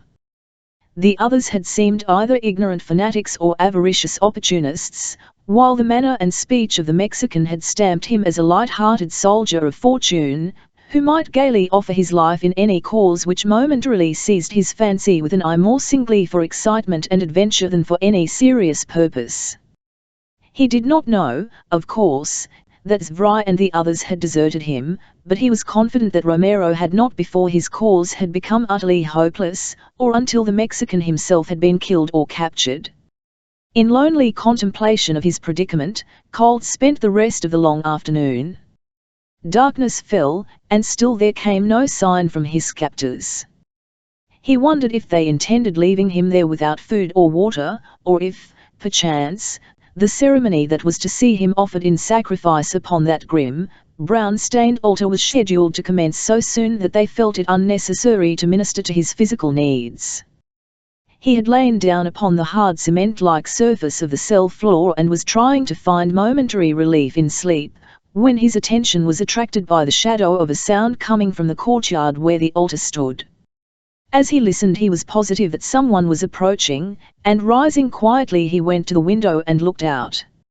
In the shadowy darkness of the night, relieved only by the faint light of distant stars, he saw something moving across the courtyard toward his cell, but whether man or beast he could not distinguish, and then, from somewhere high up among the lofty ruins, there pealed out upon the silent night the long-drawn scream, which seemed now to the American as much a part of the mysterious city of Opar as the crumbling ruins themselves. It was a sullen and discouraged party that made its way back to the camp at the edge of the forest below the barrier cliffs of Opar, and when they arrived it was to find only further disorganization and discouragement. No time was lost in narrating to the members of the returning expedition the story of the sentry who had been carried off into the jungle at night by a demon, from whom the man had managed to escape before being devoured. Still fresh in their minds was the uncanny affair of the death of Ragunath War, nor were the nerves of those who had been before the walls of Opar inclined to be at all steadied by that experience, so that it was a nervous company that bivouacked that night beneath the dark trees at the edge of the gloomy forest and, with sighs of relief, witnessed the coming of dawn. Later, after they had taken up the march toward the base camp, the spirit of the blacks gradually returned to normal and presently the tension under which they had been laboring for days was relieved by song and laughter, but the whites were gloomy and sullen. Zvry and Romero did not speak to one another, while Ivich, like all weak characters, nursed a grievance against everyone because of his own display of cowardice during the fiasco at Opar. From the interior of a hollow tree in which he had been hiding, little Nkima saw the column pass, and after it was safely by he emerged from his retreat and, dancing up and down upon a limb of the tree, shouted dire threats after them and called them many names. Tarzan of the apes lay stretched upon his belly upon the back of Tanta, the elephant, his elbows upon the broad head, his chin resting in his cupped hands. Futile had been his search for the spoor of La of Opar. Had the earth opened and swallowed her, she could not more effectually have disappeared. Today Tarzan had come upon Tanta and, as had been his custom from childhood, he had tarried for that silent communion with the sagacious old patriarch of the forest, which seemed always to impart to the man something of the beast's great strength of character and poise. There was an atmosphere of restful stability about Tanta that filled the ape-man with a peace and tranquility that he found restful, and Tanta, upon his part, welcomed the companionship of the Lord of the Jungle, whom, alone, of all two-legged creatures, he viewed with friendship and affection. The beasts of the jungle acknowledge no master, least of all the cruel tyrant that drives civilized man throughout his headlong race from the cradle to the grave, time, the master of countless millions of slaves. Time, the measurable aspect of duration, was measureless to Tarzan and Tanta. Of all the vast resources that nature had placed at their disposal, she had been most profligate with time, since she had awarded to each all that he could use during his lifetime, no matter how extravagant of it he might be. So great was the supply of it that it could not be wasted, since there was always more, even up to the moment of death, after which it ceased, with all things, to be essential to the individual. Tanta and Tarzan, therefore, were wasting no time as they communed together in silent meditation, but though time and space go on forever, whether in curves or straight lines, all other things must end, and so the quiet and the peace that the friends were enjoying were suddenly shattered by the excited screams of a diminutive monkey in the foliage of a great tree above them. It was Nkima. He had found his Tarzan, and his relief and joy aroused the jungle to the limit of his small, shrill voice. Lazily Tarzan rolled over and looked up at the jabbering simian above him, and then Nkima, satisfied now beyond peradventure of a doubt that this was, indeed, his master, launched himself downward to alight upon the bronzed body of the ape-man. Slender, hairy little arms went around Tarzan's neck as Nkima hugged close to this haven of refuge which imparted to him those brief moments in his life when he might enjoy the raptures of a temporary superiority complex. Upon Tarzan's shoulder he felt almost fearless and could, with impunity, insult the entire world. "Where have you been, Nkima?" asked Tarzan. "Looking for Tarzan," replied the monkey. "What have you seen since I left you at the walls of Opar?" demanded the ape-man. "I have seen many things. I have seen the great Mangani dancing in the moonlight around the dead body of Sheeta. I have seen the enemies of Tarzan marching through the forest. I have seen his star, gorging himself on the carcass of Bara." "Have you seen a Tarmangani she?" demanded Tarzan. "No," replied Nkima. There were no she's among the Gomangani and Tarmangani enemies of Tarzan. Only bulls, and they marched back toward the place where Nkima first saw them. "When was this?" asked Tarzan. Kudu had climbed into the heavens but a short distance out of the darkness when Nkima saw the enemies of Tarzan marching back to the place where he first saw them. "Perhaps we had better see what they are up to," said the ape-man. He slapped Tanta affectionately with his open palm in farewell, leaped to his feet and swung nimbly into the overhanging branches of a tree, while far away Zvrai and his party plodded through the jungle toward their base camp. Tarzan of the apes follows no earthbound trails where the density of the forest offers him the freedom of leafy highways, and thus he moves from point to point with a speed that has often been disconcerting to his enemies. Now he moved in an almost direct line so that he overtook the expedition as it made camp for the night. As he watched them from behind a leafy screen of high-flung foliage, he noticed, though with no surprise, that they were not burdened with any treasure from Opar. As the success and happiness of jungle dwellers, nay, even life itself, is largely dependent upon their powers of observation. Tarzan had developed his to a high degree of perfection. At his first encounter with this party he had made himself familiar with the faces, physiques and carriages of all of its principals and of many of its humble warriors and porters, with the result that he was immediately aware that Colt was no longer with the expedition. Experience permitted Tarzan to draw a rather accurate picture of what had happened at Opar and of the probable fate of the missing man. Years ago he had seen his own courageous Waziri turn and flee upon the occasion of their first experience of the weird warning screams from the ruined city, and he could easily guess that Colt, attempting to lead the invaders into the city, had been deserted and found either death or capture within the gloomy interior. This, however, did not greatly concern Tarzan. While he had been rather drawn toward Colt by that tenuous and invisible power known as personality, he still considered him as one of his enemies, and if he were either dead or captured, Tarzan's cause was advanced by that much. From Tarzan's shoulder Nkima looked down upon the camp, but he kept silent as Tarzan had instructed him to do. Nkima saw many things that he would have liked to have possessed, and particularly he coveted a red calico shirt worn by one of the Ascaris. This, he thought, was very grand, indeed, being set off as it was by the unrelieved nakedness of the majority of the blacks.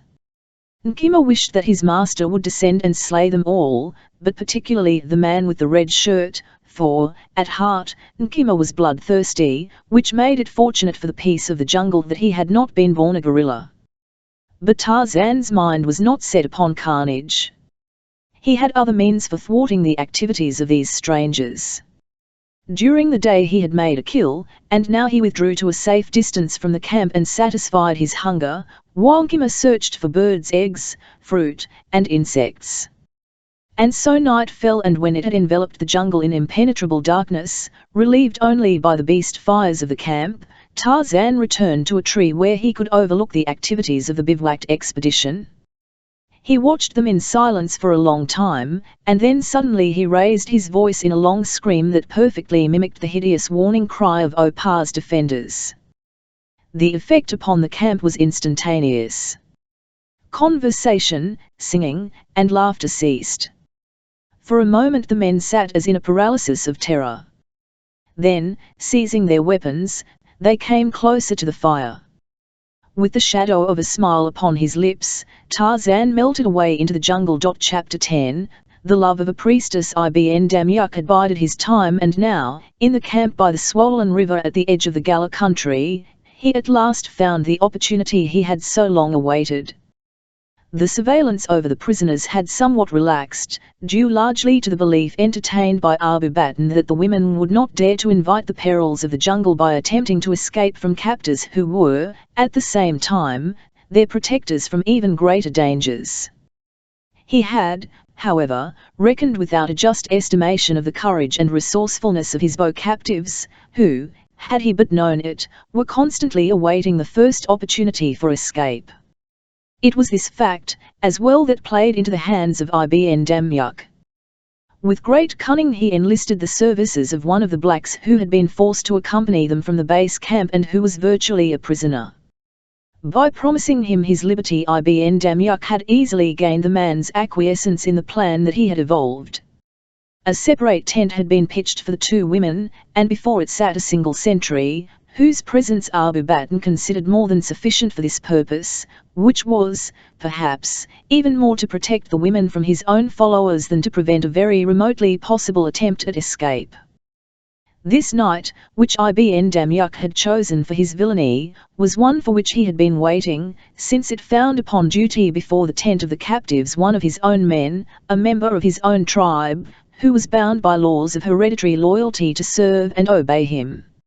In the forest, just beyond the camp, waited Ibn Damyuk, with more of his own tribesmen, 4 slaves that they had brought from the desert, and the black porter who was to win his liberty by this night's work.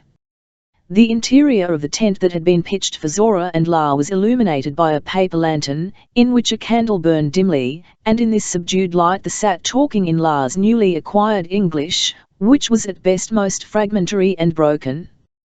However, it was far better than no means of communication, and gave the girls the only pleasure that they enjoyed. Perhaps it was not a remarkable coincidence that this night they were speaking of escape and planning to cut a hole in the back of their tent through which they might sneak away into the jungle after the camp had settled down for the night and their sentry should be dozing at his post. And while they conversed, the sentry before their tent rose and strolled away, and a moment later they heard a scratching upon the back of the tent. Their conversation ceased, and they sat with eyes riveted upon the point where the fabric of the tent moved to the pressure of the scratching without. Presently a voice spoke in a low whisper. "Memsahib Drenov." "Who is it?" "What do you want?" asked Zora in a low voice. "I have found a way to escape. I can help you if you wish." "Who are you?" demanded Zora. "I am Bukula," and Zora at once recognized the name as that of one of the blacks that Abu Baton had forced to accompany him from the base camp. "Put out your lantern," whispered Bukula. "The sentry has gone away. I will come in and tell you my plans." Zora arose and blew out the candle, and a moment later the captives saw Bukula crawling into the interior of the tent. "Listen, Memsahib," he said, "the boys that Abu Baton stole from Buenos Aires are running away tonight. We are going back to the safari. We will take you with us, if you want to come." "Yes," said Zora, "we will come." "Good," said Bukula. "Now listen well to what I tell you. The sentry will not come back, but we cannot all go out at once. First I will take this other Memsahib with me out into the jungle where the boys are waiting, then I will return for you. You can make talk to her. Tell her to follow me and to make no noise." Zora turned to Lane. "Follow Bukula," she said. "We are going tonight. I will come after you." "I'll understand," replied Lane. "It is all right," Bukula said. Zora. "She understands." Bukula stepped to the entrance to the tent and looked quickly about the camp. "Come," he said, and, followed by La, disappeared quickly from Zora's view. The European girl fully realized the risk that they ran in going into the jungle alone with these half-savage blacks, yet she trusted them far more implicitly than she did the Arabs and, too, she felt that she and La together might circumvent any treachery upon the part of any of the Negroes, the majority of whom she knew would be loyal and faithful. Waiting in the silence and loneliness of the darkened tent, it seemed to Zora that it took Bukula an unnecessarily long time to return for her, but when minute after minute dragged slowly past until she felt that she had waited for hours and there was no sign either of the black or the sentry, her fears were aroused in earnest. Presently she determined not to wait any longer for Bukula, but to go out into the jungle in search of the escaping party. She thought that perhaps Bukula had been unable to return without risking detection and that they were all waiting just beyond the camp for a favorable opportunity to return to her. As she arose to put her decision into action, she heard footsteps approaching the tent, and thinking that they were Bukula's, she waited, but instead she saw the flapping robe and the long-barreled musket of an Arab silhouetted against the lesser darkness of the exterior as the man stuck his head inside the tent. "Where is Hajilan?" he demanded, giving the name of the departed sentry. "How should we know?" retorted Zora in a sleepy voice. "Why do you awaken us thus in the middle of the night?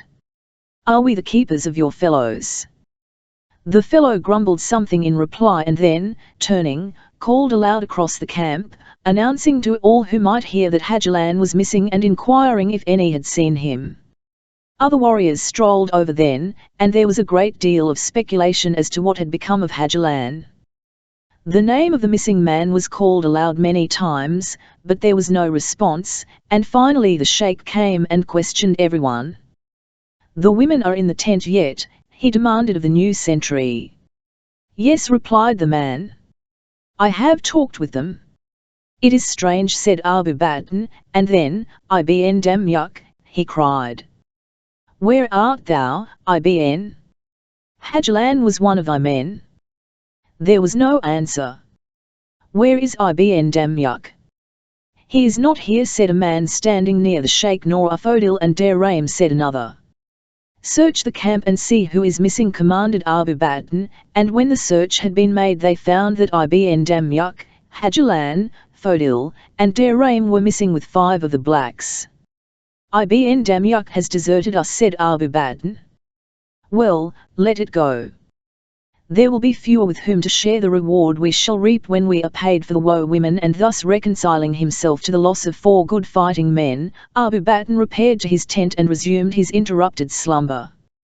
Weighted down by apprehension as to the fate of Lara and disappointment occasioned by her own failure to escape, Zora spent an almost sleepless night, yet fortunate for her peace of mind was it that she did not know the truth. Bukula moved silently into the jungle, followed by Lara, and when they had gone a short distance from the camp, the girl saw the dark forms of men standing in a little group ahead of them. The Arabs, in their telltale thobes, were hidden in the underbrush, but their slaves had removed their own white robes and, with Bukula, were standing naked but for G-strings, thus carrying conviction to the mind of the girl that only black prisoners of Abu Batn awaited her. When she came among them, however, she learned her mistake, but too late to save herself, for she was quickly seized by many hands and effectually gagged before she could give the alarm. The Ibn Damyuk and his Arab companions appeared, and silently the party moved on down the river through the dark forest, though not before they had subdued the enraged high priestess of the flaming god, secured her wrists behind her back, and placed a rope about her neck. All night they fled, for Ibn Damyuk well guessed what the wrath of Abu Batn would be when, in the morning, he discovered the trick that had been played upon him, and when morning dawned they were far away from camp, but still Ibn Damyuk pushed on, after a brief halt for a hurried breakfast. Long since had the gag been removed from Lara's mouth, and now Ibn Damyuk walked beside her, gloating upon his prize. He spoke to her, but Lara could not understand him and only strode on in haughty disdain, biding her time against the moment when she might be revenged and inwardly sorrowing over her separation from Zora, for whom a strange affection had been aroused in her savage breast. Toward noon the party withdrew from the game trail which they had been following and made camp near the river. It was here that Ibn Damyuk made a fatal blunder.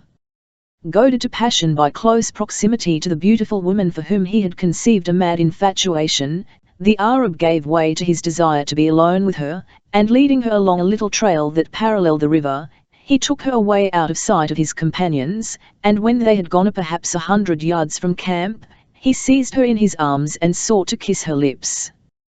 With equal safety might Ibn Damyuk have embraced a lion. In the heat of his passion he forgot many things, among them the dagger that hung always at his side. But Lara of Opar did not forget. With the coming of daylight she had noticed that dagger, and ever since she had coveted it, and now as the man pressed her close, her hand sought and found its hilt. For an instant she seemed to surrender. She let her body go limp in his arms, while her own, firm and beautifully rounded, crept about him, one to his right shoulder, the other beneath his left arm.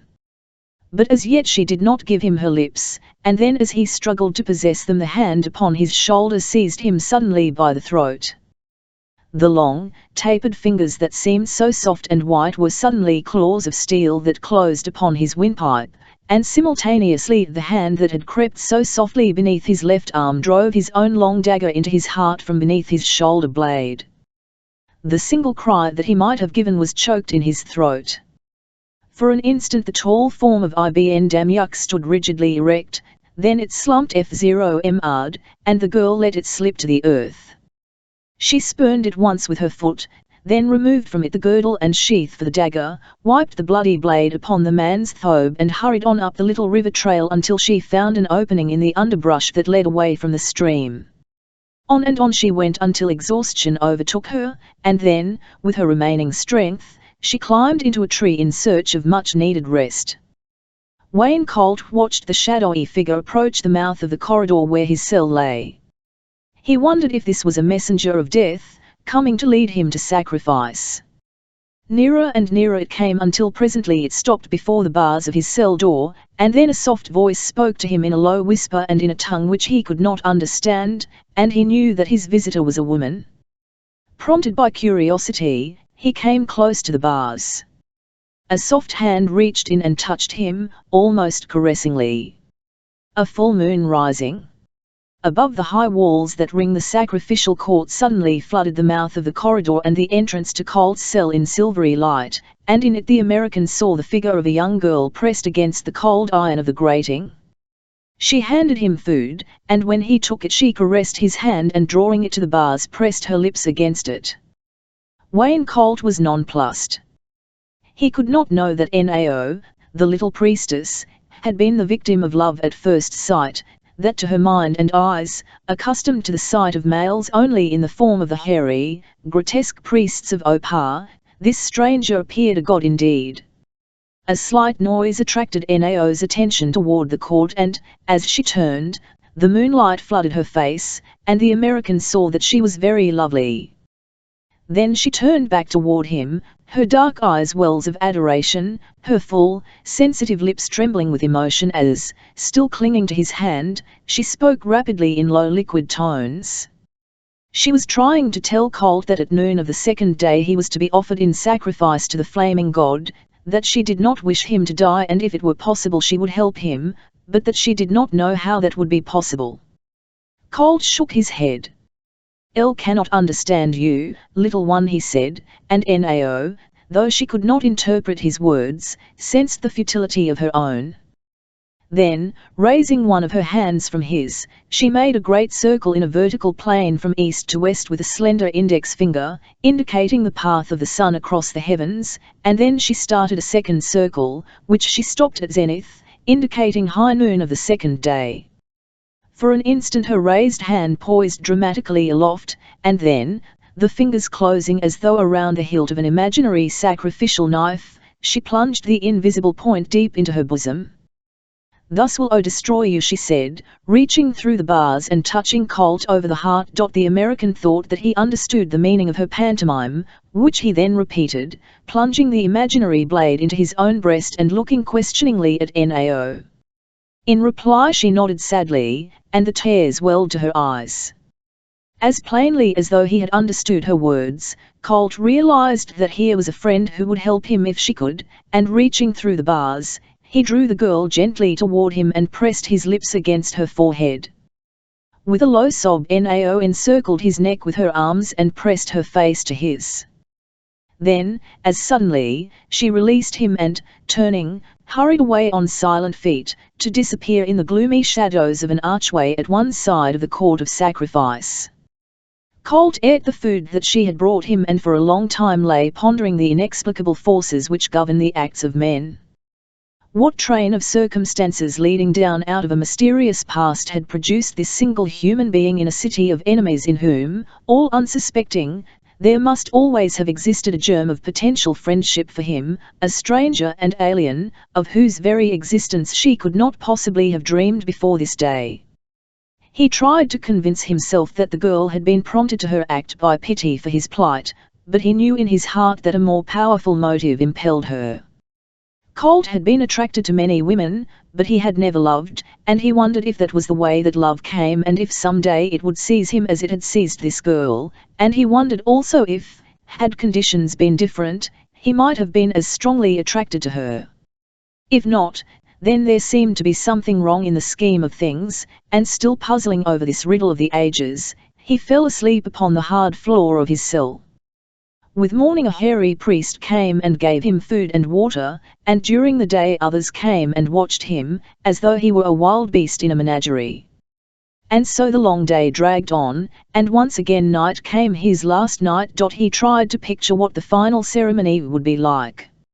It seemed almost incredible that in the 20th century he was to be offered as a human sacrifice to some heathen deity, but yet the pantomime of the girl and the concrete evidence of the bloody altar and the grinning skulls assured him that such must be the very fate awaiting him upon the morrow.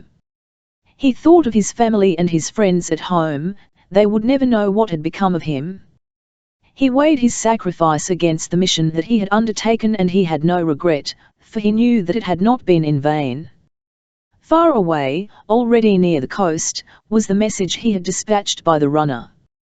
That would ensure that he had not failed in his part for the sake of a great principle for which, if necessary, he was glad to lay down his life. He was glad that he had acted promptly and sent the message when he had, for now, upon the morrow, he could go to his death without vain regrets. He did not want to die, and he made many plans during the day to seize upon the slightest opportunity that might be presented to him to escape.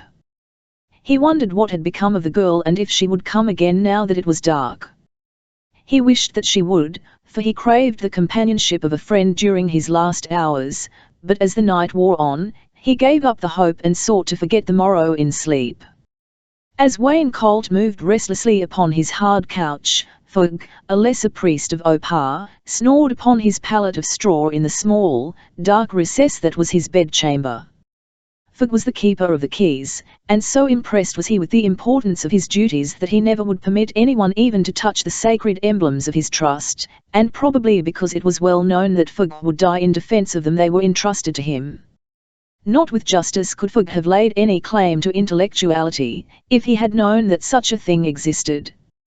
He was only an abysmal brute of a man and, like many men, far beneath the so-called brutes in many of the activities of mind. When he slept, all his faculties were asleep, which is not true of wild beasts when they sleep. Fugg's cell was in one of the upper stories of the ruins that still remained intact.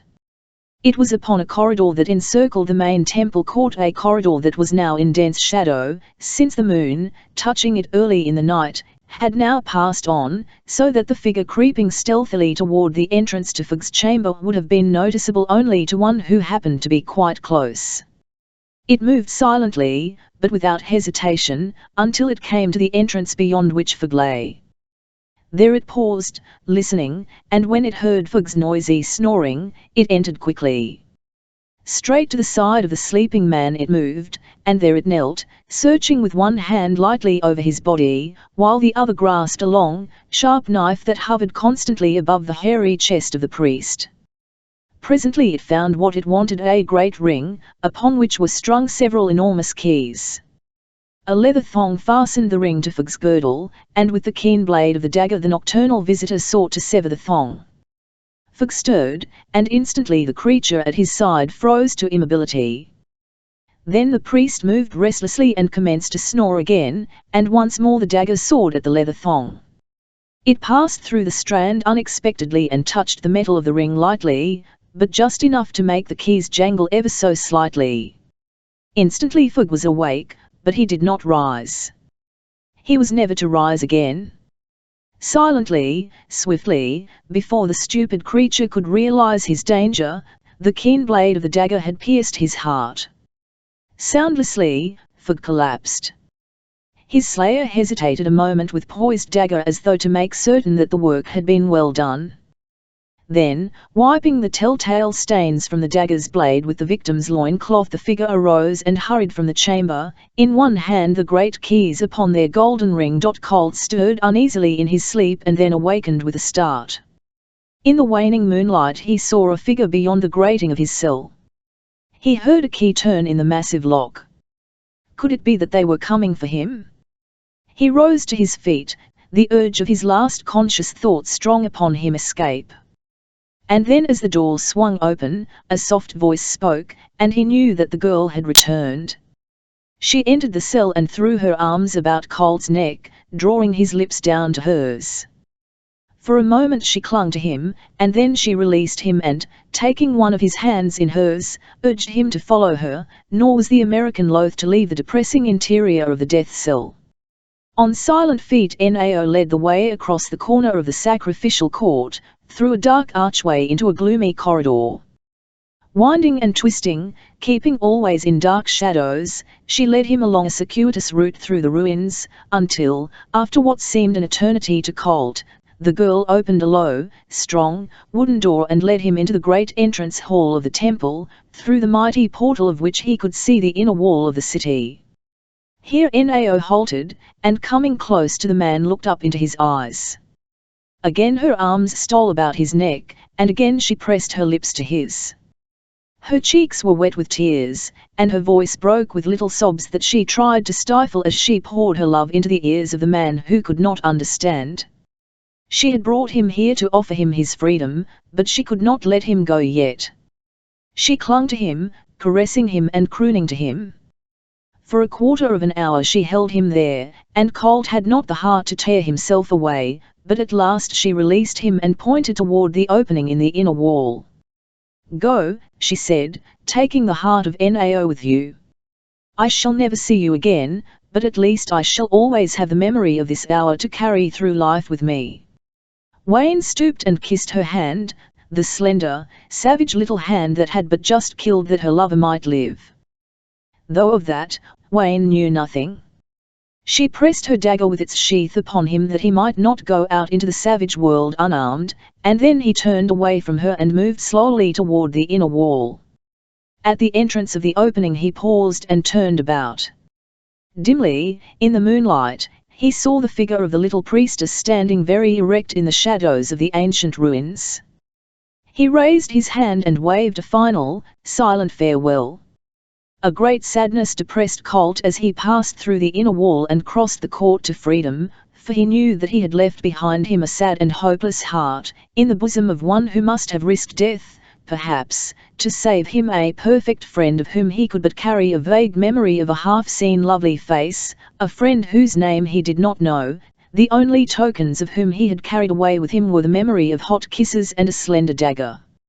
And thus, as Wayne Colt walked across the moonlit plain of Opar, the joy of his escape was tempered by sadness as he recalled the figure of the forlorn little priestess standing in the shadows of the runs. Chapter 11, Lost in the jungle. It was some time after the uncanny scream had disturbed the camp of the conspirators before the men could settle down to rest again. Zvrai believed that they had been followed by a band of Oparian warriors, who might be contemplating a night attack, and so he placed a heavy guard about the camp, but his blacks were confident that the unearthly cry had broken from no human throat. Depressed and dispirited, the men resumed their march the following morning. They made an early start and by dint of much driving arrived at the base camp just before dark. The sight that met their eyes there filled them with consternation. The camp had disappeared, and in the center of the clearing where it had been pitched a pile of ashes suggested that disaster had overtaken the party that had been left behind. This new misfortune threw Zvrai into a maniacal rage, but there was no one present upon whom he might lay the blame, and so he was reduced to the expedient of trampling back and forth while he cursed his luck in loud tones and several languages. From a tree Tarzan watched him. He, too, was at a loss to understand the nature of the disaster that seemed to have overtaken the camp during the absence of the main party, but as he saw that it caused the leader intense anguish, the ape-man was pleased. The blacks were confident that this was another manifestation of the anger of the malign spirit that had been haunting them, and they were all for deserting the ill-starred white man, whose every move ended in failure or disaster. Zvrai's powers of leadership deserve full credit, since from the verge of almost certain mutiny he forced his men by means of both cajolery and threat to remain with him. He set them to building shelters for the entire party, and immediately he dispatched messengers to his various agents, urging them to forward necessary supplies at once. He knew that certain things he needed already were on the way from the coast: uniforms, rifles, ammunition. But now he particularly needed provisions and trade goods.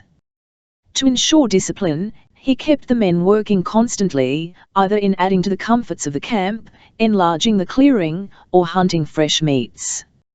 And so the days passed and became weeks, and meanwhile Tarzan watched in waiting. He was in no hurry, for hurry is not a characteristic of the beasts. He roamed the jungle often at a considerable distance from Zvrai's camp, but occasionally he would return, though not to molest them, preferring to let them lull themselves into a stupor of tranquil security, the shattering of which in his own good time would have dire effect upon their morale. He understood the psychology of terror, and it was with terror that he would defeat them. To the camp of Abu Batn, upon the border of the Gala country, word had come from spies that he had sent out that the Gala warriors were gathering to prevent his passage through their territory. Being weakened by the desertion of so many men, the Sheikh dared not defy the bravery and numbers of the Gala warriors, but he knew that he must make some move, since it seemed inevitable that pursuit must overtake him from the rear, if he remained where he was much longer. At last scouts that he had sent far up the river on the opposite side returned to report that a way to the west seemed clear along a more northerly route, and so breaking camp, Abu Bakr moved north with his lone prisoner. Great had been his rage when he discovered that Ibn Damyuk had stolen La, and now he redoubled his precaution to prevent the escape of Zora Drenoth. So closely was she guarded that any possibility of escape seemed almost hopeless. She had learned the fate for which Abu Bakr was reserving her, and now, depressed and melancholy, her mind was occupied with plans for self-destruction. For a time she had harbored the hope that Zvrya would overtake the Arabs and rescue her, but this she had long since discarded, as day after day passed without bringing the hoped for succor. She could not know, of course, the straits in which Zvrya had found himself. He had not dared to detach a party of his men to search for her, fearing that, in their mutinous state of mind, they might murder any of his lieutenants that he placed in charge of them and return to their own tribe, where, through the medium of gossip, word of his expedition and its activities might reach his enemies, nor could he lead all of his force upon such an expedition in person, since he must remain at the base camp to receive the supplies that he knew would presently be arriving. Perhaps, had he known definitely the danger that confronted Zora, he would have cast aside every other consideration and gone to her rescue, but being naturally suspicious of the loyalty of all men, he had persuaded himself that Zora had deliberately deserted him, a half-hearted conviction that had at least the effect of rendering his naturally unpleasant disposition infinitely more unbearable, so that those who should have been his companions and his support in his hour of need contrived as much as possible to keep out of his way. And while these things were transpiring, little Khmer sped through the jungle upon a mission. In the service of his beloved master, little Khmer could hold to a single thought and a line of action for considerable periods of time at a stretch, but eventually his attention was certain to be attracted by some extraneous matter, and then, for hours perhaps, he would forget all about whatever duty had been imposed upon him, but when it again occurred to him, he would carry on entirely without any appreciation of the fact that there had been a break in the continuity of his endeavor. Tarzan, of course, was entirely aware of this inherent weakness in his little friend, but he knew, too, from experience that, however many lapses might occur, Khmer would never entirely abandon any design upon which his mind had been fixed, and having himself none of civilized man's slavish subservience to time, he was prone to overlook Khmer's erratic performance of a duty as a fault of almost negligible consequence. Some day Khmer would arrive at his destination. Perhaps it would be too late. If such a thought occurred at all to the ape-man, doubtless he passed it off with a shrug. But time is of the essence of many things to civilized man. He fumes, and frets, and reduces his mental and physical efficiency if he is not accomplishing something concrete during the passage of every minute of that medium which seems to him like a flowing river, the waters of which are utterly wasted if they are not utilized as they pass by. Imbued by some such insane conception of time, Wayne cold sweated and stumbled through the jungle, seeking his companions as though the very fate of the universe hung upon the slender chance that he should reach them without the loss of a second. The futility of his purpose would have been entirely apparent to him could he have known that he was seeking his companions in the wrong direction. Wayne Colt was lost. Fortunately for him he did not know it, at least not yet. That stupefying conviction was to come later. Days passed and still his wanderings revealed no camp. He was hard put to it to find food, and his fare was meagre and often revolting, consisting of such fruits as he had already learned to know and of rodents, which he managed to bag only with the greatest difficulty and an appalling waste of that precious time which he still prized above all things. He had cut himself a stout stick and would lie in wait along some tiny runway where observation had taught him he might expect to find his prey, until some unwary little creature came within striking distance. He had learned that dawn and dusk were the best hunting hours for the only animals that he could hope to bag, and he learned other things as he moved through the grim jungle, all of which pertained to his struggle for existence. He had learned, for instance, that it was wiser for him to take to the trees whenever he heard a strange noise. Usually the animals got out of his way as he approached, but once a rhinoceros charged him, and again he almost stumbled upon a lion at his kill. Providence intervened in each instance and he escaped unkilled, but thus he learned caution. About noon one day he came to a river that effectually blocked his further progress in the direction that he had been travelling. By this time the conviction was strong upon him that he was utterly lost, and not knowing which direction he should take, he decided to follow the line of least resistance and travel downhill with the river, upon the shore of which he was positive that sooner or later he must discover a native village. He had proceeded no great distance in the new direction, following a hard-packed trail, worn deep by the countless feet of many beasts, when his attention was arrested by a sound that reached his ears dimly from a distance. It came from somewhere ahead of him, and his hearing, now far more acute than it ever had been before, told him that something was approaching. Following the practice that he had found most conducive to longevity since he had been wandering alone and ill-armed against the dangers of the jungle, he flung himself quickly into a tree and sought a point of vantage from where he could see the trail below him. He could not see it for any distance ahead, so tortuously did it wind through the jungle. Whatever was coming would not be visible until it was almost directly beneath him, but that now was of no importance. This experience of the jungle had taught him patience, and perchance he was learning, too, a little of the valuelessness of time, for he settled himself comfortably to wait at his ease. The noise that he heard was little more than an imperceptible rustling, but presently it assumed a new volume and a new significance, so that now he was sure that it was someone running rapidly along the trail, and not one but two. He distinctly heard the footfalls of the heavier creature mingling with those he had first heard. And then he heard a man's voice cry stop, and now the sounds were very close to him, just around the first bend ahead. The sound of running feet stopped, to be followed by that of a scuffle and strange oaths in a man's voice. And then a woman's voice spoke, "Let me go. You will never get me where you are taking me alive." "Then I'll take you for myself now," said the man. Colt had heard enough. There had been something familiar in the tones of the woman's voice. Silently he dropped to the trail, drawing his dagger, and stepped quickly toward the sounds of the altercation. As he rounded the bend in the trail, he saw just before him only a man's back by thobe and thrib, an Arab, but beyond the man and in his clutches Colt knew the woman was hidden by the flowing robes of her assailant. Leaping forward he seized the fellow by the shoulder and jerked him suddenly about, and as the man faced him Colt saw that it was Abu Baton, and now, too, he saw why the voice of the woman had seemed familiar. She was Zora Drenoth. Abu Baton purpled with rage at the interruption, but great as was his anger, so, too, was his surprise as he recognized the American. Just for an instant he thought that possibly this was the advance guard of a party of searchers and avengers from Zvrai's camp, but when he had time to observe the unkempt, dishevelled, unarmed condition of Colt he realized that the man was alone and doubtless lost. "Dog of a Nasrani," he cried, jerking away from Colt's grasp. "Lay not your filthy hand upon a true believer." At the same time he moved to draw his pistol, but in that instant Colt was upon him again, and the 5 men went down in the narrow trail, the American on top. What happened then, happened very quickly.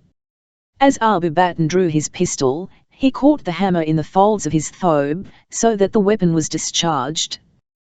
The bullet went harmlessly into the ground, but the report warned Colt of his imminent danger, and in self-defense he ran his blade through the shaker's throat. As he rose slowly from the body of the sheikh, Zora Drenoth grasped him by the arm. "Quick," she said. "That shot will bring the others. They must not find us." He did not wait to question her, but, stooping, quickly salvaged Abu Baton's weapons and ammunition, including a long musket that lay in the trail beside him, and then with Zora in the lead they ran swiftly up the trail down which he had just come. Presently, hearing no indication of pursuit, Colt halted the girl. "Can you climb?" he asked. "Yes," she replied. "Why?" "We are going to take to the trees," he said. "We can go into the jungle a short distance and throw them off the trail." Good, she said, and with his assistance clambered into the branches of a tree beneath which they stood. Fortunately for them, several large trees grew close together so that they were able to make their way with comparative ease a full 100 feet from the trail, where, climbing high into the branches of a great tree, they were effectually hidden from sight in all directions. When at last they were seated side by side in a great crotch, Zora turned toward Colt. "Comrade Colt," she said. "What has happened? What are you doing here alone? Were you looking for me?" The man grinned. "I was looking for the whole party," he said. "I have seen no one since we entered Opar. Where is the camp, and why was Abu Batan pursuing you?" "We are a long way from the camp," replied Zora. "I do not know how far, though I could return to it, if it were not for the Arabs." And then briefly she told the story of Abu Batan's treachery and of her captivity. The Sheikh made a temporary camp shortly after noon today. The men were very tired, and for the first time in days they relaxed their vigilance over me. I realized that at last the moment I had been awaiting so anxiously had arrived, and while they slept I escaped into the jungle. My absence must have been discovered shortly after I left, and Abu Batan overtook me. The rest you witnessed. Fate functioned deviously and altogether wonderfully, he said. To think that your only chance of rescue hinged upon the contingency of my capture at Opar. She smiled. Fate reaches back further than that, she said. Suppose you had not been born. Then Abu Batan would have carried you off to the harem of some black sultan, or perhaps another man would have been captured at Opar. I am glad that you were born, said Zora.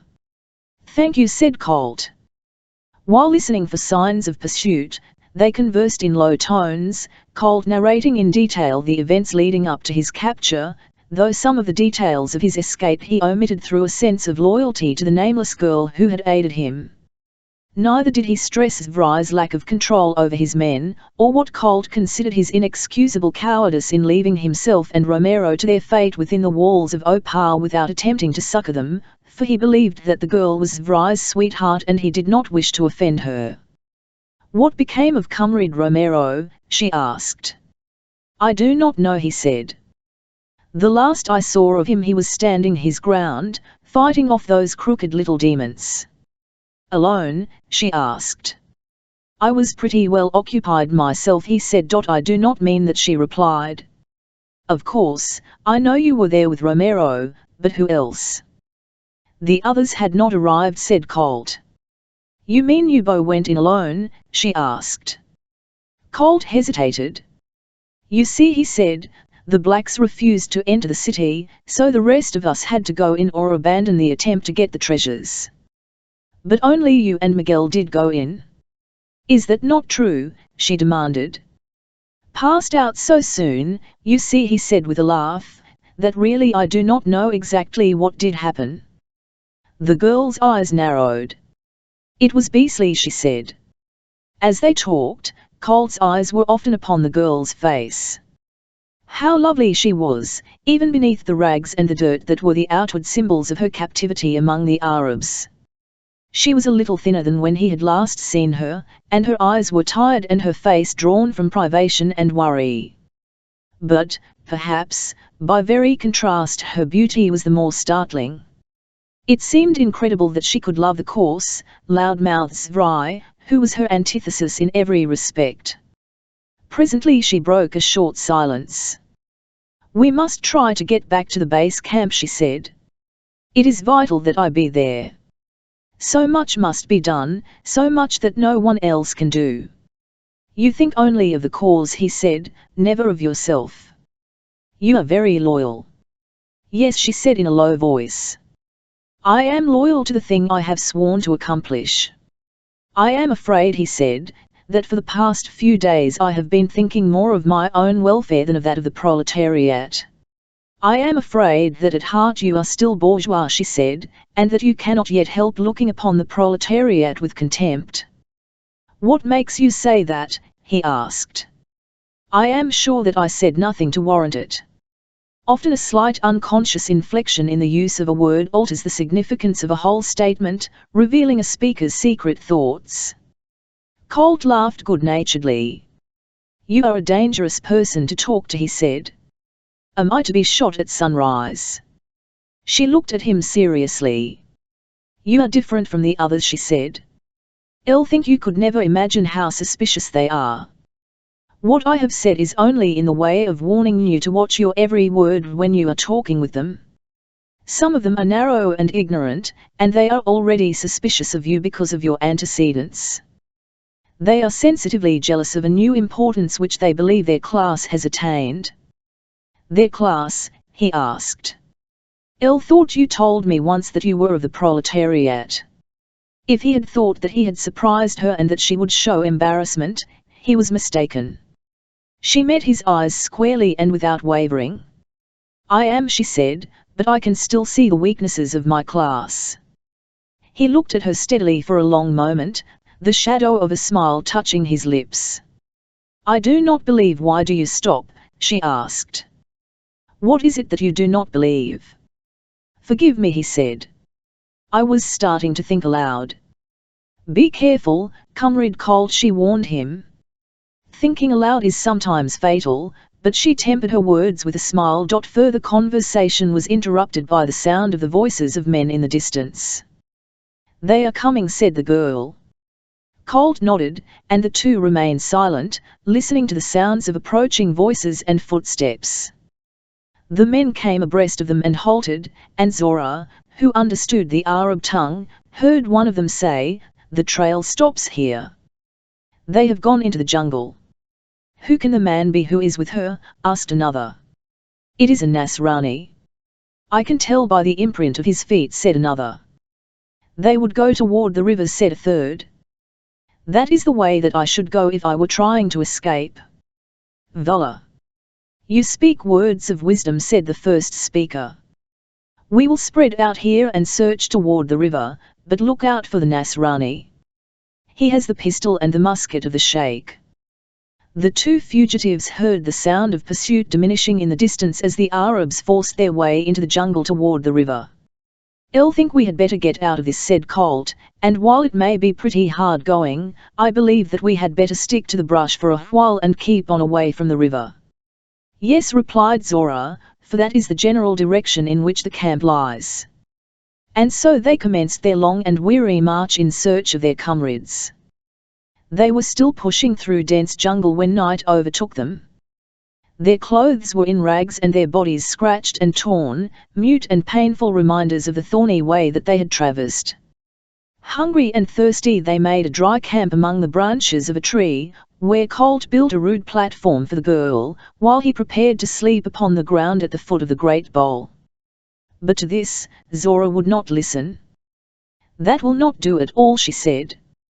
"We are in no position to permit ourselves to be the victims of every silly convention that would ordinarily order our lives in civilized surroundings. I appreciate your thoughtful consideration, but I would rather have you up here in the tree with me than down there where the first hunting lion that passed might get you." And so with the girl's help Colt built another platform close to the one that he had built for her, and as darkness fell, they stretched their tired bodies on their rude couches and sought to sleep. Presently Colt dozed, and in his dream he saw the slender figure of a star-eyed goddess, whose cheeks were wet with tears, but when he took her in his arms and kissed her he saw that she was Zora Dreenoth, and then a hideous sound from the jungle below awakened him with a start, so that he sat up, seizing the musket of the sheikh in readiness. "A hunting lion," said the girl in a low voice. "Phew!" exclaimed Colt. "Il must have been asleep, for that certainly gave me a start." "Yes, you were asleep," said the girl. "Il heard you talking," and he felt that he detected laughter in her voice. "What was I saying?" asked Colt. "Maybe you wouldn't want to hear." "It might embarrass you," she told him. "No. Come ahead. Tell me. You said I'll love you." "Did I, really?" "Yes." "I wonder whom you were talking to," she said, banteringly. "I wonder," said Colt, recalling that in his dream the figure of one girl had merged into that of another. "The lion," Hearing their voices, moved away growling. He was not hunting the hated man-things. Chapter 12. Down trails of terror, slow days dragged by for the man and woman searching for their comrades, days filled with fatiguing effort, most of which was directed toward the procuring of food and water for their sustenance. Increasingly was Colt impressed by the character and personality of his companion.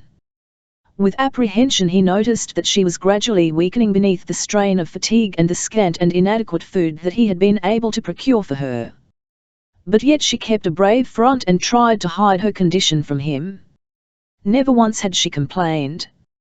Never by word or look had she reproached him for his inability to procure sufficient food, a failure which he looked upon as indicative of inefficiency.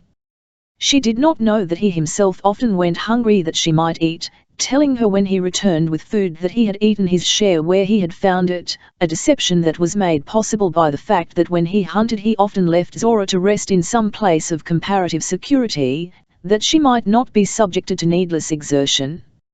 He had left her thus today, safe in a great tree beside a winding stream. She was very tired. It seemed to her that now she was always tired. The thought of continuing the march appalled her, and yet she knew that it must be undertaken. She wondered how much longer she could go on before she sank exhausted for the last time. It was not, however, for herself that she was most concerned, but for this man, this scion of wealth, and capitalism, and power, whose constant consideration and cheerfulness and tenderness had been a revelation to her. She knew that when she could go no further, he would not leave her, and that thus his chances of escape from the grim jungle would be jeopardized and perhaps lost forever because of her. She hoped, for his sake, that death would come quickly to her, that, thus relieved of responsibility, he might move on more rapidly in search of that elusive camp that seemed to her now little more than a meaningless myth. But from the thought of death she shrank, not because of the fear of death, as well might have been the case, but for an entirely new reason, the sudden realization of which gave her a distinct shock. The tragedy of this sudden self-awakening left her numb with terror. It was a thought that must be put from her, one that she must not entertain even for an instant, and yet it persisted with a dull insistency that brought tears to her eyes. Colt had gone farther afield than usual this morning in his search for food, for he had sighted an antelope, and, his imagination inflamed by the contemplation of so much meat in a single kill and what it would mean for Zora, he clung doggedly to the trail, lured further on by an occasional glimpse of his quarry in the distance.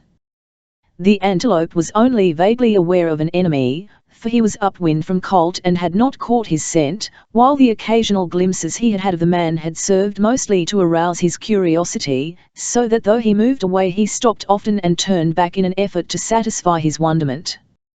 But presently he waited a moment too long. In his desperation, Colt chanced a long shot, and as the animal dropped, the man could not stifle a loud cry of exultation. As time, that she had no means of measuring, dragged on, Zora grew increasingly apprehensive on Colt's account. Never before had he left her for so long a time, so that she began to construct all sorts of imaginary calamities that might have overtaken him. She wished now that she had gone with him. If she had thought it possible to track him, she would have followed him, but she knew that that was impossible. However, her forced inactivity made her restless. Her cramped position in the tree became unendurable, and then, suddenly assailed by thirst, she lowered herself to the ground and walked toward the river. When she had drunk and was about to return to the tree, she heard the sound of something approaching from the direction in which Colt had gone. Instantly her heart leaped with gladness, her depression and even much of her fatigue seemed to vanish, and she realized suddenly how very lonely she had been without him. How dependent we are upon the society of our fellow men, we seldom realize until we become the victims of enforced solitude. There were tears of happiness in Zora Dreenoth's eyes as she advanced to meet Colt. Then the bushes before her parted, and there stepped into view, before her horrified gaze, a monstrous, hairy ape. Tuyate, the king, was as much surprised as the girl, but his reactions were almost opposite. It was with no horror that he viewed this soft, white she-mangani. To the girl there was naught but ferocity in his mien, though in his breast was an entirely different emotion. He lumbered toward her, and then, as though released from a momentary paralysis, Zora turned to flee. But how futilely, she realized an instant later as a hairy paw gripped her roughly by the shoulder. For an instant she had forgotten the shaker's pistol that Colt always left with her for self-protection. Jerking it from its holster, she turned upon the beast, but too late, seeing in the weapon a club with which she intended to attack him, wrenched it from her grasp and hurled it aside, and then, though she struggled and fought to regain her freedom, he lifted her lightly to his hip and lumbered off into the jungle in the direction that he had been going. Colt tarried at his kill only long enough to remove the feet, the head and the viscera, that he might by that much reduce the weight of the burden that he must carry back to camp, for he was quite well aware that his privation had greatly reduced his strength. Lifting the carcass to his shoulder, he started back toward camp, exulting in the thought that for once he was returning with an ample quantity of strength-giving flesh. As he staggered along beneath the weight of the small antelope, he made plans that imparted a rosy hue to the future. They would rest now until their strength returned, and while they were resting they would smoke all of the meat of his kill that they did not eat at once, and thus they would have a reserve supply of food that he felt would carry them a great distance. 2 days' rest with plenty of food would, he was positive, fill them with renewed hope and vitality. As he started laboriously along the back trail, he commenced to realize that he had come much farther than he had thought, but it had been well worthwhile. Even though he reached Zora in a state of utter exhaustion, he did not fear for a minute but that he would reach her, so confident was he of his own powers of endurance and the strength of his will. As he staggered at last to his goal, he looked up into the tree and called her by name. There was no reply. In that first brief instant of silence, a dull and sickening premonition of disaster crept over him. He dropped the carcass of the deer and looked hurriedly about. "Zora! Zora!" he cried, but only the silence of the jungle was his answer. Then his searching eyes found the pistol of Abu Bakr where Tuyate had dropped it, and his worst fears were substantiated, for he knew that if Zora had gone away of her own volition she would have taken the weapon with her. She had been attacked by something and carried off, of that he was positive, and presently as he examined the ground closely he discovered the imprints of a great man-like foot. A sudden madness seized Wayne Colt. The cruelty of the jungle, the injustice of nature aroused within his breast a red rage. He wanted to kill the thing that had stolen Zora Dreenoth. He wanted to tear it with his bands and rend it with his teeth. All the savage instincts of primitive man were reborn within him as, forgetting the meat that the moment before had meant so much to him, he plunged headlong into the jungle upon the faint spoor of Tuyate, the king ape. Lara of Opar made her way slowly through the jungle after she had escaped from Ibn Damyuk and his companions. Her native city called to her, though she knew that she might not enter it in safety, but what place was there in all the world that she might go to?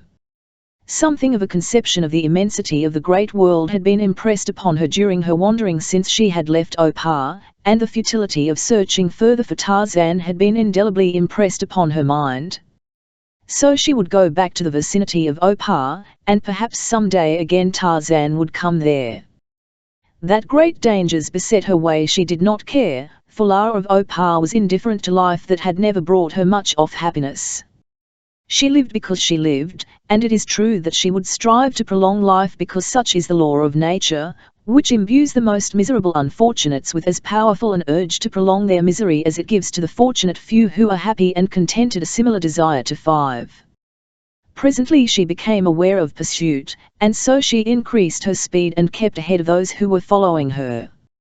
Finding a trail, she followed it, knowing that if it permitted her to increase her speed it would permit her pursuers also to increase theirs, nor would she be able to hear them now as plainly as she had before, when they were forcing their way through the jungle. Still she was confident that they could not overtake her, but as she was moving swiftly on, a turn in the trail brought her to a sudden stop, for there, blocking her retreat, stood a great, maned lion.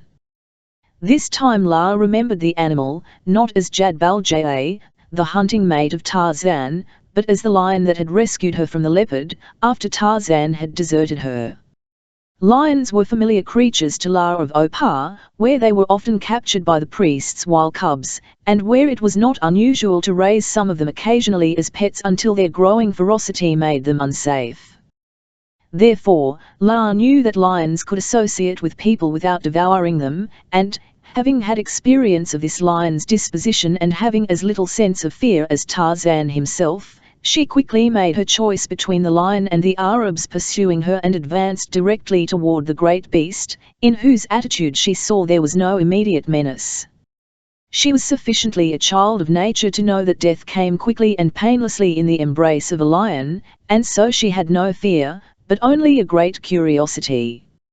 Jadbaljay had long had the scent spore of La in his nostrils, as she had moved with the wind along the jungle trails, and so he had awaited her, his curiosity aroused by the fainter scent spore of the men who trailed her. Now as she came toward him along the trail, Hare stepped to one side that she might pass and, like a great cat, rubbed his maned neck against her legs. La paused and laid a hand upon his head and spoke to him in low tones in the language of the first man, the language of the great apes that was the common language of her people, as it was Tarzan's language. Hajilan, leading his men in pursuit of La, rounded a bend in the trail and stopped aghast. He saw a great lion facing him, a lion that bared its fangs now in an angry snarl, and beside the lion, one hand tangled in its thick black mane, stood the white woman. The woman spoke a single word to the lion in a language that Hajilan did not understand. "Kill," said La in the language of the great apes. So accustomed was the high priestess of the flaming god to command that it did not occur to her that Numa might do other than obey, and so, although she did not know that it was thus that Tarzan had been accustomed to command Jadbaljay, she was not surprised when the lion crouched and charged. Fodil and Deraim had pushed close behind their companion as he halted, and great was their horror when they saw the lion leap forward. They turned and fled, colliding with the blacks behind them, but Hajilan only stood paralyzed with fright as Jadbaljay reared upon his hind feet and seized him, his great jaws crunching through the man's head and shoulders, cracking his skull like an egg-shell. He gave the body a vicious shake and dropped it. Then he turned and looked inquiringly at Lane. In the woman's heart was no more sympathy for her enemies than in the heart of Jadbaljay, she only wished to be rid of them. She did not care whether they lived or died, and so she did not urge Jadbaljay after those who had escaped. She wondered what the lion would do now that he had made his kill, and knowing that the vicinity of a feeding lion was no safe place, she turned and moved on along the trail. But Jadbaljay was no eater of man, not because he had any moral scruples, but because he was young and active and had no difficulty in killing prey that he relished far more than he did the salty flesh of man. Therefore, he left Hajilan lying where he had fallen and followed La along the shadowy jungle trails. A black man, naked but for a G-string, bearing a message from the coast for Zvrai, paused where Favo trails crossed. From his left the wind was blowing, and to his sensitive nostrils it bore the faint stench that announced the presence of a lion. Without a moment's hesitation, the man vanished into the foliage of a tree that overhung the trail. Perhaps Simba was not hungry, perhaps Simba was not hunting, but the black messenger was taking no chances. He was sure that the lion was approaching, and he would wait here where he could see both trails until he discovered which one Simba took. Watching with more or less indifference because of the safety of his sanctuary, the Negro was ill-prepared for the shock which the sight that presently broke upon his vision induced. Never in the lowest steps of his superstition had he conceived such a scene as he now witnessed, and he blinked his eyes repeatedly to make sure that he was awake, but, no, there could be no mistake. It was indeed a white woman almost naked but for golden ornaments and a soft strip of leopard skin beneath her narrow stomach, a white woman who walked with the fingers of one hand tangled in the black mane of a great golden lion. Along the trail they came, and at the crossing they turned to the left into the trail that he had been following. As they disappeared from his view, the black man fingered the fetish that was suspended from a cord about his neck and prayed to Mulango, the god of his people, and when he again set out toward his destination he took another and more circuitous route. Often, after darkness had fallen, Tarzan had come to the camp of the conspirators and, perched in a tree above them, listened to Zvrai outlining his plans to his companions, so that the ape-man was familiar with what they intended, down to the minutest detail. Now, knowing that they would not be prepared to strike for some time, he was roaming the jungle far away from the sight and stench of man, enjoying to the full the peace and freedom that were his life. He knew that Nkima should have reached his destination by this time and delivered the message that Tarzan had dispatched by him. He was still puzzled by the strange disappearance of Lara and piqued by his inability to pick up her trail. He was genuinely grieved by her disappearance, for already he had his plans well formulated to restore her to her throne and punish her enemies, but he gave himself over to no futile regrets as he swung through the trees in sheer joy of living, or when hunger overtook him, stalked his prey in the grim and terrible silence of the hunting beast. Sometimes he thought of the good-looking young American, to whom he had taken a fancy in spite of the fact that he considered him an enemy. Had he known of Colt's now almost hopeless plight, it is possible that he would have gone to his rescue, but he knew nothing of it. So, alone and friendless, sunk to the uttermost depths of despair, Wayne Colt stumbled through the jungle in search of Zora Drenoth and her abductor. But already he had lost the faint trail, and Tuyate, far to his right, lumbered along with his captive safe from pursuit. Weak from exhaustion and shock, thoroughly terrified now by the hopelessness of her hideous position, Zora had lost consciousness. Tuyate feared that she was dead, but he carried her on, nevertheless, that he might at least have the satisfaction of exhibiting her to his tribe as evidence of his prowess and, perhaps, to furnish an excuse for another dum-dum. Secure in his might, conscious of few enemies that might with safety to themselves molest him, Tuyate did not take the precaution of silence, but wandered on through the jungle heedless of all dangers. Many were the keen ears and sensitive nostrils that carried the message of his passing to their owners, but to only one did the strange mingling of the scent spore of the bull ape with that of a she-mangani suggest a condition worthy of investigation. So as Tuyate pursued his careless way, another creature of the jungle, moving silently on swift feet, bore down upon him, and when, from a point of vantage, keen eyes beheld the shaggy bull and the slender, delicate girl, a lip curled in a silent snarl. A moment later Tuyate, the king ape, was brought to a snarling, bristling halt as the giant figure of a bronzed Tarmangani dropped lightly into the trail before him, a living threat to his possession of his prize. The wicked eyes of the bull shot fire and hate. "Go away," he said. "I am Tuyate. Go away or I kill." "Put down the she," demanded Tarzan. "No," bellowed Tuyate. "She's mine." "Put down the she," repeated Tarzan, "and go your way, or I kill. I am Tarzan of the Apes, Lord of the Jungle." Tarzan drew the hunting knife of his father and crouched as he advanced toward the bull. Tuyate snarled, and seeing that the other meant to give battle, he cast the body of the girl aside that he might not be handicapped. As they circled, each looking for an advantage, there came a sudden, terrific crashing sound in the jungle downwind from them. Tanta, the elephant, asleep in the security of the depth of the forest, had been suddenly awakened by the growling of the two beasts. Instantly his nostrils caught a familiar scent spore, the scent spore of his beloved Tarzan, and his ears told him that he was facing in battle the great Mangani, whose scent was also strong in the nostrils of Tanta. To the snapping and bending of trees, the great bull rushed through the forest, and as he emerged suddenly, towering above them Tuyate, the king ape, seeing death in those angry eyes and gleaming tusks, turned and fled into the jungle. Chapter 13. The lion man Peter Zvrai was, in a measure, regaining some of the confidence that he had lost in the ultimate success of his plan, for his agents were succeeding at last in getting to him some of his much-needed supplies, together with contingents of disaffected blacks wherewith to recruit his forces to sufficient numbers to ensure the success of his contemplated invasion of Italian Somaliland. It was his plan to make a swift and sudden incursion, destroying native villages and capturing an outpost or nvo, then retreating quickly across the border, pack away the French uniforms for possible future use and undertake the overthrow of Ras Tafari in Abyssinia, where his agents had assured him conditions were ripe for a revolution. With Abyssinia under his control to serve as a rallying point, his agents assured him that the native tribes of all northern Africa would flock to his standards.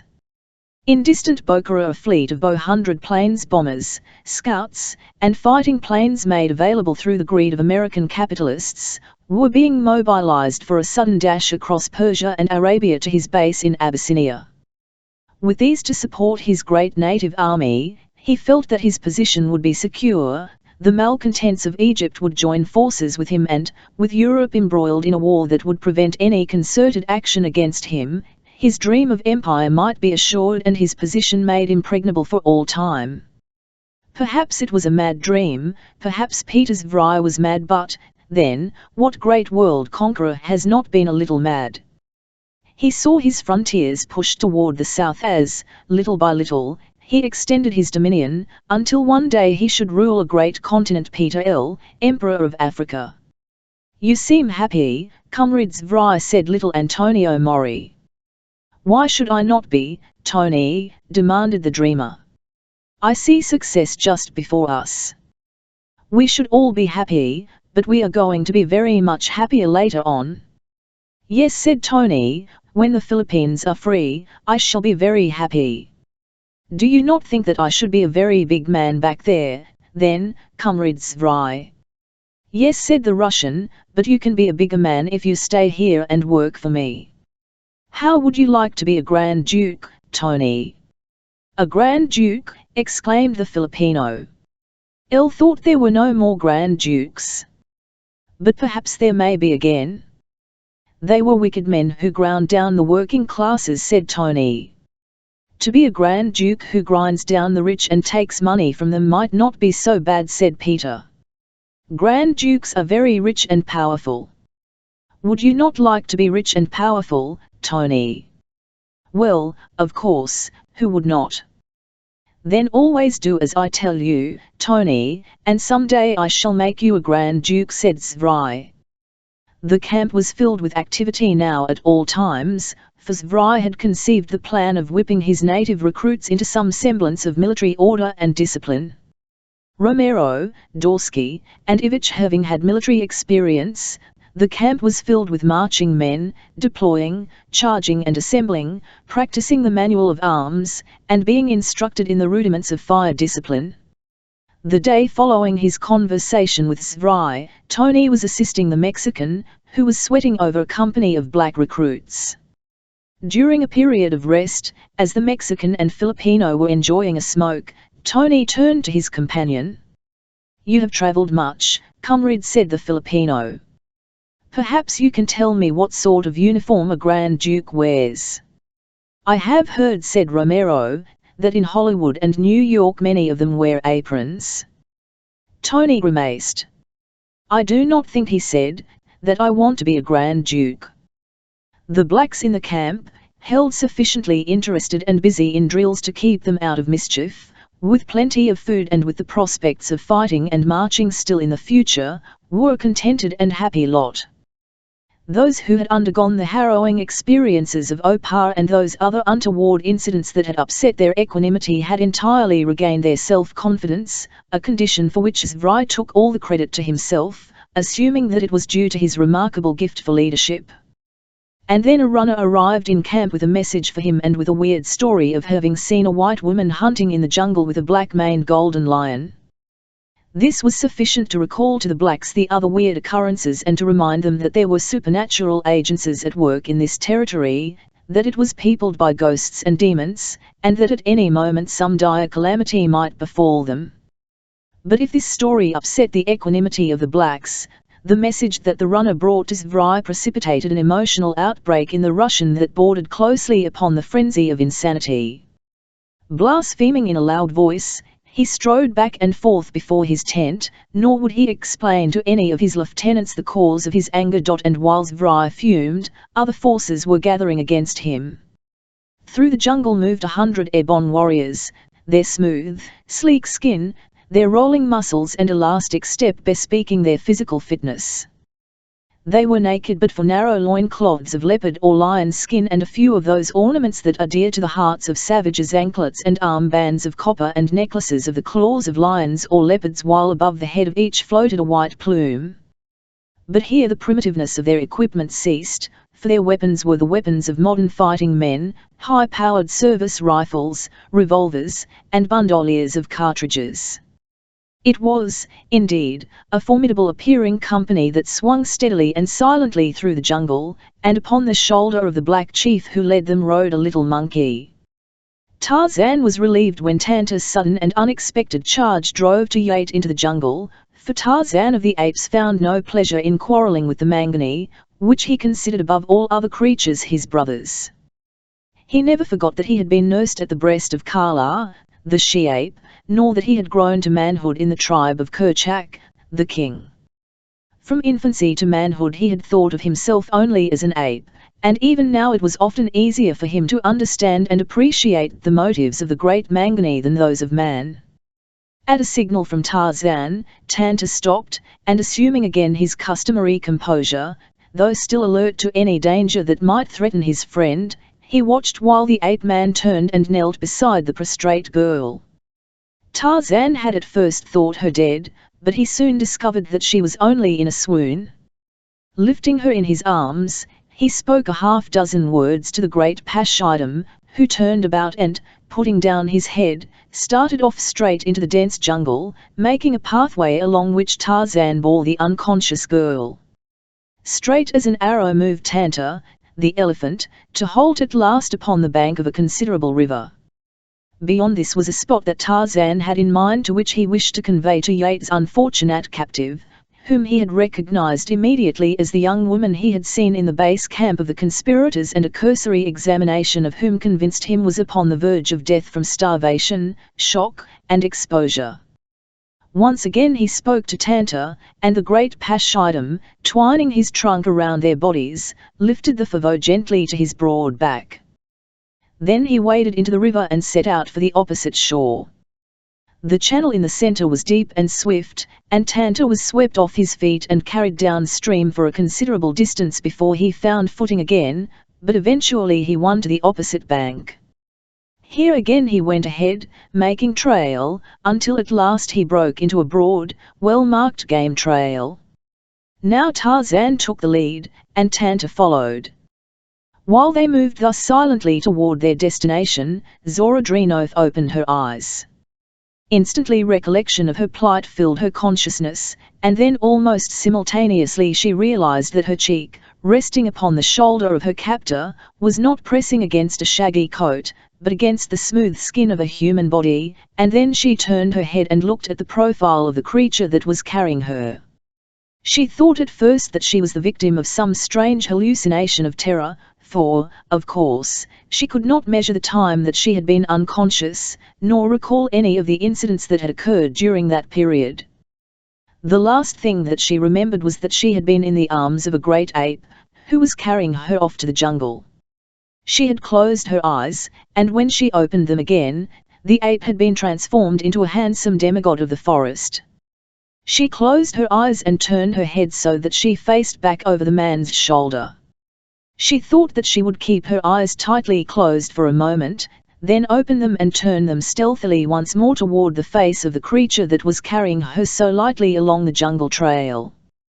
Perhaps this time he would be an ape again, and then she would know that she was indeed mad, or dreaming. And when she did open her eyes, the sight that met them convinced her that she was experiencing a nightmare, for plodding along the trail directly behind her, was a giant bull elephant. Tarzan, apprised of her returning consciousness by the movement of her head upon his shoulder, turned his own to look at her and saw her gazing at Tanta in wide-eyed astonishment. Then she turned toward him, and their eyes met. "Who are you?" she asked in a whisper. "Am I dreaming?" But the ape-man only turned his eyes to the front and made no reply. Zora thought of struggling to free herself, but realizing that she was very weak and helpless, she at last resigned herself to her fate and let her cheek fall again to the bronzed shoulder of the ape-man. When Tarzan finally stopped and laid his burden upon the ground, it was in a little clearing through which ran a tiny stream of clear water. Immense trees arched overhead, and through their foliage the great sun dappled the grass beneath them. As Zora Drenof lay stretched upon the soft turf, she realized for the first time how weak she was, for when she attempted to rise, she found that she could not. As her eyes took in the scene about her, it seemed more than ever like a dream, the great bull elephant standing almost above her and the bronzed figure of an almost naked giant squatting upon his haunches beside the little stream. She saw him fold a great leaf into the shape of a cornucopia and, after filling it with water, rise and come toward her. Without a word he stooped, and putting an arm beneath her shoulders and raising her to a sitting position, he offered her the water from his improvised cup. She drank deeply, for she was very thirsty. Then, looking up into the handsome face above her, she voiced her thanks, but when the man did not reply, she thought, naturally, that he did not understand her. When she had satisfied her thirst and he had lowered her gently to the ground again, he swung lightly into a tree and disappeared in Toth Forest. But above her the great elephant stood, as though on guard, his huge body swaying gently to and fro. The quiet and peace of her surroundings tended to soothe her nerves, but deeply rooted in her mind was the conviction that her situation was most precarious. The man was a mystery to her, and while she knew, of course, that the ape that had stolen her had not been transformed miraculously into a handsome forest god, yet she could not account in any way for his presence or for the disappearance of the ape, except upon the rather extravagant hypothesis that the bow had worked together, the ape having stolen her for this man, who was its master. There had been nothing in the man's attitude to suggest that he intended to harm her, and yet so accustomed was she to gauge all men by the standards of civilized society that she could not conceive that he had other than ulterior designs. To her analytical mind the man presented a paradox that intrigued her imagination, seeming, as he did, so utterly out of place in this savage African jungle, while at the same time he harmonized perfectly with his surroundings, in which he seemed absolutely at home and assured of himself, a fact that was still further impressed upon her by the presence of the wild bull elephant, to which the man paid no more attention than one would to a lap dog. Had he been unkempt, filthy, and degraded in appearance, she would have catalogued him immediately as one of those social outcasts, usually half demented, who are occasionally found far from the haunts of men, living the life of wild beasts, whose high standards of decency and cleanliness they uniformly fail to observe. But this creature had suggested more the trained athlete in whom cleanliness was a fetish, nor did his well-shaped head and intelligent eyes even remotely suggest mental or moral degradation. And as she pondered him, the man returned, bearing a great load of straight branches, from which the twigs and leaves had been removed. With a celerity and adeptness that bespoke long years of practice, he constructed a shelter upon the bank of the rivulet. He gathered broad leaves to thatch its roof, and leafy branches to enclose it upon 3 sides, so that it formed a protection against the prevailing winds. He floored it with leaves and small figs and dry grasses. Then he came and, lifting the girl in his arms, bore her to the rustic bower he had fabricated. Once again he left her, and when he returned he brought a little fruit, which he fed to her sparingly, for he guessed that she had been long without food and knew that he must not overtax her stomach. Always he worked in silence, and though no word had passed between them, Zora Drenof felt growing within her consciousness a conviction of his trustworthiness. The next time that he left her he was gone a considerable time, but still the elephant stood in the clearing, like some titanic sentinel upon guard. When next the man returned, he brought the carcass of a deer, and then Zora saw him make fire, after the manner of primitive men. As the meat roasted above it, the fragrant aroma came to her nostrils, bringing consciousness of a ravening hunger. When the meat was cooked, the man came and squatted beside her, cutting small pieces with his keen hunting knife and feeding her as though she had been a helpless baby. He gave her only a little at a time, making her rest often, and while she ate he spoke for the first time, but not to her, nor in any language that she had ever heard. He spoke to the great elephant, and the huge pashidam wheeled slowly about and entered the jungle, where she could hear the diminishing noise of his passage until it was lost in the distance. Before the meal was over, it was quite dark, and she finished it in the fitful light of the fire that shone redly on the bronzed skin of her companion and shot back from mysterious grey eyes that gave the impression of seeing everything, even her inmost thoughts.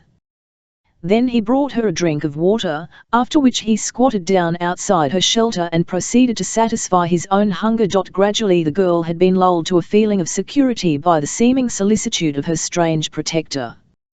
But now distinct misgivings assailed her, and suddenly she felt a strange new fear of the silent giant in whose power she was, for when he ate she saw that he ate his meat raw, tearing the flesh like a wild beast. When there came the sound of something moving in the jungle just beyond the firelight, and he raised his head and looked, and there came a low and savage growl of warning from his lips, the girl closed her eyes and buried her face in her arms in sudden terror and revulsion. From the darkness of the jungle there came an answering growl, but the sound moved on, and presently all was silent again. It seemed a long time before Zora dared open her eyes again, and when she did she saw that the man had finished his meal and was stretched out on the grass between her and the fire. She was afraid of him, of that she was quite certain, yet, at the same time, she could not deny that his presence there imparted to her a feeling of safety that she had never before felt in the jungle. As she tried to fathom this, she dozed and presently was asleep. The young sun was already bringing renewed warmth to the jungle when she awoke. The man had replenished the fire and was sitting before it, grilling small fragments of meat. Beside him were some fruits, which he must have gathered since he had awakened. As she watched him, she was still further impressed by his great physical beauty, as well as by a certain marked nobility of bearing that harmonized well with the dignity of his poise and the intelligence of his keen grey eyes. She wished that she had not seen him devour his meat like that was it, like a lion.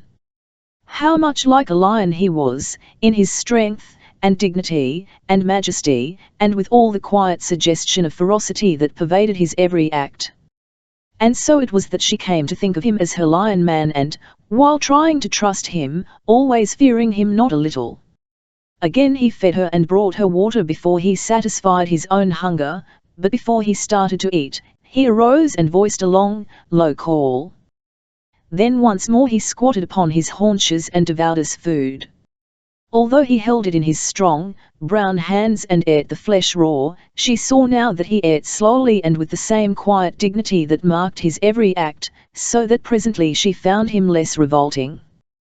Once again she tried to talk with him, addressing him in various languages and several African dialects, but as for any sign he gave that he understood her she might as well have been addressing a dumb brute. Doubtless her disappointment would have been replaced by anger could she have known that she was addressing an English lord, who understood perfectly every word that she uttered, but who, for reasons which he himself best knew, preferred to remain the dumb brute to this woman whom he looked upon as an enemy. However, it was well for Zora Drenof that he was what he was, for it was the prompting of the English lord and not that of the savage carnivore that had moved him to succour her because she was alone, and helpless, and a woman. The beast in Tarzan would not have attacked her, but would merely have ignored her, letting the law of the jungle take its course as it must with all her creatures. Shortly after Tarzan had finished his meal, a crashing in the jungle announced the return of Tanta, and when he appeared in the little clearing, the girl realized that the great brute had come in response to the call of the man, and marveled. And so the days wore on, and slowly Zora Drenof regained her strength, guarded by night by the silent forest god and by day by the great bull elephant. Her only apprehension now was for the safety of Wayne Colt, who was seldom from her thoughts. Nor was her apprehension groundless, for the young American had fallen upon bad days. Almost frantic with concern for the safety of Zora, he had exhausted his strength in futile search for her and her abductor, forgetful of himself until hunger and fatigue had taken their toll of his strength. He had awakened at last to the realization that his condition was dangerous, and now when he needed food most, the game that he had formerly found reasonably plentiful seemed to have deserted the country. Even the smaller rodents that had once sufficed to keep him alive were either too wary for him or not present at all. Occasionally he found fruits that he could eat, but they seemed to impart little or no strength to him, and at last he was forced to the conviction that he had reached the end of his endurance and his strength, and that nothing short of a miracle could preserve him from death. He was so weak that he could stagger only a few steps at a time, and then, sinking to the ground, was forced to lie there for a long time before he could arise again, and always there was the knowledge that eventually he would not arise. Yet he would not give up. Something more than the urge to live drove him on. He could not die, he must not die while Zorodrinoth was in danger. He had found a well-beaten trail at last where he was sure that sooner or later he must meet a native hunter, or, perhaps, find his way to the camp of his fellows. He could only crawl now, for he had not the strength to rise, and then suddenly the moment came that he had striven so long to avert, the moment that marked the end, though it came in a form that he had only vaguely anticipated as one of several that might ring the curtain upon his earthly existence. As he lay in the trail resting before he dragged himself on again, he was suddenly conscious that he was not alone. He had heard no sounds, for doubtless his hearing had been dulled by exhaustion, but he was aware through the medium of that strange sense, the possession of which each of us has felt at some time in his existence, that told him eyes were upon him. With an effort he raised his head and looked, and there, before him in the trail, stood a great lion, his lips drawn back in an angry snarl, his yellow-green eyes glaring balefully. Chapter 14. Shot down. Tarzan went almost daily to watch the camp of his enemy, moving swiftly through the jungle by trails unknown to man. He saw that preparations for the first bold stroke were almost completed, and finally he saw uniforms being issued to all members of the party, uniforms which he recognized as those of French colonial troops, and he realized that the time had come when he must move. He hoped that Little Nkima had carried his message safely, but if not, Tarzan would find some other way. Zorodrinoth's strength was slowly returning. Today she had arisen and taken a few steps out into the sunlit clearing. The great elephant regarded her. She had long since ceased to fear him, as she had ceased to fear the strange white man who had befriended her. Slowly the girl approached the great bull, and Tanta regarded her out of his little eyes as he waved his trunk to and fro. He had been so docile and harmless all the days that he had guarded her that it had grown to be difficult for Zora to conceive him capable of inflicting injury upon her. But as she looked into his little eyes now, there was an expression there that brought her to a sudden halt, and as she realized that after all he was only a wild bull elephant, she suddenly appreciated the rashness of her act. She was already so close to him that she could have reached out and touched him, as had been her intention, having thought that she would thus make friends with him. It was in her mind to fall back with dignity, when the waving trunk shot suddenly out and encircled her body. Zorodrinoth did not scream. She only closed her eyes and waited. She felt herself lifted from the ground, and a moment later the elephant had crossed the little clearing and deposited her in her shelter. Then he backed off slowly and resumed his post of duty. He had not hurt her. A mother could not have lifted her baby more gently, but he had impressed upon Zorodrinoth that she was a prisoner and that he was her keeper. As a matter of fact, Tanta was only carrying out Tarzan's instructions, which had nothing to do with the forcible restraint of the girl, but were only a measure of precaution to prevent her wandering into the jungle where other dangers might overtake her. Zora had not fully regained her strength, and the experience left her trembling. Though she now realized that her sudden fears for her safety had been groundless, she decided that she would take no more liberties with her mighty warden. It was not long after that Tarzan returned, much earlier in the day than was his custom.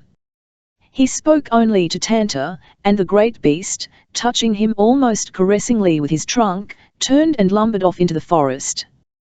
Then Tarzan advanced to where Zora sat in the opening of her shelter. Lightly he lifted her from the ground and tossed her to his shoulder, and then, to her infinite surprise at the strength and agility of the man, he swung into a tree and was off through the jungle in the wake of the pashidam. At the edge of the river that they had crossed before, Tanta was awaiting them, and once more he carried Zora and Tarzan safely to the other bank. Tarzan himself had crossed the river twice a day since he had made the camp for Zora, but when he went alone he needed no help from Tanta or any other, for he swam the swift stream, his eye alert and his keen knife ready should Gimla, the crocodile, attack him. But for the crossing of the woman, he had enlisted the services of Tanta that she might not be subjected to the danger and hardship of the only other means of crossing that was possible. As Tanta clambered up the muddy bank, Tarzan dismissed him with a word. As with the girl in his arms he leaped into a nearby tree. That flight through the jungle was an experience that might long stand vividly in the memory of Zora Drenoth. That a human being could possess the strength and agility of the creature that carried her seemed unbelievable, and she might easily have attributed a supernatural origin to him had she not felt the life in the warm flesh that was pressed against hers. Leaping from branch to branch, swinging across breathless voids, she was borne swiftly through the middle terrace of the forest. At first she had been terrified, but gradually fear left her, to be replaced by that utter confidence which Tarzan of the Apes has inspired in many a breast.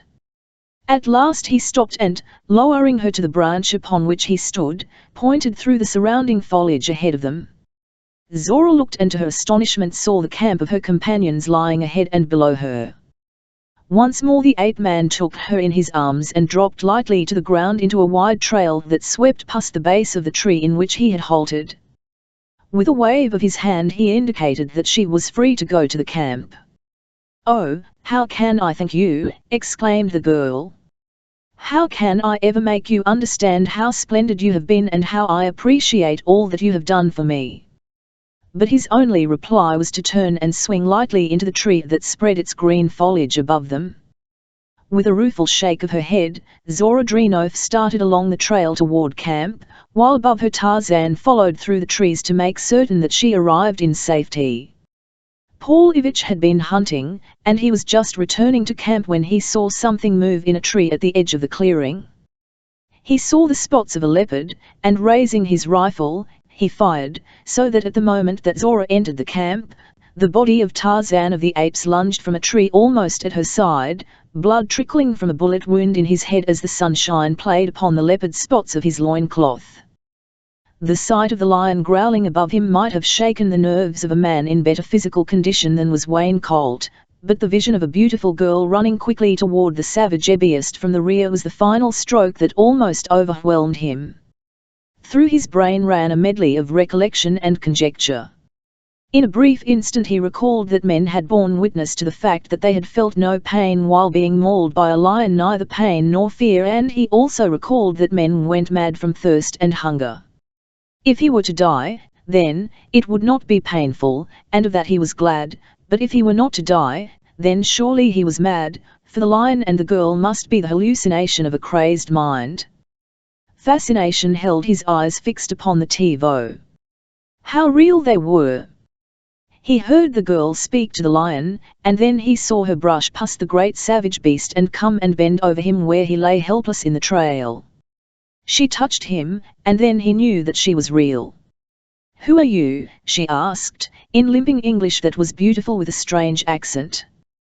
"What has happened to you?" "I have been lost," he said, "and I am about done up. I have not eaten for a long while," and then he fainted. Jadbaljay, the golden lion, had conceived a strange affection for La of Opar. Perhaps it was the call of one kindred savage spirit to another. Perhaps it was merely the recollection that she was Tarzan's friend. But be that as it may, he seemed to find the same pleasure in her company that a faithful dog finds in the company of his master. He had protected her with fierce loyalty, and when he made his kill he shared the flesh with her. She, however, after cutting off a portion that she wanted, had always gone away a little distance to build her primitive fire and cook the flesh, nor ever had she ventured back to the kill after Jadbaljay had commenced to feed, for a lion is yet a lion, and the grim and ferocious growls that accompanied his feeding warned the girl against presuming too far upon the new-found generosity of the carnivore. They had been feeding, when the approach of Colt had attracted Numa's attention and brought him into the trail from his kill. For a moment La had feared that she might not be able to keep the lion from the man, and she had wanted to do so, for something in the stranger's appearance reminded her of Tarzan, whom he more nearly resembled than he did the grotesque priests of Opar. Because of this fact she thought that possibly the stranger might be from Tarzan's country. Perhaps he was one of Tarzan's friends, and if so, she must protect him. To her relief, the lion had obeyed her when she had called upon him to halt, and now he evinced no further desire to attack the man. When Colt regained consciousness, La tried to raise him to his feet, and, with considerable difficulty and some slight assistance from the man, she succeeded in doing so. She put one of his arms across her shoulders and, supporting him thus, guided him back along the trail, while Jadbalja followed at their heels. She had difficulty in getting him through the brush to the hidden glen where Jadbalja's kill lay, and her little fire was burning a short distance away. But at last she succeeded, and when they had come close to her fire, she lowered the man to the ground, while Jadbalja turned once more to his feeding and his growling. La fed the man tiny pieces of the meat that she had cooked, and he ate ravenously all that she would give him.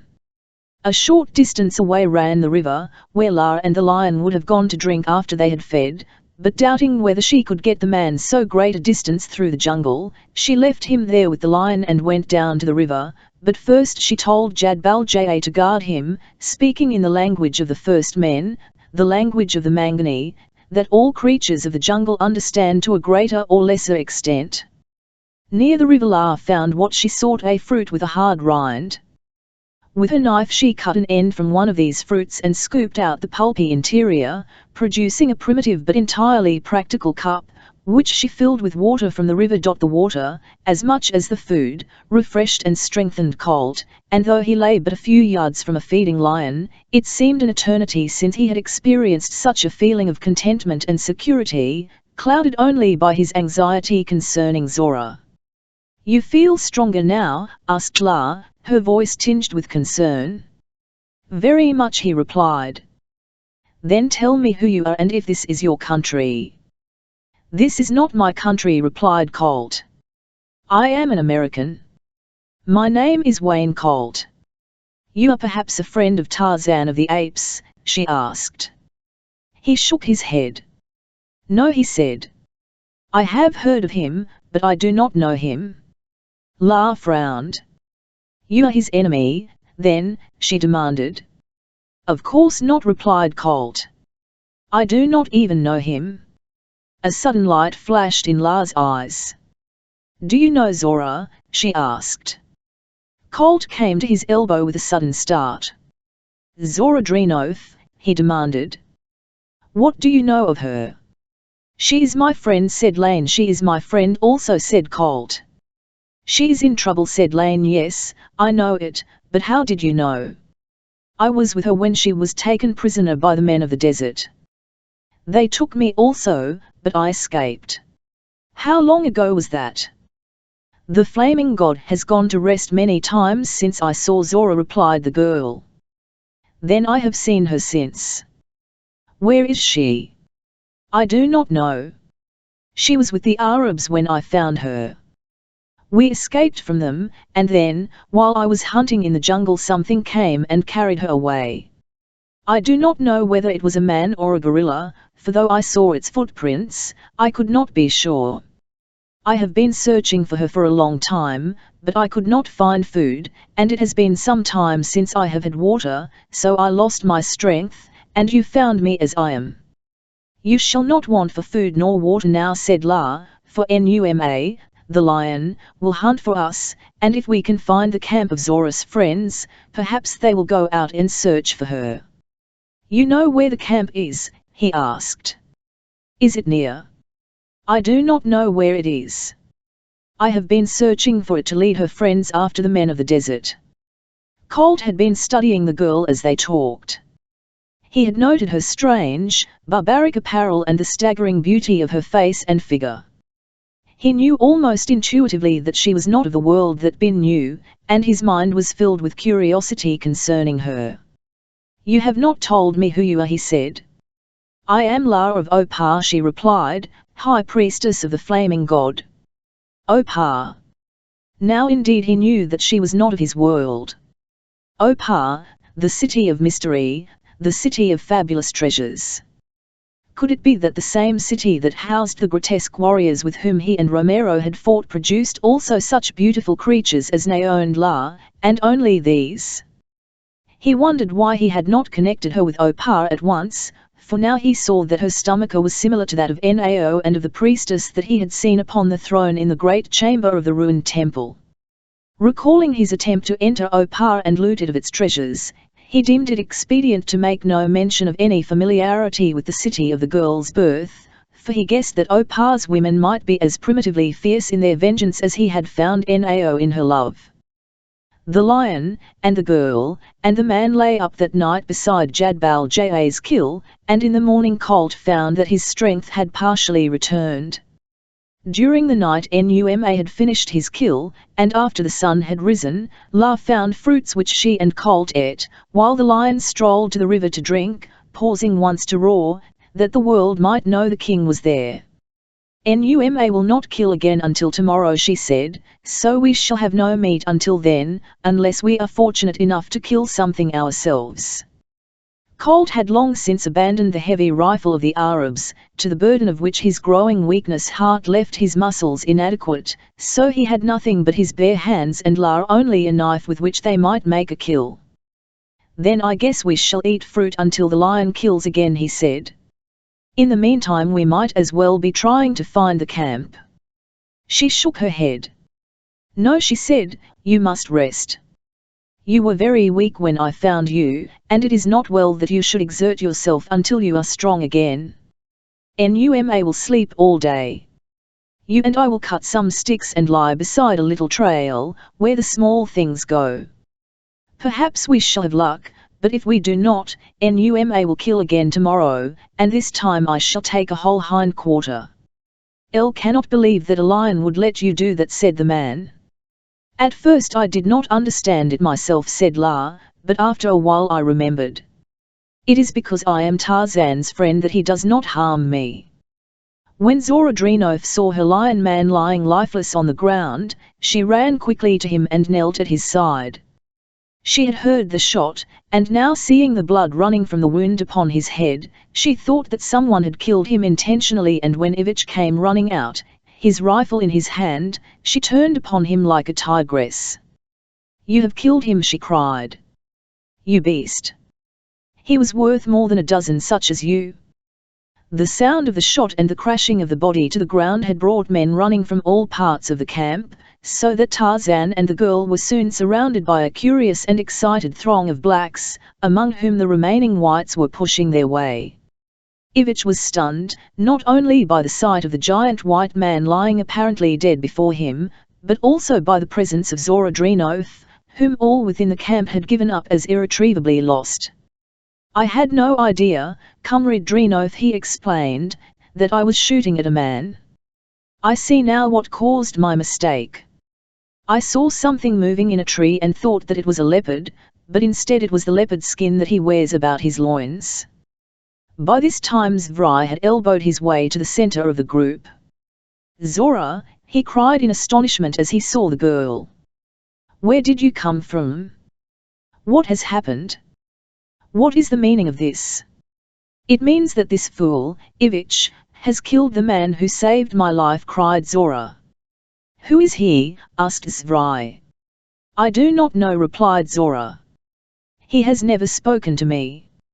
He does not seem to understand any language with which I am familiar. He is not dead, cried Ivich. See, he moved.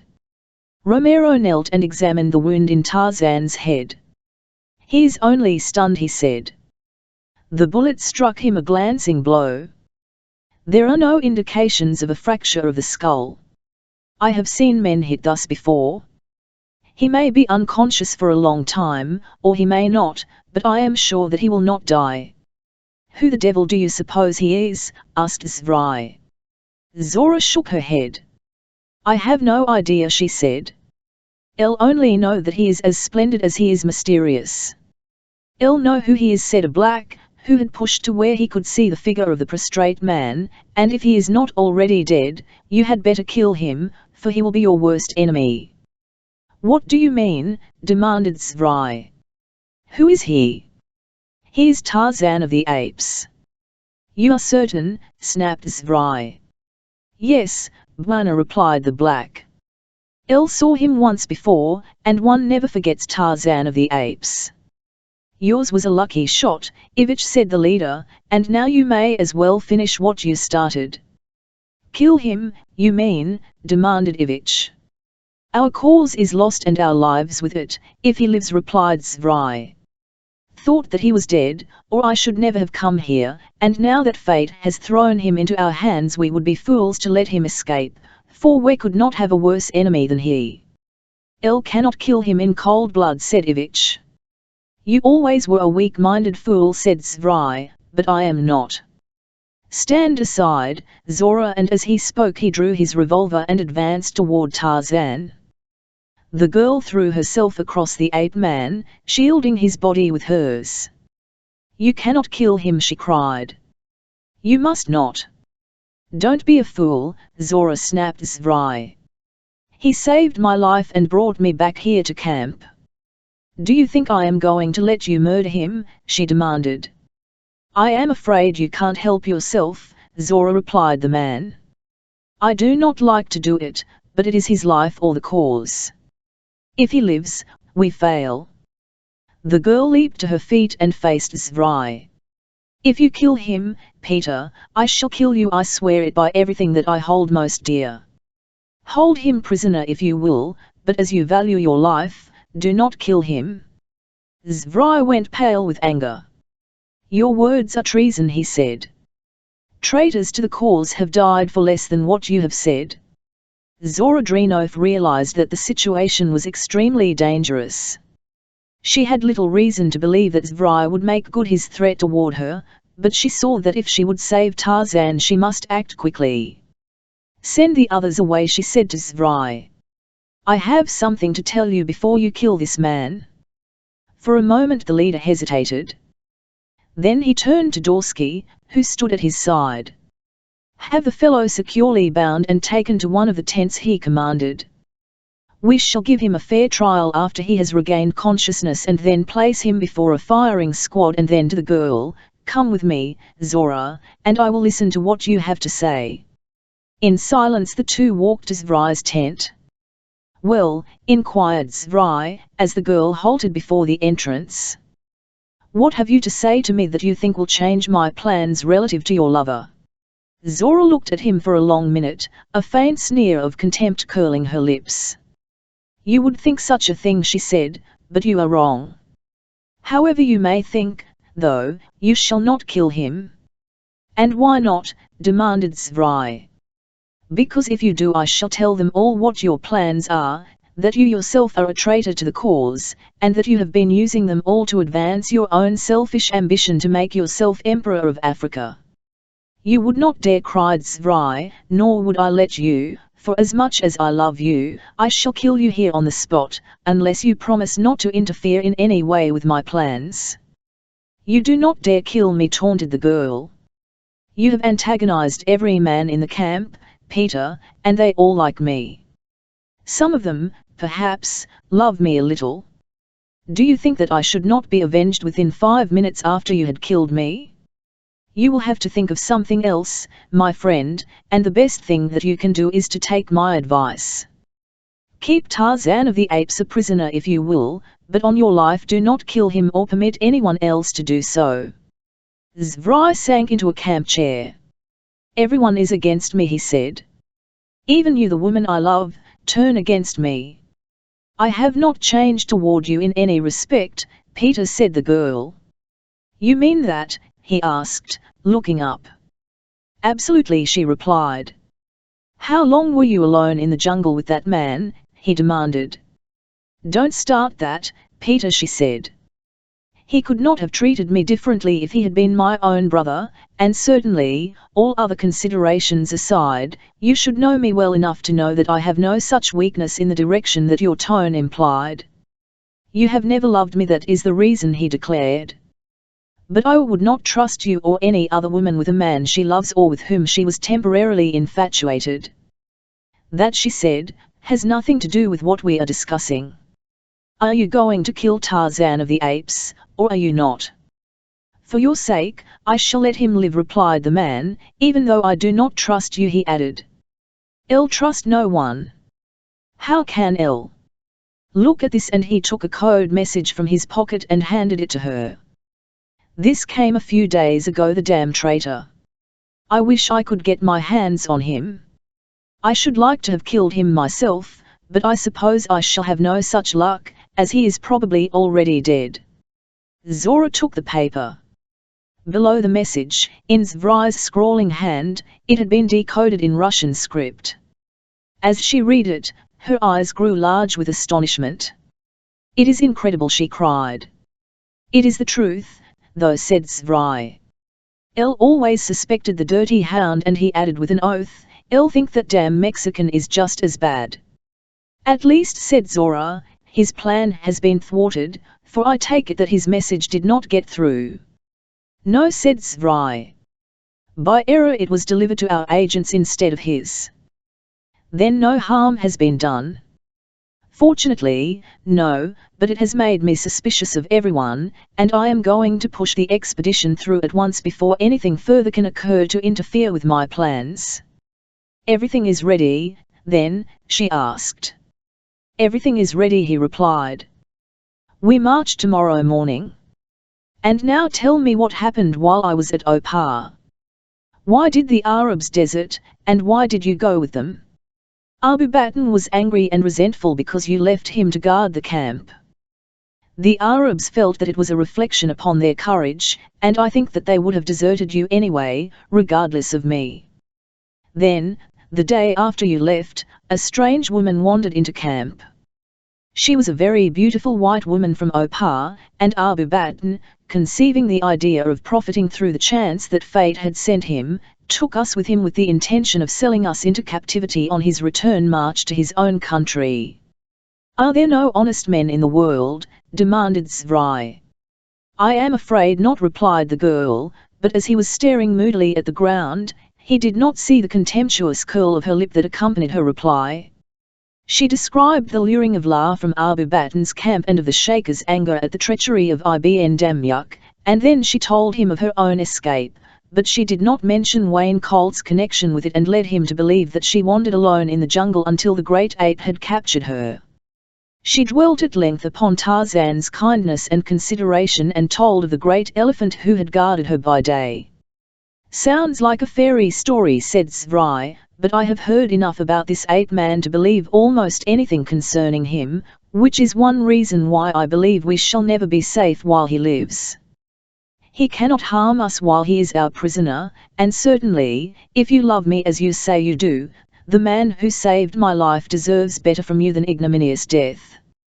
"Speak no more of it," said Zvry. "I have already told you that I would not kill him, but in his treacherous mind he was formulating a plan whereby Tarzan might be destroyed while still he adhered to the letter of his promise to Zora. Chapter 15, Kill, Tanta, Kill. Early the following morning the expedition filed out of camp, the savage black warriors arrayed in the uniforms of French colonial troops, while Zvry, Romero, Ivich, and Maury wore the uniforms of French officers. Zora Drenov accompanied the marching column, for though she had asked to be permitted to remain and nurse Tarzan, Zvry would not permit her to do so, saying that he would not again let her out of his sight.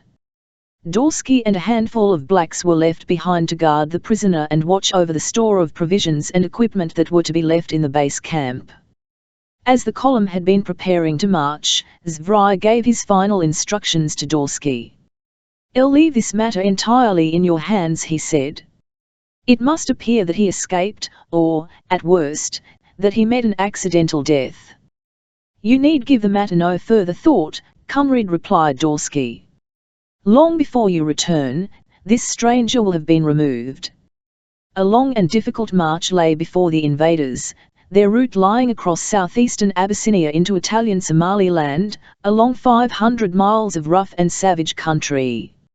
It was Zvri's intention to make no more than a demonstration in the Italian colony, merely sufficient to arouse the anger of the Italians still further against the French and to give the fascist dictator the excuse which Zvri believed was all that he awaited to carry his mad dream of Italian conquest across Europe.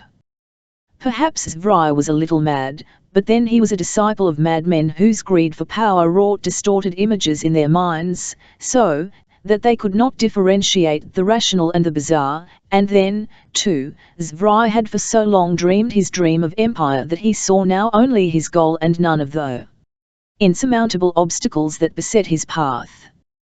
He saw a new Roman emperor ruling Europe, and himself as emperor of Africa making an alliance with his new European power against all the balance of the world.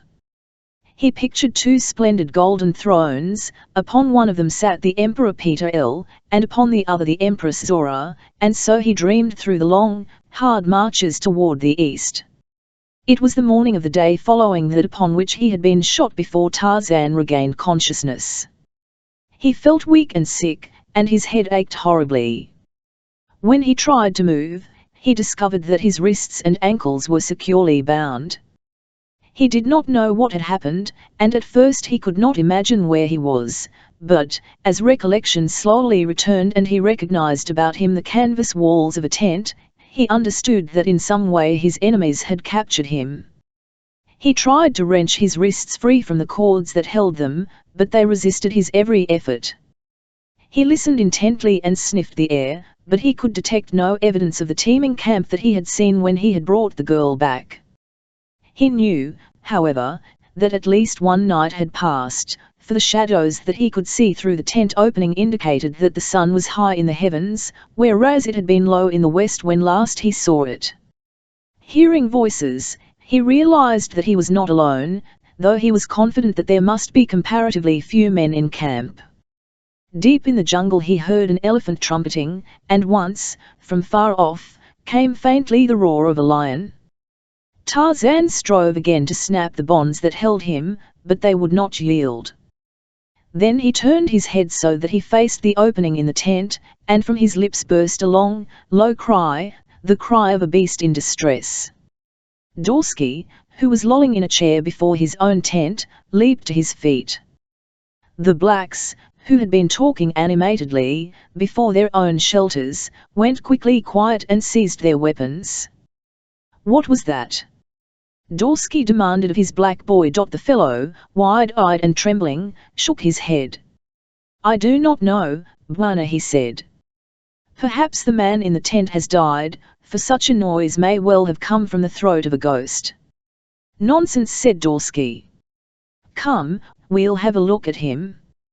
But the black held back, and the white man went on alone. The sound, which had come apparently from the tent in which the captive lay, had had a peculiar effect upon Dorsky, causing the flesh of his scalp to creep and a strange foreboding to fill him, so that as he neared the tent, he went more slowly and held his revolver ready in his hand. When he entered the tent, he saw the man lying where he had been left, but now his eyes were open, and when they met those of the Russian, the latter had a sensation similar to that which one feels when he comes eye to eye with a wild beast that has been caught in a trap. Well, said Dorsky, so you have come to, have you? What do you want? The captive made no reply, but his eyes never left the other's face. So steady was the unblinking gaze that Dorsky became uneasy beneath it. You had better learn to talk, he said gruffly, if you know what is good for you. Then it occurred to him that perhaps the man did not understand him, so he turned in the entrance and called to some of the blacks, who had advanced, half in curiosity, half in fear, toward the tent of the prisoner. One of you fellows come here, he said. At first no one seemed inclined to obey, but presently a stalwart warrior advanced. See if this fellow can understand your language. Come in and tell him that I have a proposition to make to him and that he had better listen to it. If this is indeed Tarzan of the Apes, said the black, he can understand me, and he came warily to the entrance of the tent. The black repeated the message in his own dialect, but by no sign did the ape man indicate that he understood. Dorsky lost his patience. You damned ape, he said. You needn't try to make a fool of me. I know perfectly well that you understand this fellow's gibberish, and I know, too, that you are an Englishman and that you understand English. I'll give you just 5 minutes to think this thing over, and then I am coming back. If you have not made up your mind to talk by that time, you can take the consequences." Then he turned on his heel and left the tent. Little Nkima had travelled far. Around his neck was a stout thong, supporting a little bag of leather, in which reposed a message. This eventually he had brought to Muviro, war chief of the Wazee, and when the Wazee had started out upon their long march, Nkima had ridden proudly upon the shoulder of Muviro. For some time he had remained with the black warriors, but then, at last, moved perhaps by some caprice of his erratic mind, or by a great urge that he could not resist, he had left them and, facing alone all the dangers that he feared most, had set out by himself upon business of his own. Many and narrow were the escapes of Nkima as he swung through the giants of the forest. Could he have resisted temptation, he might have passed with reasonable safety, but that he could not do, and so he was forever getting himself into trouble by playing pranks upon strangers, who, if they possessed any sense of humour themselves, most certainly failed to appreciate little Nkima's. Nkima could not forget that he was friend and confidant of Tarzan, Lord of the Jungle, though he seemed often to forget that Tarzan was not there to protect him when he hurled taunts and insults at other monkeys less favoured. That he came through alive speaks more eloquently for his speed than for his intelligence or courage. Much of the time he was fleeing in terror, emitting shrill screams of mental anguish, yet he never seemed to learn from experience, and having barely eluded one pursuer intent upon murdering him, he would be quite prepared to insult or annoy the next creature he met, especially selecting, it would seem, those that were larger and stronger than himself. Sometimes he fled in one direction, sometimes in another, so that he occupied much more time than was necessary in making his journey. Otherwise he would have reached his master in time to be of service to him at a moment that Tarzan needed a friend as badly, perhaps, as ever he had needed one before in his life. And now, while far away in the forest Nkima fled from an old dog baboon, whom he had hit with a well-aimed stick, Michael Dorsky approached the tent where Nkima's master lay bound and helpless. The 5 minutes were up, and Dorsky had come to demand Tarzan's answer. He came alone, and as he entered the tent his simple plan of action was well formulated in his mind. The expression upon the prisoner's face had changed. He seemed to be listening intently. Dorsky listened then, too, but could hear nothing, for by comparison with the hearing of Tarzan of the apes Michael Dorsky was deaf. What Tarzan heard filled him with quiet satisfaction. "Now," said Dorsky, "I have come to give you your last chance. Comrade Zvrai has led 2 expeditions to Opar in search of the gold that we know is stored there. Both expeditions failed. It is well known that you know the location of the treasure vaults of Opar and can lead us to them. Agree that you will do this when Comrade Zvrai returns, and not only will you not be harmed, but you will be released as quickly as Comrade Zvrai feels that it would be safe to have you at liberty. Refuse and you die." He drew a long, slender stiletto from its sheath at his belt. "If you refuse to answer me, I shall accept that as evidence that you have not accepted my proposition." And as the ape-man maintained his stony silence, the Russian held the thin blade low before his eyes. "Think well, ape," he said, "and remember that when I slip this your ribs there will be no sound. It will pierce your heart, and I shall leave it there until the blood has ceased to flow. Then I shall remove it and close the wound. Later in the day you will be found dead, and I shall tell the blacks that you died from the accidental gunshot. Thus your friends will never learn the truth. You will not be avenged, and you will have died uselessly." He paused for a reply, his evil eyes glinting menacingly into the cold, grey eyes of the ape-man. The dagger was very near Tarzan's face now, and of a sudden, like a wild beast, he raised his body, and his jaws closed like a steel trap upon the wrist of the Russian. With a scream of pain, Dorsky drew back.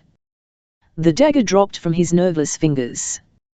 At the same instant Tarzan swung his legs around the feet of the would-be assassin, and as Dorsky rolled over on his back, he dragged Tarzan of the Apes on top of him. The ape-man knew from the snapping of Dorsky's wrist bones between his teeth that the man's right hand was useless, and so he released it. Then to the Russian's horror, the ape-man's jaws sought his jugular as, from his throat, there rumbled the growl of a savage beast at bay. Screaming for his men to come to his assistance, Dorsky tried to reach the revolver at his right hip with his left hand, but he soon saw that unless he could rid himself of Tarzan's body he would be unable to do so. Already he heard his men running toward the tent, shouting among themselves, and then he heard exclamations of surprise and screams of terror. The next instant the tent vanished from above them, and Dorsky saw a huge bull elephant towering above him and his savage antagonist. Instantly Tarzan ceased his efforts to close his teeth on Dorsky's throat and at the same time rolled quickly from the body of the Russian. As he did so, Dorsky's hand found his revolver. "Kill, Tanta!" shouted the ape-man. "Kill!" The sinuous trunk of the pashidom twined around the Russian. The little eyes of the elephant flamed red with hate, and he trumpeted shrilly as he raised Dorsky high above his head and, wheeling about, hurled him out into the camp, while the terrified blacks, casting affrighted glances over their shoulders, fled into the jungle. Then Tanta charged his victim. With his great tusks he gored him, and then, in a frenzy of rage, trumpeting and squealing, he trampled him until nothing remained of Michael Dorsky but a bloody pulp. From the moment that Tanta had seized the Russian, Tarzan had sought ineffectually to stay the great brute's fury, but Tanta was deaf to commands until he had wreaked his vengeance upon this creature that had dared to attack his friend. But when his rage had spent its force and nothing remained against which to vent it, he came quietly to Tarzan's side and at a word from the ape-man lifted his brown body gently in his powerful trunk and bore him away into the forest. Deep into the jungle to a hidden glade, Tanta carried his helpless friend and there he placed him gently on soft grasses beneath the shade of a tree. Little more could the great bull do other than to stand guard. As a result of the excitement attending the killing of Dorsky and his concern for Tarzan, Tanta was nervous and irritable. He stood with upraised ears, alert for any menacing sound, waving his sensitive trunk to and fro, searching each vagrant air current for the scent of danger. The pain of his wound annoyed Tarzan far less than the pangs of thirst. To little monkeys watching him from the trees he called, "Come, Manu, and untie the thongs that bind my wrists." "We are afraid," said an old monkey. "I am Tarzan of the Apes," said the man reassuringly. "Tarzan has been your friend always. He will not harm you." "We are afraid," repeated the old monkey. "Tarzan deserted us."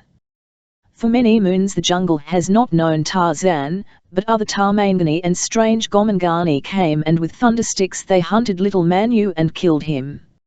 If Tarzan had still been our friend, he would have driven these strange men away. "If I had been here, the strange men things would not have harmed you," said Tarzan. "Still would Tarzan have protected you.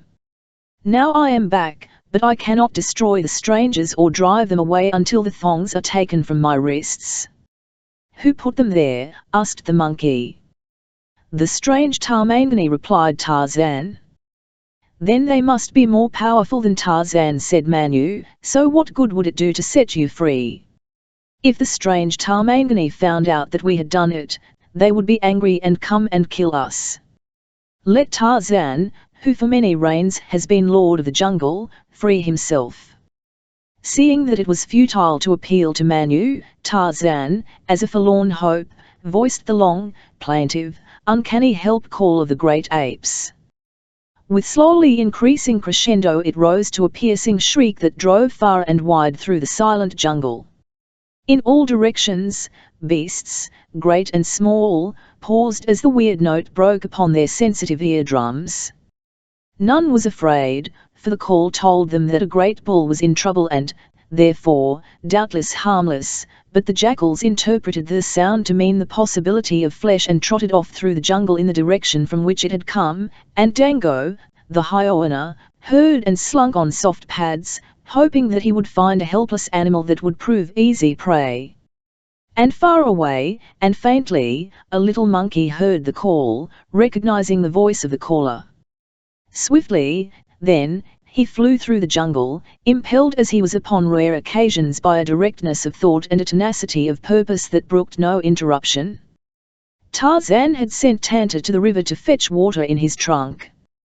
From a distance he caught the scent of the jackals and the horrid scent of Dango, and he hoped that Tanta would return before they came creeping upon him.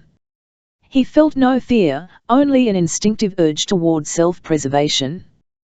The jackals he held in contempt, knowing that, though bound hand and foot, he still could keep the timid creatures away, but Dango was different, for once the filthy brute realized his helplessness, Tarzan knew that those powerful jaws would make quick work of him. He knew the merciless savagery of the beast, knew that in all the jungle there was none more terrible than Dango. The jackals came first, standing at the edge of the little glade watching him. Then they circled slowly, coming nearer, but when he raised himself to a sitting position they ran yelping away. 3 times they crept closer, trying to force their courage to the point of actual attack, and then a horrid, slinking form appeared upon the edge of the glade, and the jackals withdrew to a safe distance. Dango, the hyena, had come. Tarzan was still sitting up, and the beast stood eyeing him, filled with curiosity and with fear. He growled, and the man-thing facing him growled back, and then from above them came a great chattering, and Tarzan, looking up, saw little Nkima dancing upon the limb of a tree above him. "Come down, Nkima," he cried, "and untie the thongs that bind my wrists." "Dango! Dango!" shouted Nkima. "Little Nkima is afraid of Dango." "If you come now," said Tarzan, "it will be safe. But if you wait too long, Dango will kill Tarzan, and then to whom may little Nkima go for protection?" "Nkima comes," shouted the little monkey, and dropping quickly through the trees, he leaped to Tarzan's shoulder. The hyena bared his fangs and laughed his horrid laugh.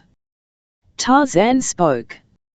"Quick, the thongs," Nkima urged Tarzan, and the little monkey, his fingers trembling with terror, went to work upon the leather thongs at Tarzan's wrists. Dango, his ugly head lowered, made a sudden rush, and from the deep lungs of the ape-man came a thunderous roar that might have done credit to Numa himself. With a yelp of terror the cowardly Dango turned and fled to the extremity of the glade, where he stood bristling and growling. "Hurry, Nkima," said Tarzan. "Dango will come again. Maybe once, maybe twice, maybe many times before he closes on me, but in the end he will realize that I am helpless, and then he will not stop or turn back." "Little Nkima's fingers are sick," said the Manu. "They are weak and they tremble. They will not untie the knot." "Nkima has sharp teeth," Tarzan reminded him. "Why waste your time with sick fingers over knots that they cannot untie? Let your sharp teeth do the work." Instantly Nkima commenced to gnaw upon the strands. Silent perforce because his mouth was otherwise occupied, Nkima strove diligently and without interruption. Dango, in the meantime, made 2 short rushes, each time coming a little closer, but each time turning back before the menace of the ape-man's roars and savage growls, which by now had aroused the jungle. Above them, in the tree-tops, the monkeys chattered, scolded and screamed, and in the distance the voice of Numa rolled like far thunder, while from the river came the squealing and trumpeting of Tanta. Little Nkima was gnawing frantically at the bonds, when Dango charged again, evidently convinced by this time that the great Tarmangani was helpless, for now, with a growl, he rushed in and closed upon the man. With a sudden surge of the great muscles of his arms that sent little Nkima sprawling, Tarzan sought to tear his hands free that he might defend himself against the savage death that menaced him in those sea-slavering jaws, and the thongs, almost parted by Nkima's sharp teeth, gave to the terrific strain of the ape-man's efforts. As Dango leaped for the bronzed throat, Tarzan's hand shot forward and seized the beast by the neck, but the impact of the heavy body carried him backward to the ground. Dango yeasted, struggled and clawed in a vain effort to free himself from the death grip of the ape-man, but those steel fingers closed relentlessly upon his throat, until, gasping for breath, the great brute sank helplessly upon the body of its intended victim. Until death was assured, Tarzan did not relinquish his grasp, but when at last there could be no doubt, he hurled the carcass from him and, sitting up, fell quickly to the thongs that secured his ankles.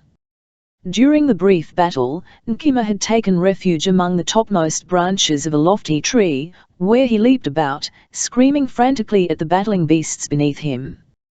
Not until he was quite sure that Dango was dead did he descend.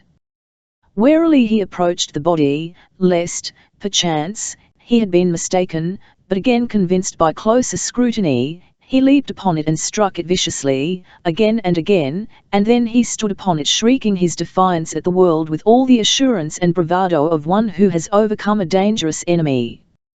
Tanta, startled by the help cry of his friend, had turned back from the river without taking water.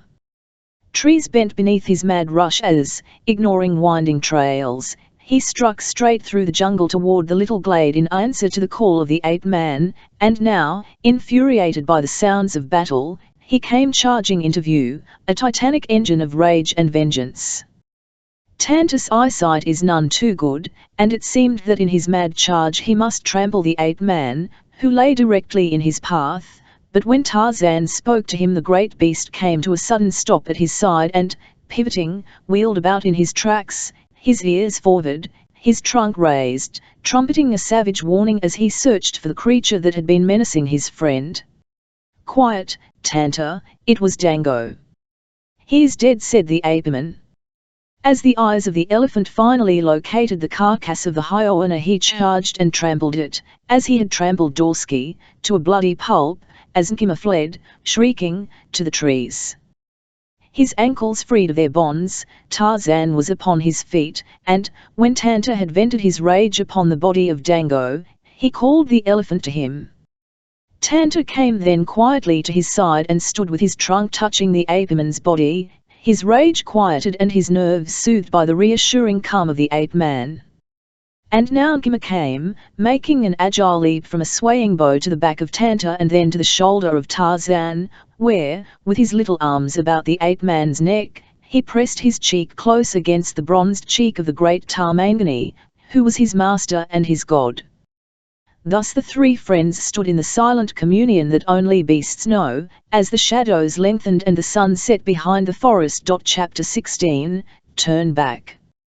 The privations that Wayne Colt had endured had weakened him far more than he had realized, so that before his returning strength could bring renewed powers of resistance, he was stricken with fever. The high priestess of the flaming god, versed in the lore of ancient Opar, was conversant with the medicinal properties of many roots and herbs and, as well, with the mystic powers of incantation that drove demons from the bodies of the sick. By day she gathered and brewed, and at night she sat at the feet of her patient, intoning weird prayers, the origin of which reached back through countless ages to vanished temples, above which now rolled the waters of a mighty sea, and while she wrought with every artifice at her command to drive out the demon of sickness that possessed this man of an alien world, Jadbal-Jay, the Golden Lion, hunted for all three, and though at times he made his kill at a distance he never failed to carry the carcass of his prey back to the hidden lair where the woman nursed the man. Days of burning fever, days of delirium, shot with periods of rationality, dragged their slow length. Often Colt's mind was confused by a jumble of bizarre impressions, in which La might be Zora Dreenoth one moment, a ministering angel from heaven the next, and then a Red Cross nurse, but in whatever guise he found her it seemed always a pleasant one, and when she was absent, as she was sometimes forced to be, he was depressed and unhappy. When, upon her knees at his feet, she prayed to the rising sun, or to the sun at zenith, or to the setting sun, as was her wont, or when she chanted strange, weird songs in an unknown tongue, accompanying them with the mysterious gestures that were a part of the ritual, He was sure that the fever was worse and that he had become delirious again. And so the days dragged on, and while Colt lay helpless, Zvrai marched toward Italian Somaliland, and Tarzan, recovered from the shock of his wound, followed the plain trail of the expedition, and from his shoulder little Nkima scolded and chatted through the day. Behind him Tarzan had left a handful of terrified blacks in the camp of the conspirators. They had been lolling in the shade, following their breakfast, a week after the killing of Dorsky and the escape of his captive. Fear of the ape-man at liberty, that had so terrified them at first, no longer concerned them greatly. Psychologically akin to the brutes of the forest, they happily soon forgot their terrors, nor did they harass their minds by anticipating those which might assail them in the future, as it is the silly custom of civilized man to do. And so it was that this morning a sight burst suddenly upon their astonished eyes, found them entirely unprepared. They heard no noise, so silently go the beasts of the jungle, however large or heavy they may be, yet suddenly, in the clearing at the edge of the camp, appeared a great elephant, and upon his head sat the recent captive, whom they had been told was Tarzan of the apes, and upon the man's shoulder perched a little monkey. With exclamations of terror, the blacks leaped to their feet and dashed into the jungle upon the opposite side of the camp. Tarzan leaped lightly to the ground and entered Dorsky's tent. He had returned for a definite purpose, and his effort was crowned with success, for in the tent of the Russian he found his rope and his knife, which had been taken away from him at the time of his capture. For bow and arrows and a spear he had only to look to the shelters of the blacks, and having found what he wanted, he departed as silently as he had come. Now the time had arrived when Tarzan must set out rapidly upon the trail of his enemy, leaving Tanta to the peaceful paths that he loved best. "I go, Tanta," he said. "Search out the forest where the young trees have the tenderest bark, and watch well against the men things, for they alone in all the world are the enemies of all living creatures." He was off through the forest then, with little Nkima clinging tightly to his bronzed neck. Plain lay the winding trail of Zvrai's army before the eyes of the ape-man, but he had no need to follow any trail. Long weeks before, as he had kept vigil above their camp, he had heard the principals discussing their plans, and so he knew their objectives, and he knew, too, how rapidly they could march and, therefore, about where he might hope to overtake them. Unhampered by files of porters sweating under heavy loads, earthbound to no winding trails, Tarzan was able to travel many times faster than the expedition. He saw their trail only when his own chanced to cross it, as he laid a straight course for a point far in advance of the sweating column. When he overtook the expedition, night had fallen, and the tired men were in camp. They had eaten and were happy, and many of the men were singing. To one who did not know the truth it might have appeared to be a military camp of French colonial troops, for there was a military precision about the arrangement of the fires, the temporary shelters, and the officers' tents that would not have been undertaken by a hunting or scientific expedition, and, in addition, there were the uniformed sentries pacing their beats. All this was the work of Miguel Romero, to whose superior knowledge of military matters Zvrai had been forced to defer in all matters of this nature, though with no diminution of the hatred which each felt for the other. From his tree Tarzan watched the scene below, attempting to estimate as closely as possible the number of armed men that formed the fighting force of the expedition, while Nkima, bent upon some mysterious mission, swung nimbly through the trees toward the east. The ape-man realized that Zvrai had recruited a force that might constitute a definite menace to the peace of Africa, since among its numbers were represented many large and warlike tribes, who might easily be persuaded to follow this mad leader were success to crown his initial engagement.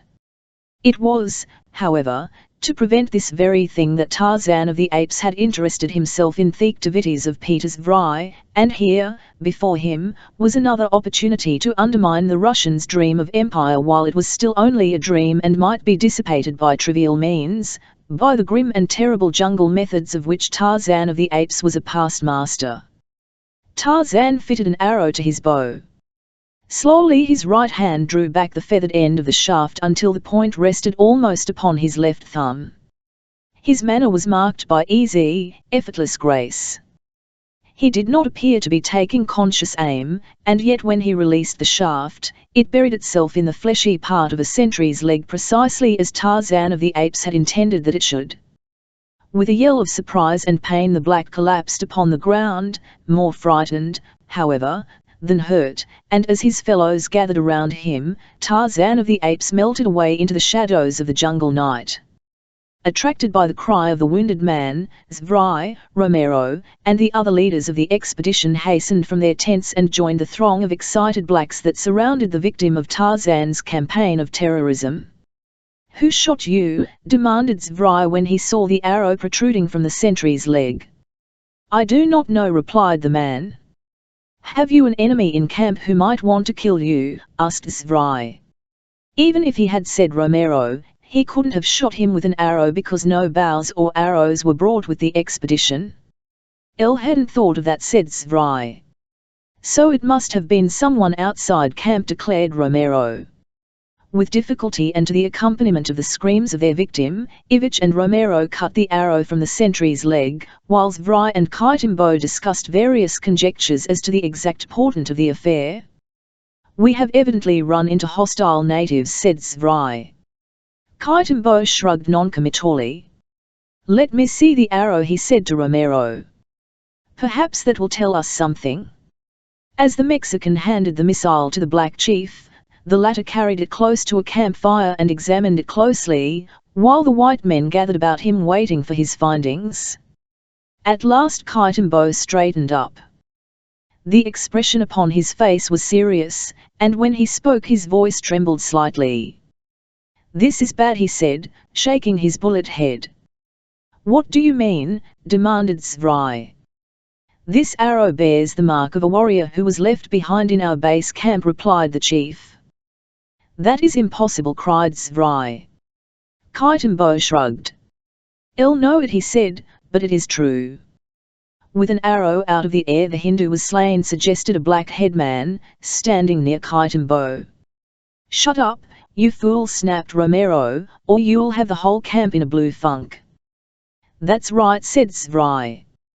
"We must hush this thing up." He turned to the headman. "You and Kaitimbo," he commanded, "must not repeat this to your men. Let us keep it to ourselves." Both Kaitimbo and the headman agreed to guard the secret, but within half an hour every man in camp knew that the sentry had been shot with an arrow that had been left behind in the base camp, and immediately their minds were prepared for other things that lay ahead of them upon the long trail. The effect of the incident upon the minds of the black soldiers was apparent during the following day's march. They were quieter and more thoughtful, and there was much low-voiced conversation among them, but if they had given signs of nervousness during the day, it was nothing as compared with their state of mind after darkness fell upon their camp that night. The sentries evidenced their terror plainly by their listening attitudes and nervous attention to the sounds that came out of the blackness surrounding the camp. Most of them were brave men who would have faced a visible enemy with courage, but to a man they were convinced that they were confronted by the supernatural, against which they knew that neither rifle nor bravery might avail. They felt that ghostly eyes were watching them, and the result was as demoralizing as would an actual attack have been, in fact, far more so. Yet they need not have concerned themselves so greatly, as the cause of all their superstitious apprehension was moving rapidly through the jungle, miles away from them, and every instant the distance between him and them was increasing. Another force, that might have caused them even greater anxiety had they been aware of it, lay still further away upon the trail that they must traverse to reach their destination. Around tiny cooking fires squatted 100 black warriors, whose white plumes nodded and trembled as they moved. Sentries guarded them, sentries who were unafraid, since these men had little fear of ghosts or demons. They wore their amulets in leather pouches that swung from cords about their necks, and they prayed to strange gods, but deep in their hearts lay a growing contempt for both. They had learned from experience and from the advice of a wise leader to look for victory more to themselves and their weapons than to their God. They were a cheerful, happy company, veterans of many an expedition, and, like all veterans, took advantage of every opportunity for rest and relaxation, the value of both of which is enhanced by the maintenance of a cheerful frame of mind, and so there was much laughing and joking among them, and often both the cause and butt of this was a little monkey, now teasing, now caressing, and in return being himself teased or caressed. That there was a bond of deep affection him and these clean-limbed black giants was constantly apparent. When they pulled his tail they never pulled it very hard, and when he turned upon them in apparent fury, his sharp teeth closing upon their fingers or arms, it was noticeable that he never drew blood. Their play was rough, for they were all rough and primitive creatures, but it was all playing, and it was based upon a foundation of mutual affection. These men had just finished their evening meal, when a figure, materializing as though out of thin air, dropped silently into their midst from the branches of a tree which overhung their camp. Instantly 100 warriors sprang to arms, and then, as quickly, they relaxed, as with shouts of "Bwana! Bwana!" they ran toward the bronzed giant standing silently in their midst. As to an emperor or a god they went upon their knees before him, and those that were nearest him touched his hands and his feet in reverence, for to the Wazi Tarzan of the apes, who was their king, was yet something more, and of their own volition they worshipped him as their living god. But if the warriors were glad to see him, little Nkima was frantic with joy. He scrambled quickly over the bodies of the kneeling blacks and leaped to Tarzan's shoulder, where he clung about his neck, jabbering excitedly. "You have done well, my children," said the ape-man, "and little Nkima has done well. He bore my message to you, and I find you ready where I had planned that you should be." "We have kept always a day's march ahead of the strangers," Bwana replied Muviro, "camping well off the trail that they might not discover our fresh campsites and become suspicious." "They do not suspect your presence," said Tarzan.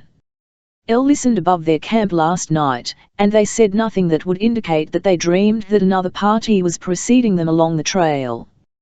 Where the dirt of the trail was soft, a warrior, who marched at the rear of the column, brushed away the freshness of our spoor with a leafy bough, explained Muviro. "Tomorrow we shall wait here for them," said the apeman, "and tonight you shall listen to Tarzan while he explains the plans that you will follow." As Zvri's column took up the march upon the following morning, after a night of rest that had passed without incident, the spirits of all had risen to an appreciable degree. The blacks had not forgotten the grim warning that had sped out of the night surrounding their previous camp, but they were of a race whose spirits soon rebound from depression. The leaders of the expedition were encouraged by the knowledge that over a third of the distance to their goal had been covered. For various reasons they were anxious to complete this part of the plan. Zvri believed that upon its successful conclusion hinged his whole dream of empire. Ivich, a natural-born troublemaker, was happy in the thought that the success of the expedition would cause untold annoyance to millions of people, and perhaps, also, by the dream of his return to Russia as a hero, perhaps a wealthy hero.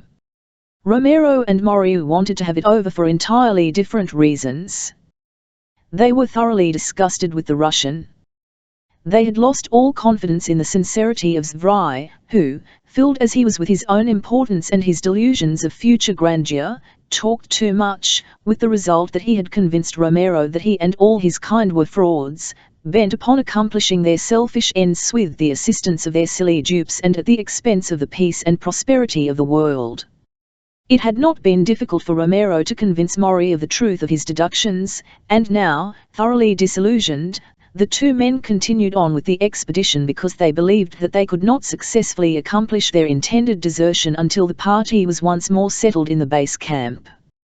The march had continued uninterruptedly for about an hour after camp had been broken, when one of Kaitimbo's black scouts, leading the column, halted suddenly in his tracks. "Look," he said to Kaitimbo, who was just behind him. The chief stepped to the warrior's side, and there, before him in the trail, sticking upright in the earth, was an arrow. "It is a warning," said the warrior. Gingerly, Kaitimbo plucked the arrow from the earth and examined it. He would have been glad to have kept the knowledge of his discovery to himself, although not a little shaken by what he had seen, but the warrior at his side had seen, too. "It is the same," he said. It is another of the arrows that were left behind in the base camp. When Zvrai came abreast of them, Kaitimbo handed him the arrow. It is the same, he said to the Russian, and it is a warning for us to turn back. Pooh, exclaims Zvrai contemptuously. It is only an arrow sticking in the dirt and cannot stop a column of armed men. I did not think that you were a coward, too, Kaitimbo. The black scowled. Nor do men with safety call me a coward, he snapped, but neither am I a fool, and better than you do I know the danger signals of the forest. We shall go on because we are brave men, but many will never come back. Also, your plans will fail. At this Zvrai flew into one of his frequent rages, and though the men continued the march, they were in a sullen mood, and many were the ugly glances that were cast at Zvrai and his lieutenants. Shortly after noon the expedition halted for the noonday rest. They had been passing through a dense woods, gloomy and depressing, and there was neither song nor laughter, nor a great deal of conversation, as the men squatted together in little knots while they devoured the cold food that constituted their midday meal. Suddenly, from somewhere far above, a voice floated down to them. Weird and uncanny, it spoke to them in a Bantu dialect that most of them could understand. Turn back, children of Mulungu, it cried. Turn back before you die. Desert the white men before it is too late. That was all. The men crouched fearfully, looking up into the trees. It was Zvrai who broke the silence. What the hell was that? He demanded. What did it say? It warned us to turn back, said Kaitimbo. There will be no turning back, snapped Zvrai. I do not know about that, replied Kaitimbo. El thought you wanted to be a king, cried Zvrai. You'd make a hell of a king. For the moment Kaitimbo had forgotten the dazzling prize that Zvrai had held before his eyes for months to the king of Kenya. That was worth risking much for. We will go on, he said. You may have to use force, said Zvrai, but stop at nothing. We must go on, no matter what happens, and then he turned to his other lieutenants. Romero, you and Mori go to the rear of the column and shoot every man who refuses to advance. The men had not as yet refused to go on, and when the order to march was given, they sullenly took their places in the column. For an hour they marched thus, and then, far ahead, came the weird cry that many of them had heard before at Opar, and a few minutes later a voice out of the distance called to them. Desert the white men, it said.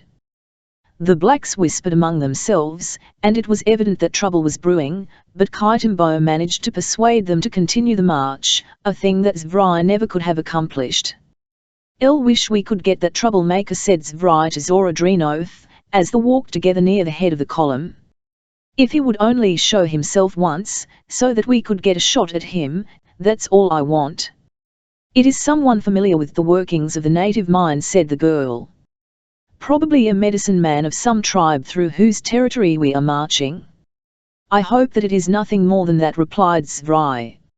"I have no doubt that the man is a native, but I am afraid that he is acting on instructions from either the British or the Italians, who hope thus to disorganize and delay us until they can mobilize a force with which to attack us." "It has certainly shaken the morale of the men," said Zora, "for I believe that they attribute all of the weird happenings, from the mysterious death of Jafar to the present time, to the same agency, to which their superstitious minds naturally attribute a supernatural origin." "So much the worse for them, then," said Zvrai, "for they are going on whether they wish to or not, and when they find that attempted desertion means death, they will wake up to the fact that it is not safe to trifle with Peter." Zvrai. "They are many," Peter the girl reminded him, "and we are few. In addition they are, thanks to you, well armed. It seems to me that you may have created a Frankenstein that will destroy us all in the end." "You are as bad as the blacks," growled Zvrai, making a mountain out of a molehill. "Why?" If one behind the rear of the column and again apparently from the air above them sounded the warning voice. "Desert the whites." Silence fell again upon the marching column, but the men moved on, exhorted by Kaitimbo and threatened by the revolvers of their white officers. Presently the forest broke at the edge of a small plain, across which the trail led through buffalo grass that grew high above the heads of the marching men. They were well into this when, ahead of them, a rifle spoke, and then another and another, seemingly in a long line across their front. Zvrai ordered one of the blacks to rush Zora to the rear of the column into a position of safety, while he followed close behind her, ostensibly searching for Romero and shouting words of encouragement to the men. As yet no one had been hit, but the column had stopped, and the men were rapidly losing all semblance of formation. "Quick!" Romero shouted. "Zvrai, take command up in front. I will cover the rear with Mori and prevent desertions." The Mexican sprang past him, and with the aid of Ivich and some of the black chiefs he deployed one company in a long skirmish line, with which he advanced slowly, while Kaitambo followed with half the rest of the expedition acting as a support, leaving Ivich, Mori, and Zvrai to organize a reserve from the remainder. After the first widely scattered shots, the firing had ceased, to be followed by a silence even more ominous to the nervous of the black soldiers. The utter silence of the enemy, the lack of any sign of movement in the grasses ahead of them, coupled with the mysterious warnings which still rang in their ears, convinced the blacks that they faced no mortal foe. "Turn back," came mournfully from the grasses ahead. "This is the last warning. Death will follow disobedience." The line wavered, and to steady it Romero gave the command to fire. In response came a rattle of musketry out of the grasses ahead of them, and this time a dozen men went down, killed or wounded. "Charge!" cried Romero, but instead the men wheeled about and broke for the rear and safety. At sight of the advance line bearing down upon them, throwing away their rifles as they ran, the support turned and fled, carrying the reserve with it, and the whites were carried along in the mad rout. In disgust, Romero fell back alone.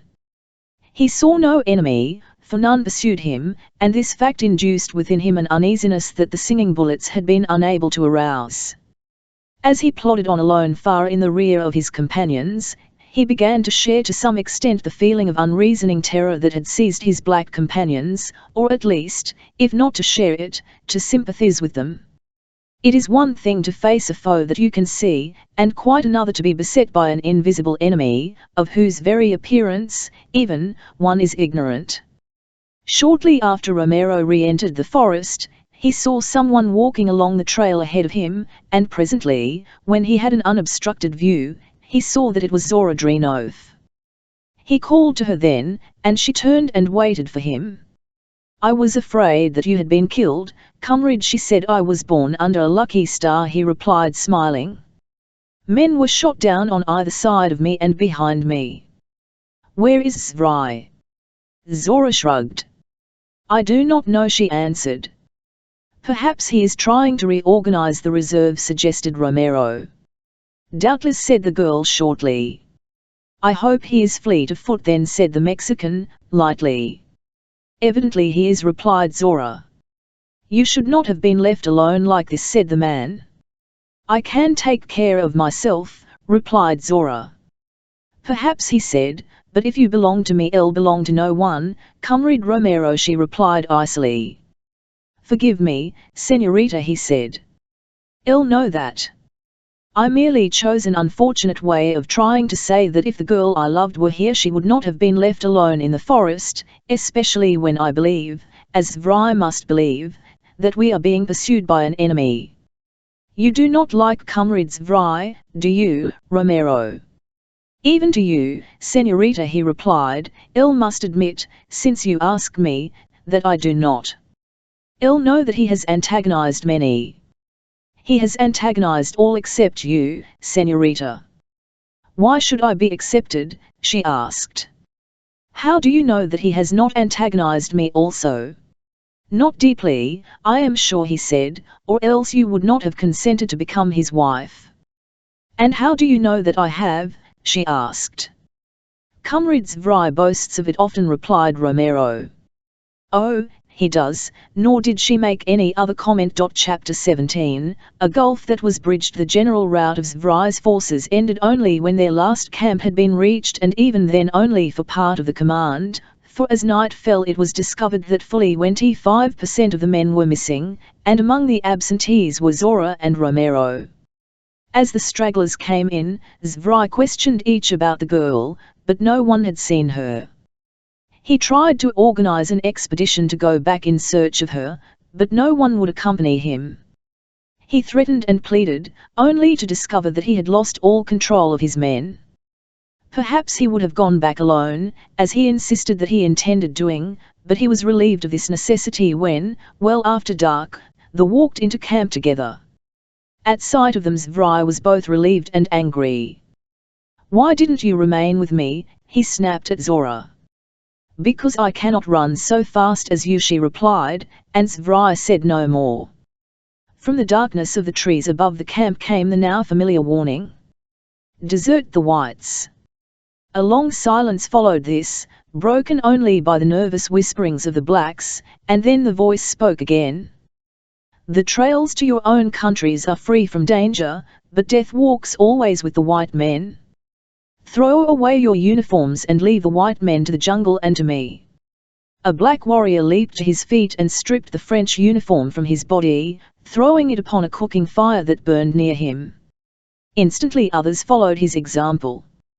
"Stop that!" cried Zvrai. "Silence, white man!" growled Kaitambo.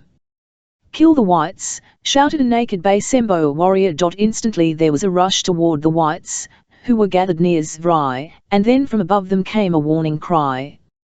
"The whites are mine," it cried. "Leave them to me." For an instant the advancing warriors halted, and then he, who had constituted himself their leader, maddened perhaps by his hatred and his bloodlust, advanced again grasping his rifle menacingly. From above a bowstring langed.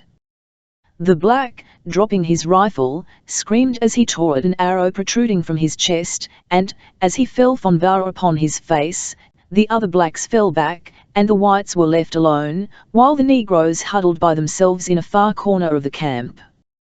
Many of them would have deserted that night, but they feared the darkness of the jungle and the menace of the thing hovering above them.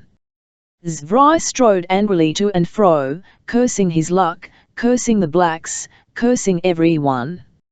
"If I had had any help, if I had had any cooperation," he grumbled, "this would not have happened, but I cannot do everything alone." "You have done this pretty much alone," said Romero. "What do you mean?" demanded Zvrai. "I'll mean that you have made such an overbearing ass of yourself that you have antagonized everyone in the expedition, but even so they might have carried on if they had had any confidence in your courage. No man likes to follow a coward." "You call me that, you yellow greaser," shouted Zvrai, reaching for his revolver. "Cut that," snapped Romero. "I have you covered. And let me tell you now that if it weren't for Señorita Drenof I would kill you on the spot and rid the world of at least one crazy mad dog that is threatening the entire world with the hydrophobia of hate and suspicion. Señorita Drenof saved my life once. I have not forgotten that, and because perhaps she loves you, you are safe, unless I am forced to kill you in self-defense." "This is utter insanity," cried Zora. "There are 5 of us here alone with a band of unruly blacks who fear and hate us. Tomorrow, doubtless, we shall be deserted by them. If we hope ever to get out of Africa alive, we must stick together. Forget your quarrels, both of you, and let us work together in harmony hereafter for our mutual salvation." "For your sake, Señorita, yes," said Romero. "Comrade Drenof is right," said Ivich. Zvrai dropped his hand from his gun and turned sulkily away, and for the rest of the night peace, if not happiness, held sway in the disorganized camp of the conspirators. When morning came the whites saw that the blacks had all discarded their French uniforms, and from the concealing foliage of a nearby tree other eyes had noted this same fact, grey eyes that were touched by the shadow of a grim smile. There were no black boys now to serve the whites, as even their personal servants had deserted them to foregather with the men of their own blood, and so the 5 prepared their own breakfast, after Zvrai's attempt to command the services of some of their boys had met with surly refusal. While they were eating, Kaitambo approached them, accompanied by the headmen of the different tribes that were represented in the personnel of the expedition. "We are leaving with our people for our own countries," said the Basembo chief. "We leave food for your journey to your own camp. Many of our warriors wish to kill you, and that we cannot prevent if you attempt to accompany us, for they fear the vengeance of the ghosts that have followed you for many moons. Remain here until tomorrow. After that you are free to go where you will." "But," expostulated Zvrai, "you can't leave us like this without porters or ascaris." "No longer can you tell us what we can do, white man," said Kaitambo, "for you are few and we are many, and your power over us is broken. In everything you have failed.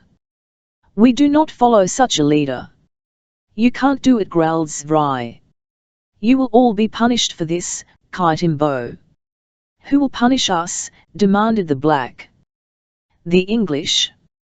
The French? The Italians? You do not dare go to them. They would punish you, not us. Perhaps you will go to Ras Tafari. He would have your heart cut out and your body thrown to the dogs, if he knew what you were planning. But you can't leave this white woman alone here in the jungle without servants, or porters, or adequate protection," insisted Zvrai, realizing that his first argument had made no impression upon the black chief, who now held their fate in his hands. "I do not intend to leave the white woman," said Kaitambo. "She is going with me." And then it was that, for the first time, the whites realized that the headmen had surrounded them and that they were covered by many rifles. As he had talked, Kaitambo had come closer to Zvrai, at whose side stood Zora Drenoth, and now the black chief reached out quickly and grasped her by the wrist. "Come," he said, and as he uttered the word something hummed above their heads, and Kaitambo, chief of the Basembo, clutched at an arrow in his chest. "Do not look up," cried a voice from above.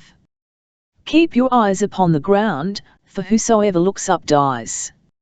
Listen well to what I have to say, black men. Go your way to your own countries, leaving behind you all of the white people. Do not harm them.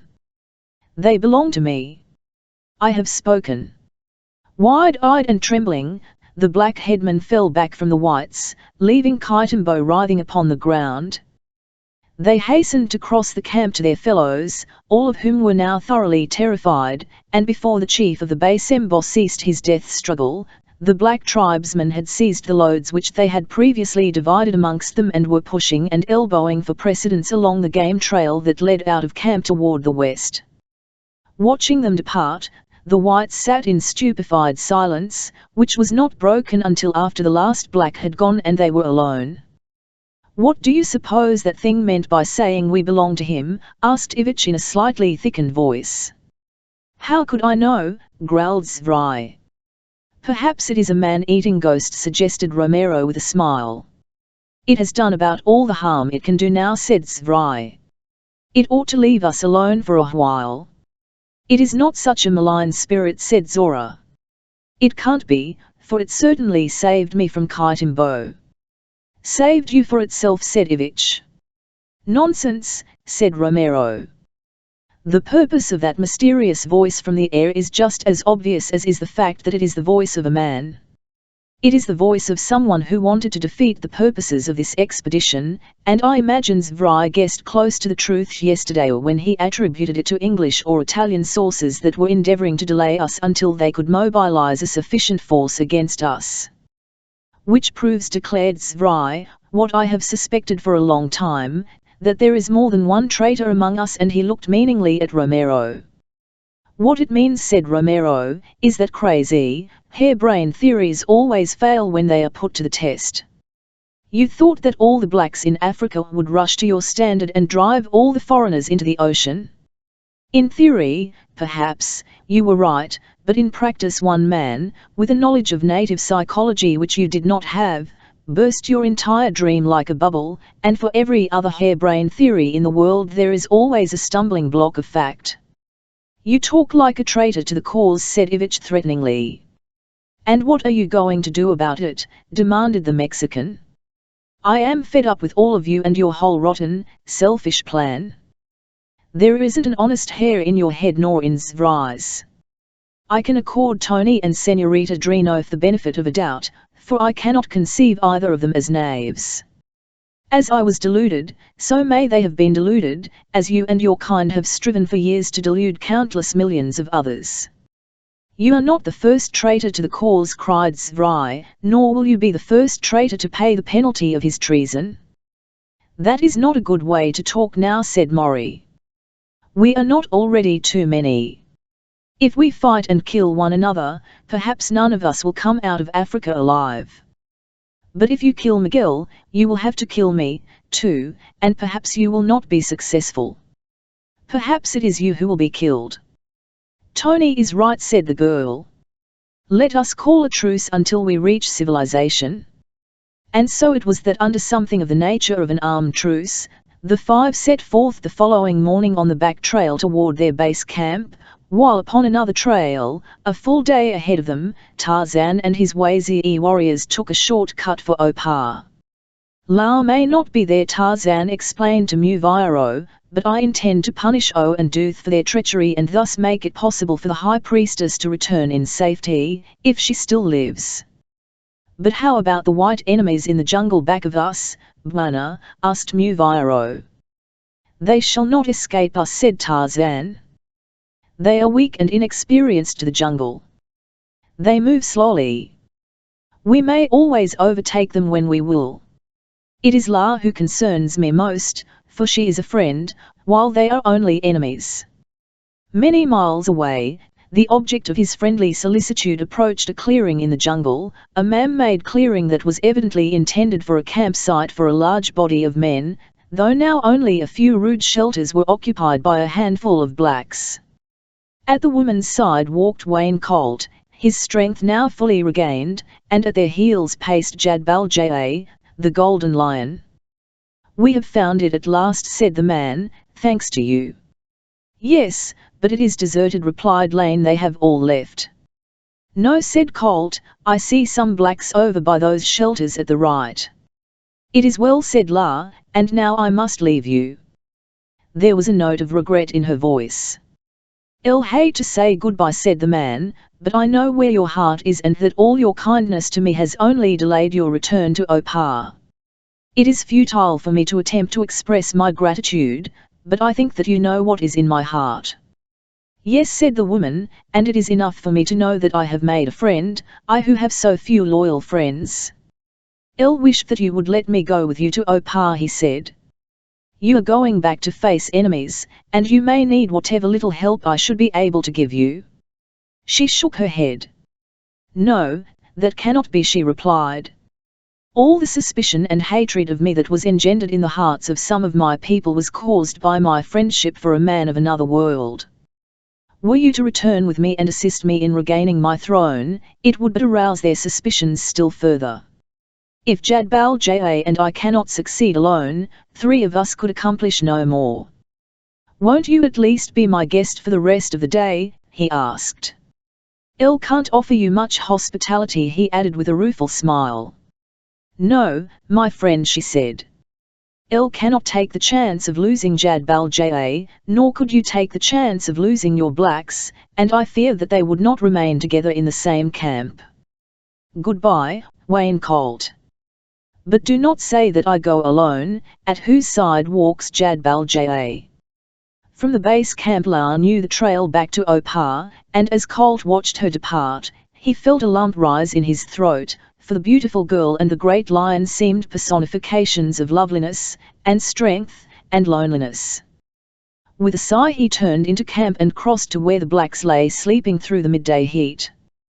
He awoke them, and at sight of him they were all very much excited, for they had been members of his own safari from the coast and recognized him immediately. Having long given him up for lost, they were at first inclined to be a little bit frightened until they had convinced themselves that he was, indeed, flesh and blood. Since the killing of Dorsky they had had no master, and they confessed to him that they had been seriously considering deserting the camp and returning to their own countries, for they had been unable to rid their minds of the weird and terrifying occurrences that the expedition had witnessed in this strange country, in which they felt very much alone and helpless without the guidance and protection of a white master. Across the plain of Opar, toward the ruined city, walked a girl and a lion, and behind them, at the summit of the escarpment which she had just scaled, a man halted, looking out across the plain, and saw them in the distance. Behind him 100 warriors swarmed up the rocky cliff. As they gathered about the tall, bronzed, grey-eyed figure that had preceded them, the man pointed. "La," he said. "And Numa," said Muviro. "He is stalking her. It is strange, Bwana, that he does not charge."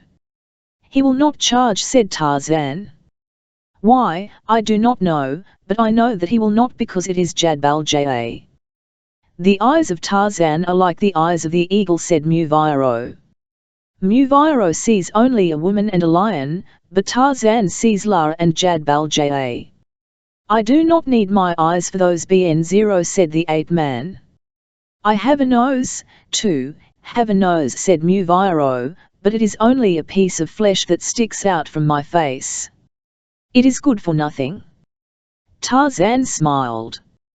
"As a little child you did not have to depend upon your nose for your life and your food," he said, "as I have always done, then and since. Come, my children, La and Jadbalja will be glad to see us." It was the keen ears of Jadbalja that caught the first faint warning noises from the rear. He halted and turned, his great head raised majestically, his ears forward, the skin of his nose wrinkling to stimulate his sense of smell. Then he voiced a low growl, and La stopped and turned back to discover the cause of his displeasure. As her eyes noted the approaching column, her heart sank.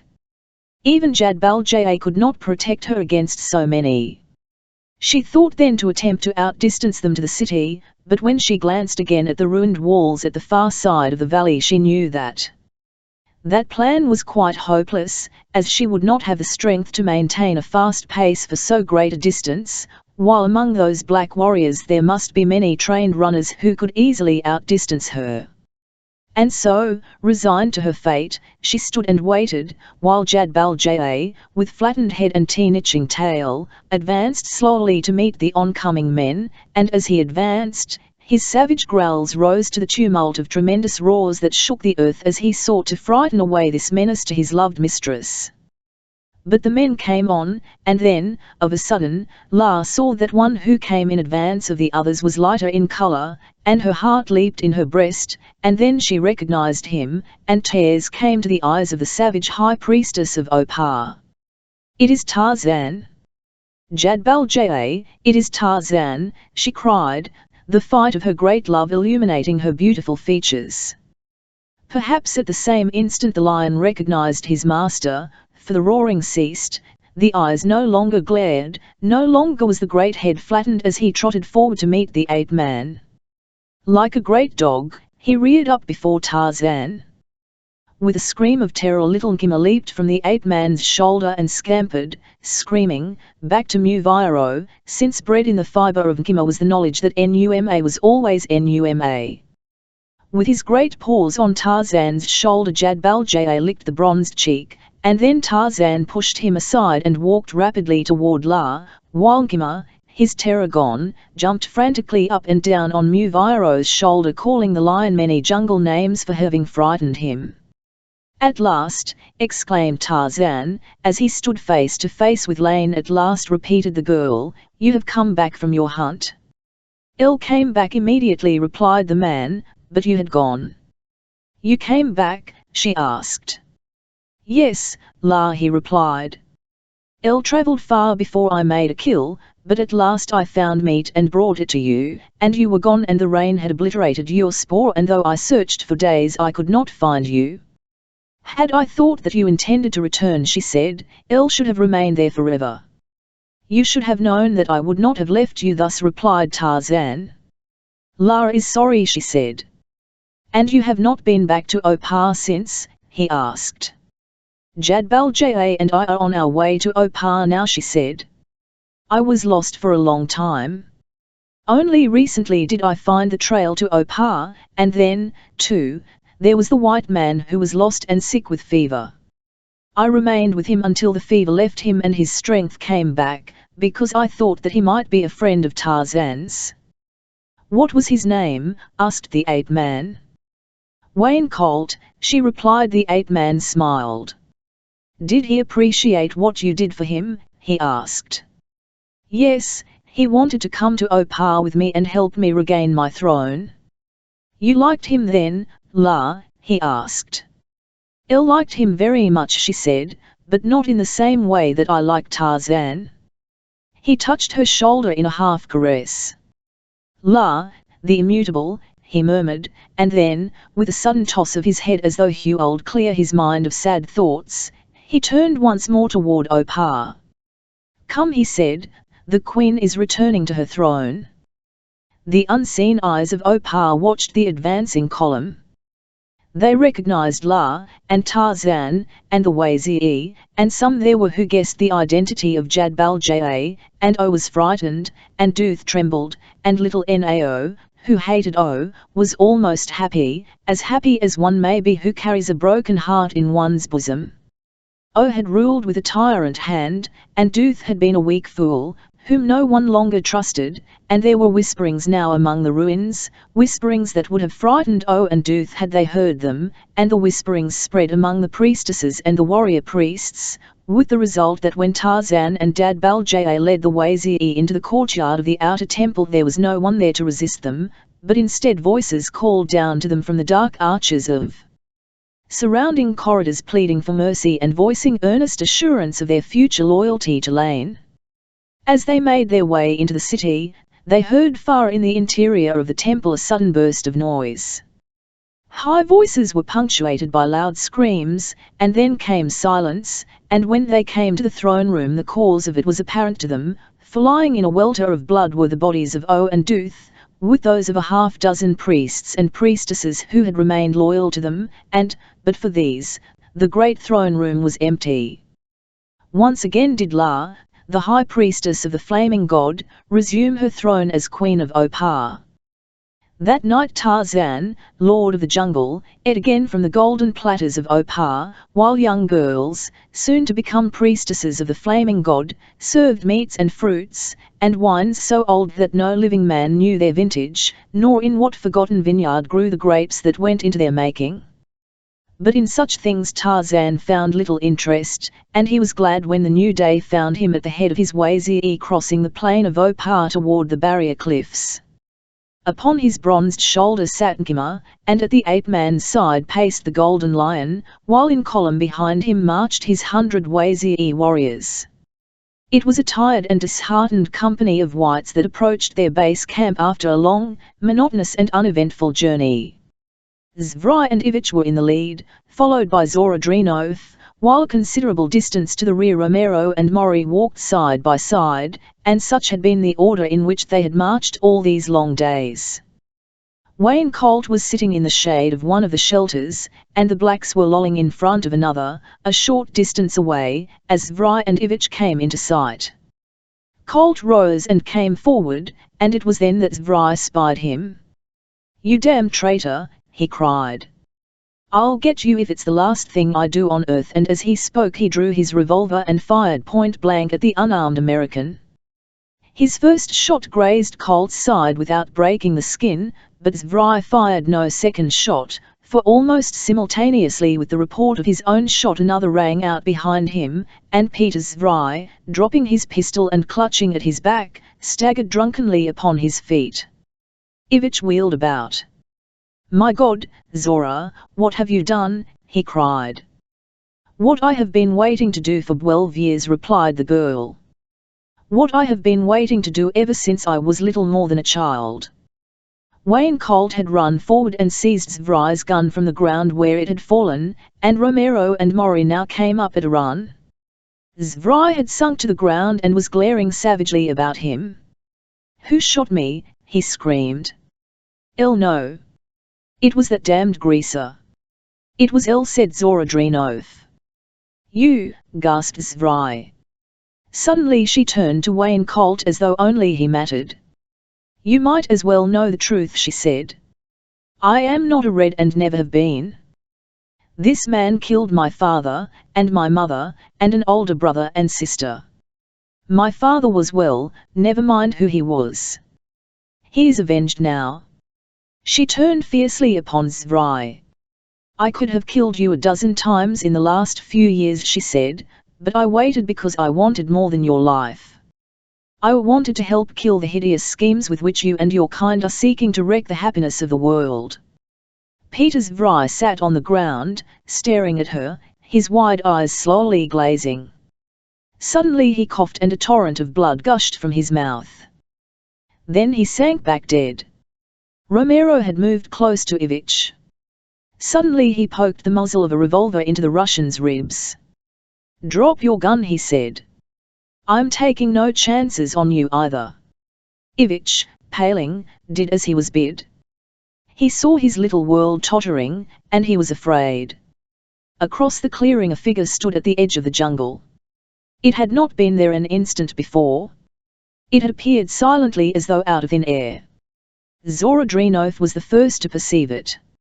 She voiced a cry of surprised recognition, and as the others turned to follow the direction of her eyes, they saw a bronzed white man, naked but for a loincloth of leopard skin, coming toward them. He moved with the easy, majestic grace of a lion, and there was much about him that suggested the king of beasts. Who is that? Asked Colt. I do not know who he is, replied Zora, other than that he is the man who saved my life when I was lost in the jungle. The man halted before them. Who are you? Demanded Wayne Colt. I am Tarzan of the Apes, replied the other. I have seen and heard all that has occurred here. The plan that was fostered by this man, he nodded at the body of Zvrai, has failed and he is dead. This girl has avowed herself. She is not one of you. My people are camped a short distance away. I shall take her to them and see that she reaches civilization in safety. For the rest of you I have no sympathy. You may get out of the jungle as best you may. I have spoken. They are not all what you think them, my friend, said Zora. What do you mean? Demanded Tarzan. Romero and Mori have learned their lesson. They avowed themselves openly during a quarrel when our blacks deserted us. El heard them, said Tarzan. She looked at him in surprise. You heard them? She asked. I have heard much that has gone on in many of your camps, replied the ape man, but I do not know that I may believe all that I hear. I think you may believe what you heard them say, Zora assured him. I am confident that they are sincere. Very well, said Tarzan. If they wish they may come with me also, but these other will have to shift for themselves. Not the American, said Zora. No. And why not? Demanded the ape man. Because he is a special agent in the employ of the United States government, replied the girl. The entire party, including Colt, looked at her in astonishment. How did you learn that? Demanded Colt. The message that you sent when you first came to camp and we were here alone was intercepted by one of Zvrai's agents. Now do you understand how I know? Yes, said Colt. It is quite plain. That is why Zvrai called you a traitor and tried to kill you. And how about this other? Demanded Tarzan, indicating Ivic. Is he, also, a sheep in wolf's clothing? He is one of those paradoxes who are so numerous, replied Zora. He is one of those reds who is all yellow. Tarzan turned to the blacks who had come forward and were standing, listening questioningly to a conversation they could not understand. "I'll know your country," he said to them in their own dialect. "It lies near the end of the railroad that runs to the coast." "Yes, master," said one of the blacks. "You will take this white man with you as far as the railroad. See that he has enough to eat and is not harmed, and then tell him to get out of the country. Start now." Then he turned back to the whites. "The rest of you will follow me to my camp." And with that he turned and swung away toward the trail by which he had entered the camp.